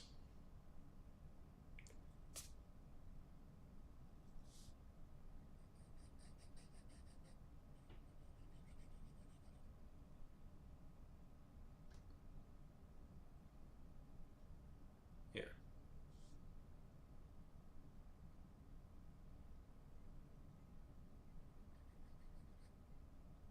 I mean, again, if this is like a school, I don't know. Is this a school assignment? If this is a school assignment, and this is what they want you to do, just do what they say. Like, don't fight it. I mean, there's stuff you should fight, but just okay. Well, is he gonna is the country named? Is the country named? Is he going to like the U.S. or is he going to Britain, France? Have you decided that part yet? Is it going to be kind of Is it going to be unnamed? There's some stuff to that, I guess. Are you going to do that?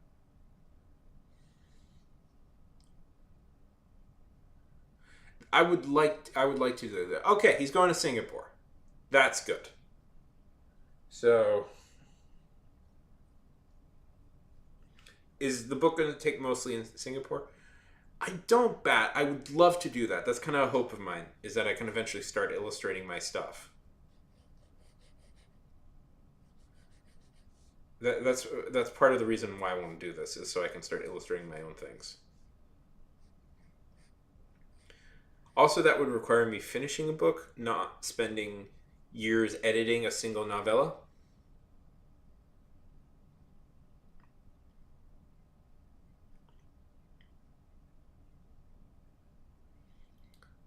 Okay. So what's like the central conflict, essentially?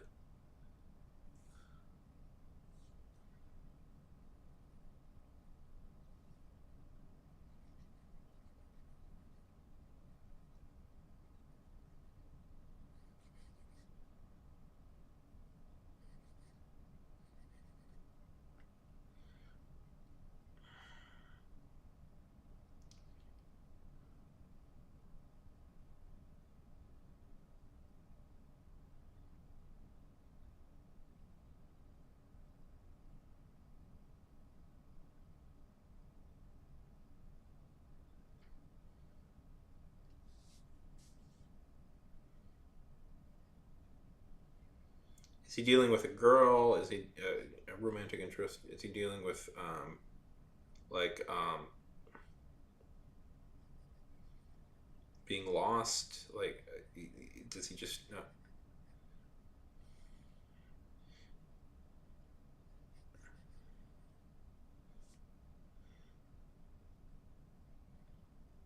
I don't know.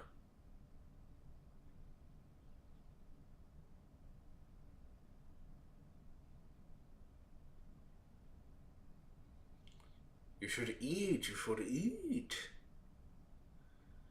So, Bat, do you ever think about like making a comic or something?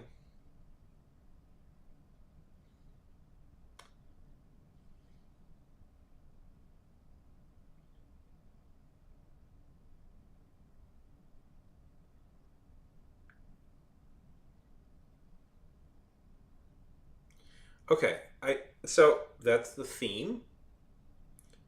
That's the theme. We gotta. That's the theme, but it's a little. We gotta kind of focus on. Yeah, that's the theme, but let's focus on plot a little bit, like what actually happens in the story. Because you don't sell a book. Because part of this is to sell a book, and you don't sell a book on plot, on theme. I mean, Nessie smoking pot, Bat. That seems pretty creative to me, or at least I think that's pretty fun. You should make that a shirt, though. Sell that on like T Public or something. Bat, you need to sell that on T Public, and you got to start marketing that towards Scottish stoners. The Scots need the Bat. The Scots need their own. The Scottish need their own marijuana. Marijuana. The Scottish stoners never get anything just for them. They need their own marijuana symbology.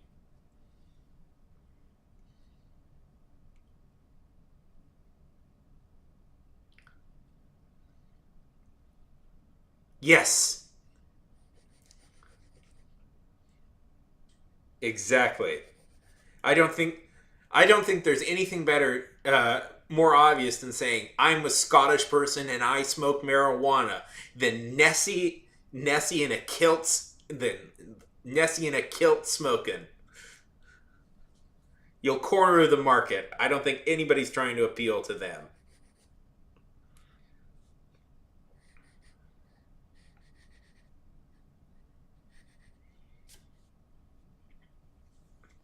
So, I don't know. Thousand, pitch it again. Do it. Do it now. The real way to write an elevator pitch is to just keep pitching it over and over again until you've narrowed it down.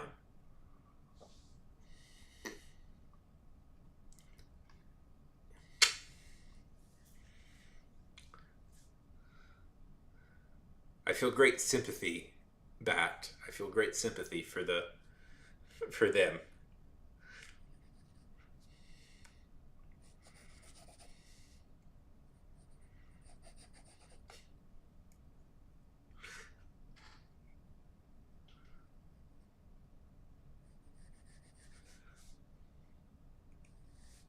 I do believe it's legal in Scotland, if I'm not mistaken.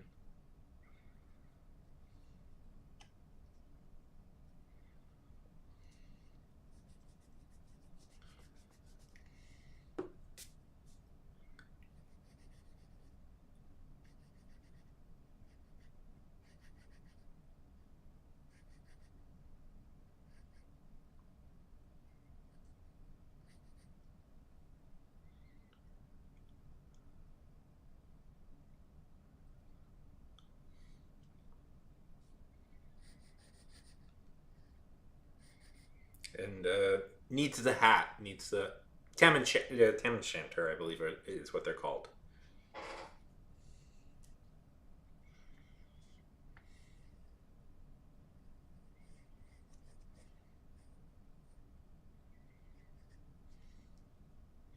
And if you could, in some way, incorporate the words "fuck the English" into it, it would be perfect.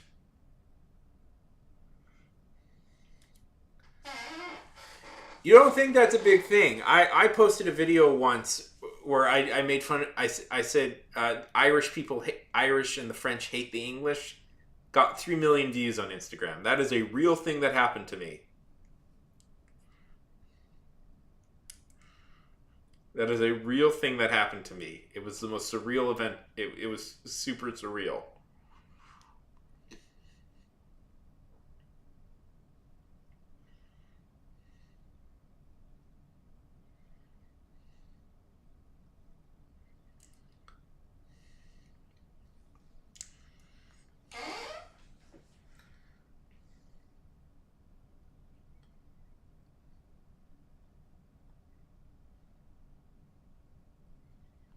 Let me find it.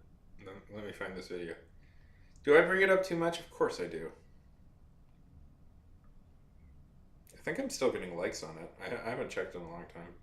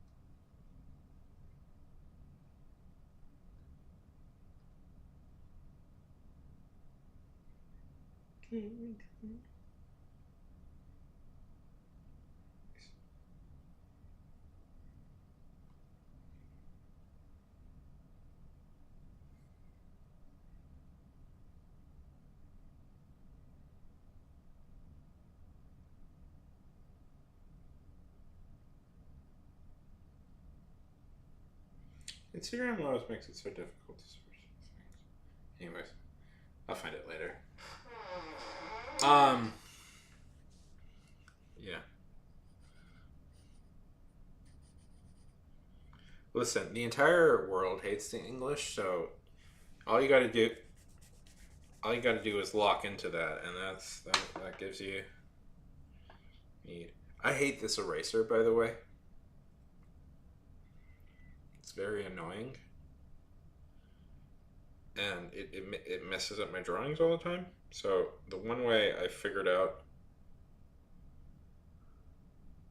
how to fix it is if you'll notice, I just slice off pieces of it with this. Mention that to him.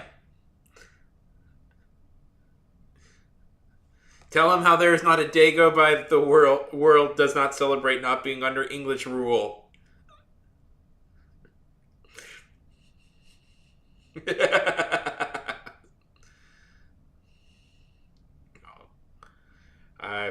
There's a lot of things in England. I know. I hate it. I can't find my nicer. I have a nice like rubbery one. I have a nice like clay one.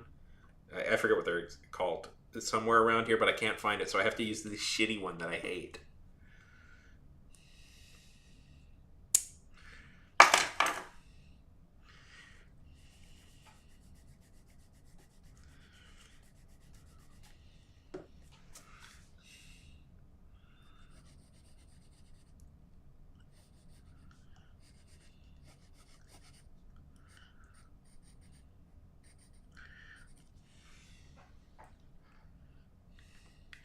That's the thing about like art supplies, I think, when you really think about it, is like the reason you always end up the nice ones that you like always eventually the nice supplies that you like always eventually die out, and you have to start using the crappy ones.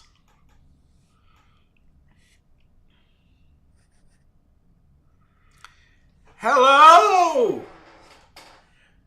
Eyes of Art! Welcome, welcome! How great to see you! You're new to the art world? Well, you came to the right place. Everybody else is going to get this message in a second. Hi, how's it going? Welcome.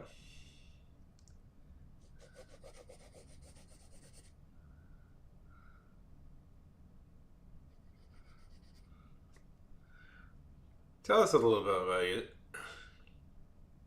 Tell us, tell us a little bit about yourself. Sorry, I'm a little tired. I had a long day today, and I've been streaming for an inordinately long amount of time. I just keep meeting cool new people, and I don't want to hang up.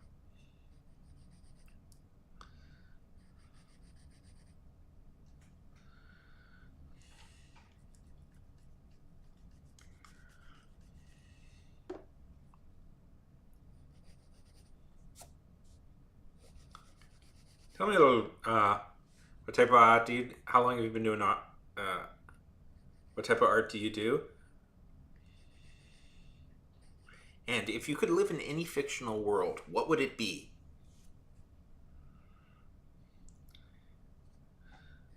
From the NYC. You know, I've heard a saying about the NYC. They say if you can make it there, you can do good in other places.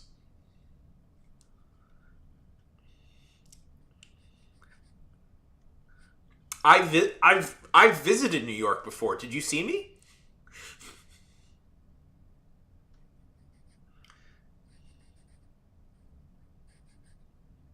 Ugh. I was there for a couple of.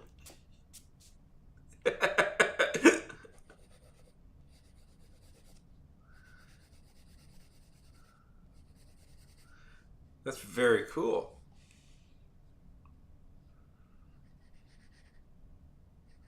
Were you born in New York? I actually lived there for a couple of months. That's real. In Manhattan. I lived in Hell's Kitchen. I'm very cool.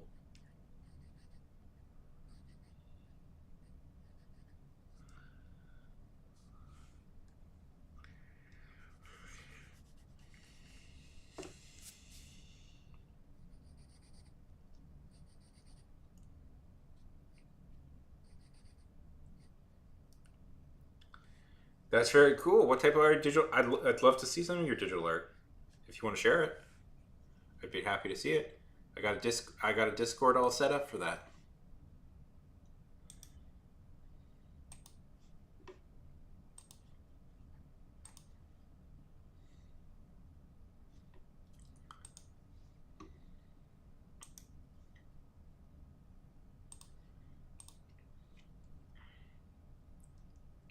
Welcome back, Leeli. Good to see you.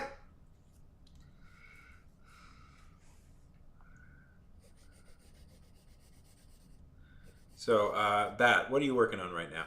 This is our new friend Eyes.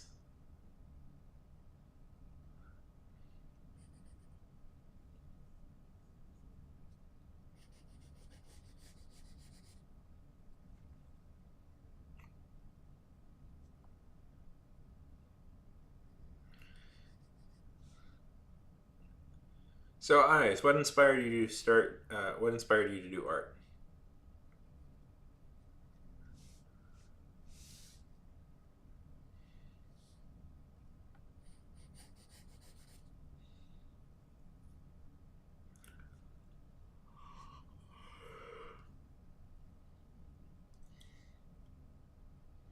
A Nightmare Before Christmas.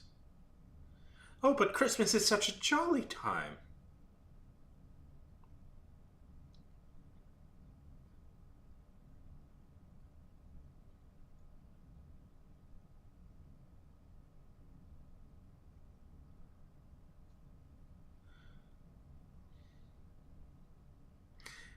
That's fine.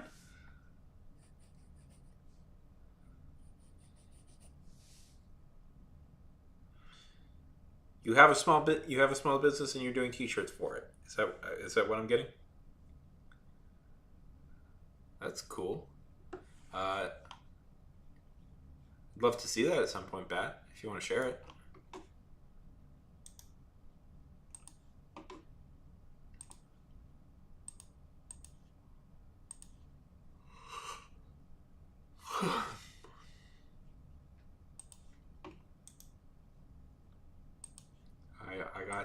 I got this Discord. If you want, feel free to jump in and join.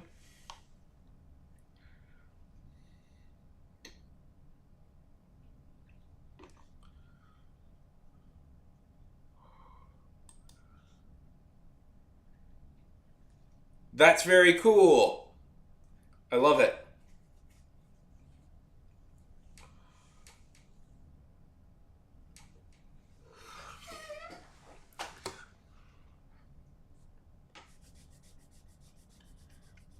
I went to.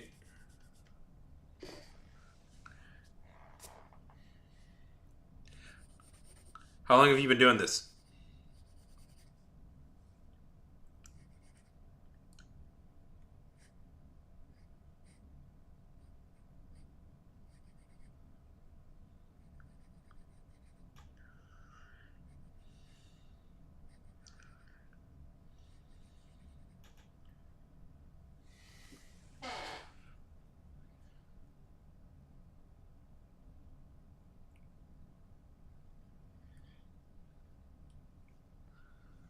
Welcome back to Reach in the Discord. Good to see you.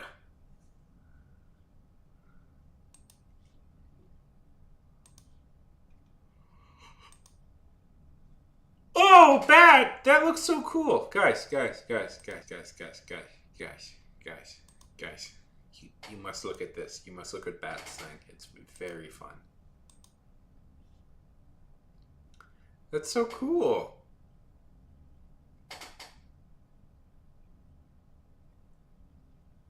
Isn't that cool? I think that's pretty cool.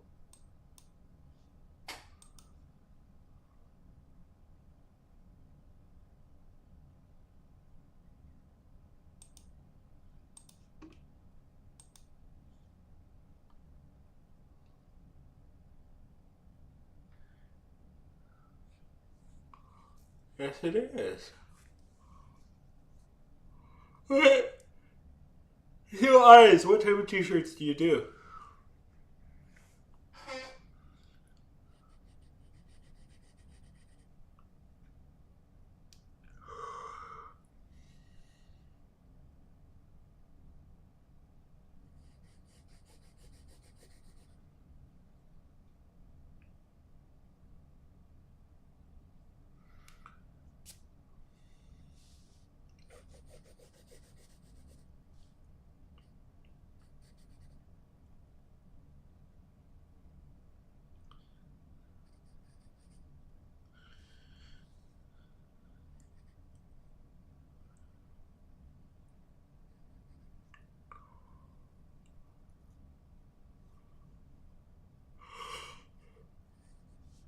Oh God, am I exhausted. What time is it? Oh, jeez. I did not intend to go this long, guys. I'm gonna be honest with you. I thought I'd only go for like 3 or 4 hours. Did not intend to go for 5 hours. Jeez Louise.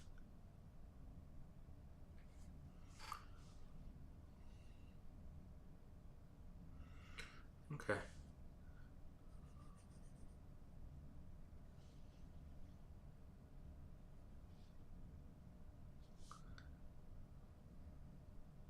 I was pretty tired tonight. I thought this would be a quick. It's 3:34 in the morning.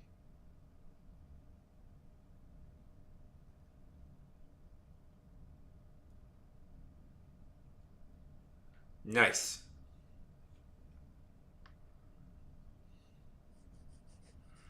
The streaming world runs on Discord, so it's a good thing to have it.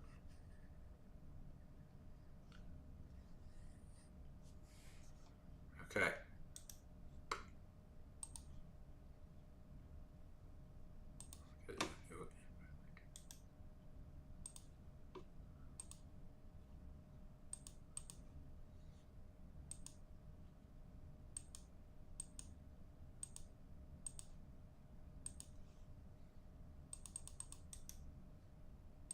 Here you go.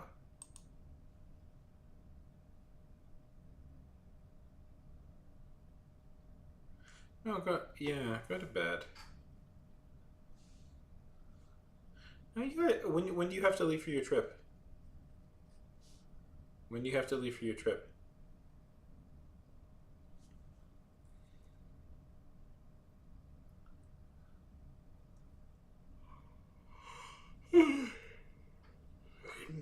How long are you going to be in San Diego?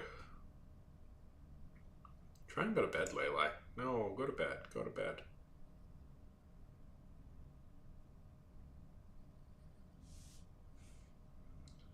Okay, good. Are you leaving tomorrow?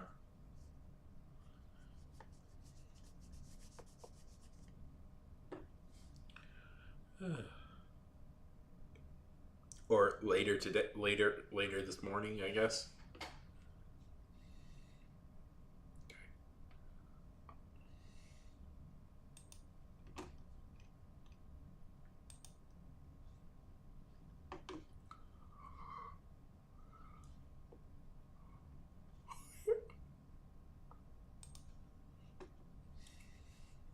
Go to bed. Go to bed. Layla, it was really great seeing you. Go to bed. I want you to have a good trip, okay?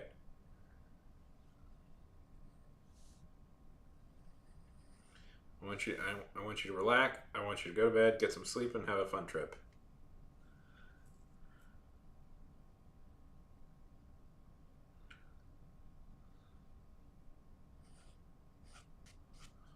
Ugh, just can't get our hair done all right. Layla, I'm here. I'm live all the time. Go to bed. Go to bed. Good night.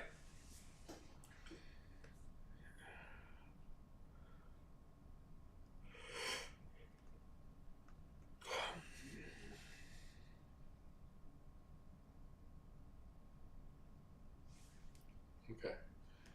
Oh, I just can't. I don't really have like a good idea for what her hair should look like.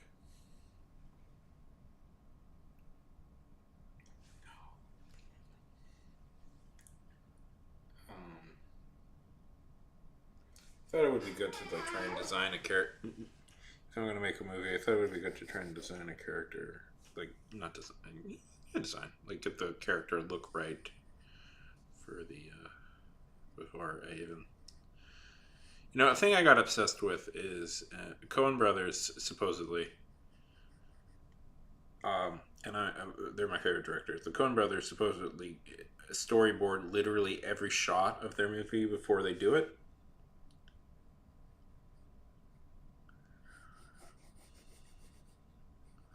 And I'm like, I want to be that.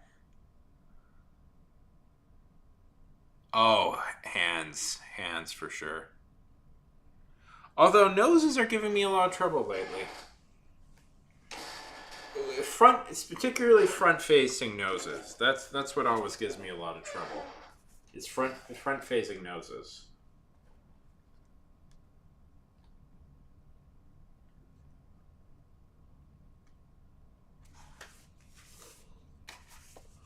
Oh, that's such a good movie. That's one of my favorites.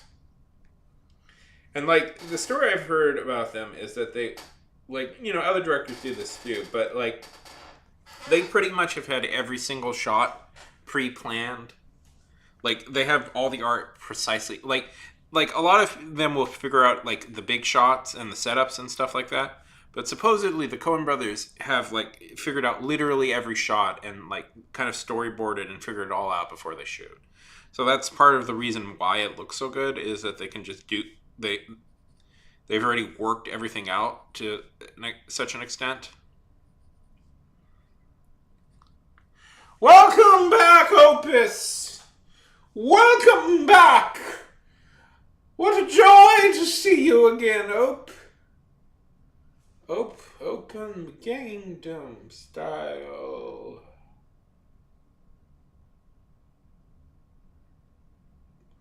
Oh goodness, am I tired. What did you end up finding?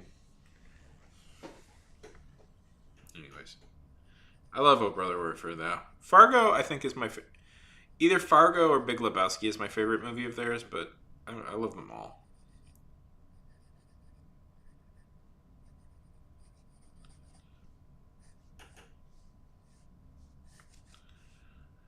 I've rewatched Fargo more, so I guess Fargo, but I do love The Big Lebowski a lot.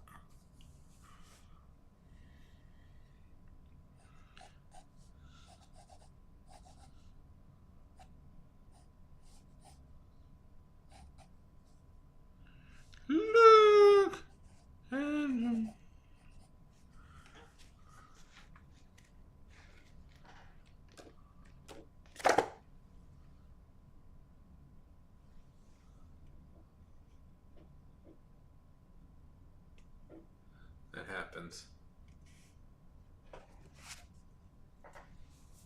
good.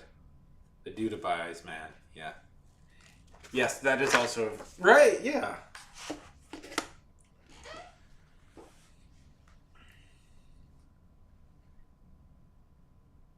Oh, you did? Did I just blow your mind? Yeah, that's a Coen Brothers movie. Yes! Ice! That flippin' rules! That flippin' rules! Welcome to this. Welcome to the Discord. It's fantastic to have you. Woo! Everybody! High fives to Ice.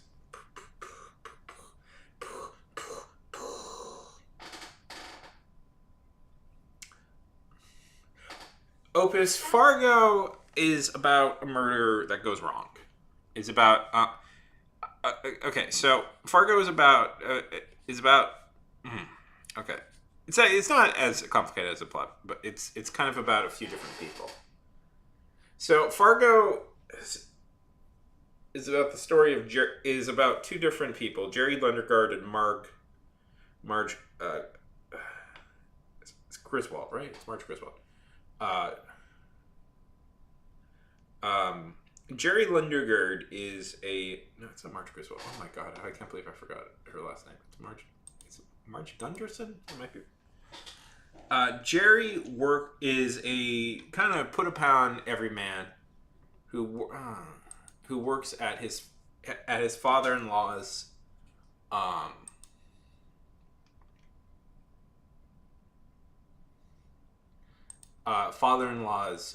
dealership. But no, sorry, I'm tired. Jerry. Okay. Jerry is a used car salesman. He's married. His wife's dad, his father-in-law, is really rich, and Jerry decides to hire two goons to fake kidnap his wife. So he can pump his father-in-law for a ransom money. The kidnapping goes wrong. When the people he hired to kidnap her get pulled over by the police, and 3 people get killed. This brings him to the attention of Sheriff Marge, the pregnant sheriff in Minnesota, who begins investigating Jerry to try and figure out what's happened. That's the story. Elevator pitch. It's about a murder in small town. No, the wife is not in on it. It's a murder mystery taking place in North Dakota.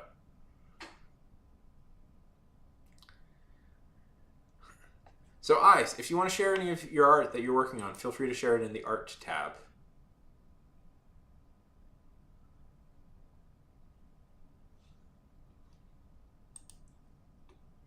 No, the wife is not in on it. She doesn't know. She thinks it's a real kidnapping. It is a real kidnapping, but it's a very good movie. There's a TV adaptation of it, which is pretty good.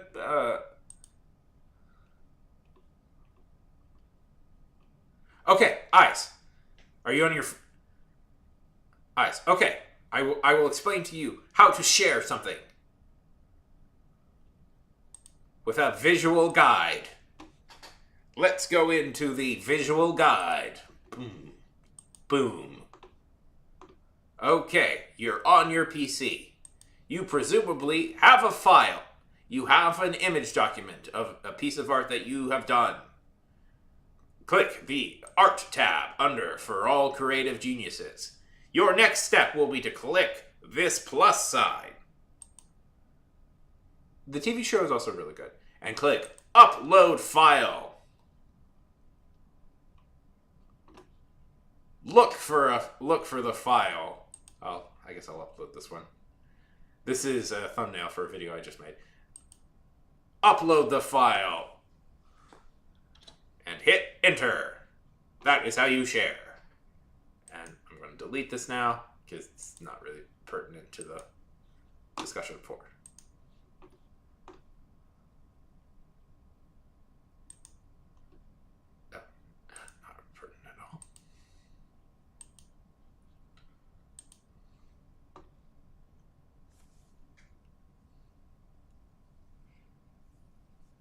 You've got this, Eyes. You can do it.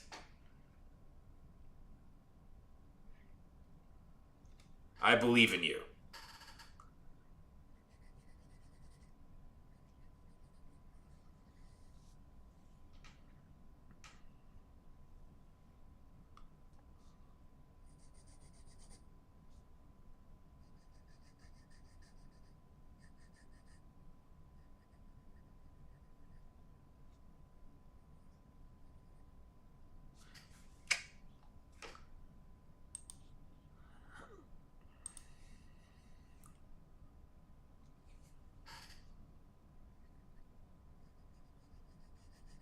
Yes, it's a very good movie.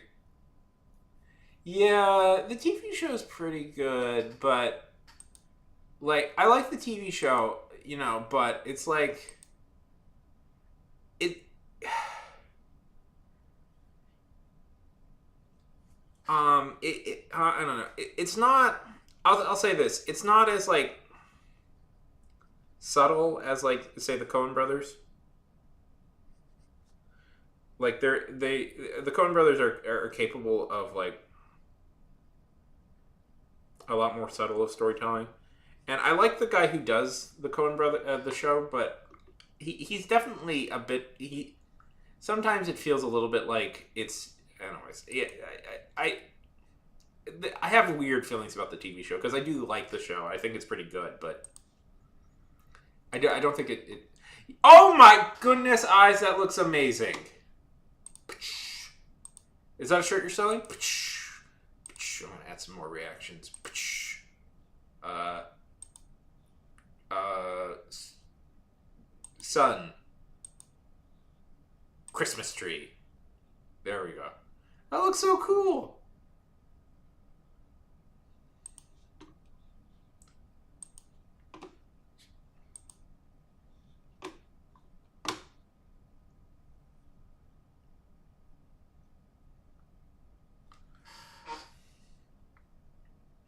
Because it takes place partly in Fargo, North Dakota. That's why it's called Fargo.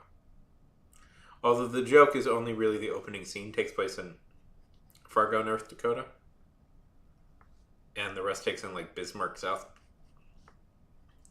Yes, that is so cool. Eyes.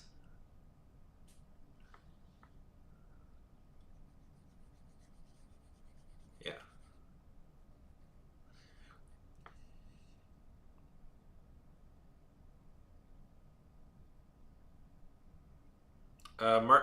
If you watch the TV show, the first season stars Martin Freeman, and is kind of in many ways just a remake of the movie. But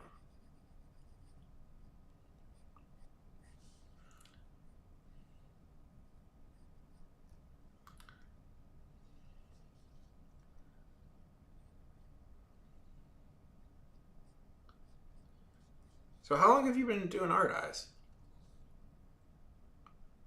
Oh my god, it's 6 hours. Oh, we're approaching on 6 hours. This was not my intention, by the way, to stay up this long. I was going to call it around 11, but I guess then I want to meet all you cool people. So, I'm not really drawing great today. I'm not happy with any of my art that I've done today.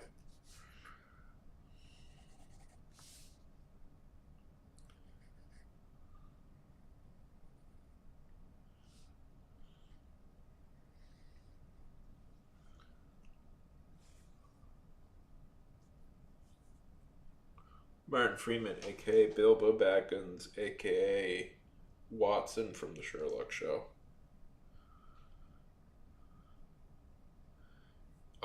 It's a great thing to do, Art. Sorry. Sorry. I'm just so tired, guys. Sorry. I ran a 3K today, so I'm a little bit tired.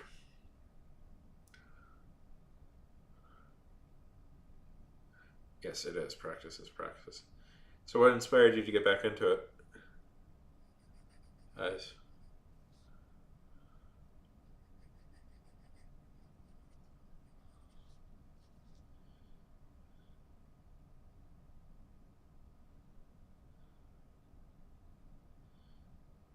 6 years? Yeah.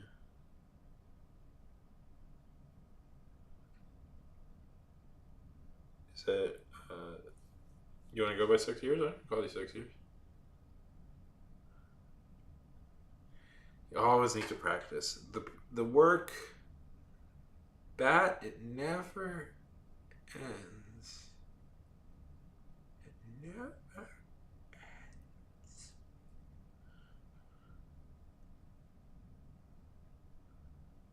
Might as well go for 6 hours. Okay.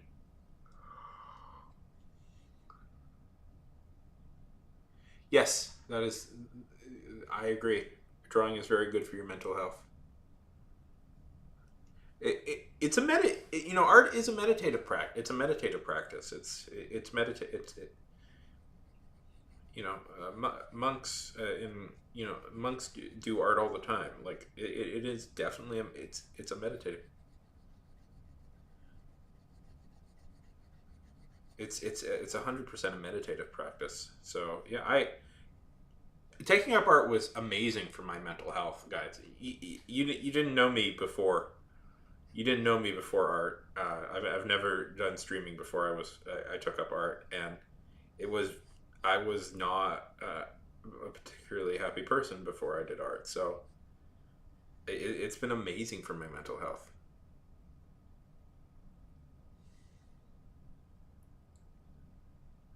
Yeah, life gets in the way. That's the real answer.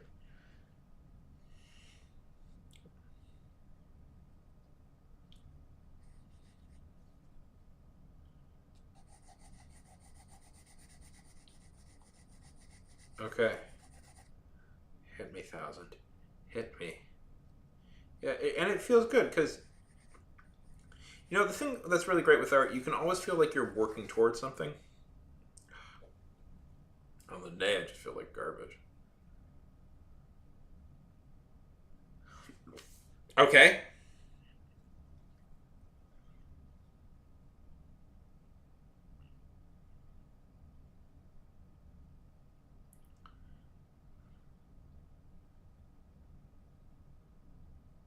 Okay, you're almost there, thousand. I feel like you're almost there. You've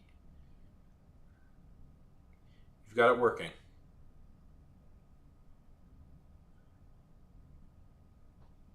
Yeah. There's this thing that Korean monks do called it's called like the Amendola. I'm trying to remember what it is. It's where they'll spend. Uh, the second sentence is a bit too long. Is, is what I would say. You're using it's a bit of a run-on sentence.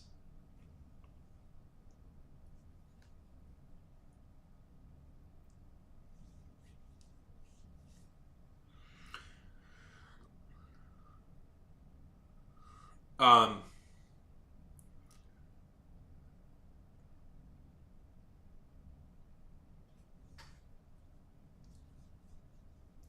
it's called the Amendola.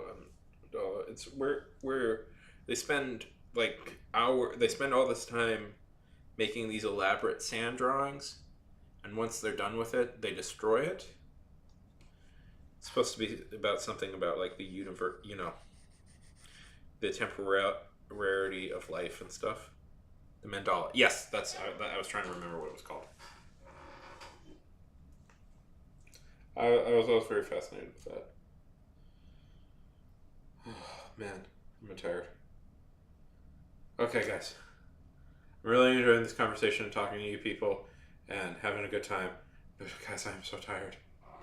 I'm so tired. I. It's been 6 hours. I think it's time to call it here. Okay. Okay. Okay. I think it's time to call it.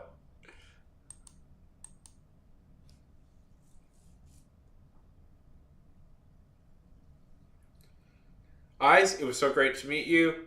Battery, it was so great to meet you. Thousand, Opus, great talking to you again. Leylai, I know you're asleep. Have a good trip. Okay, bye.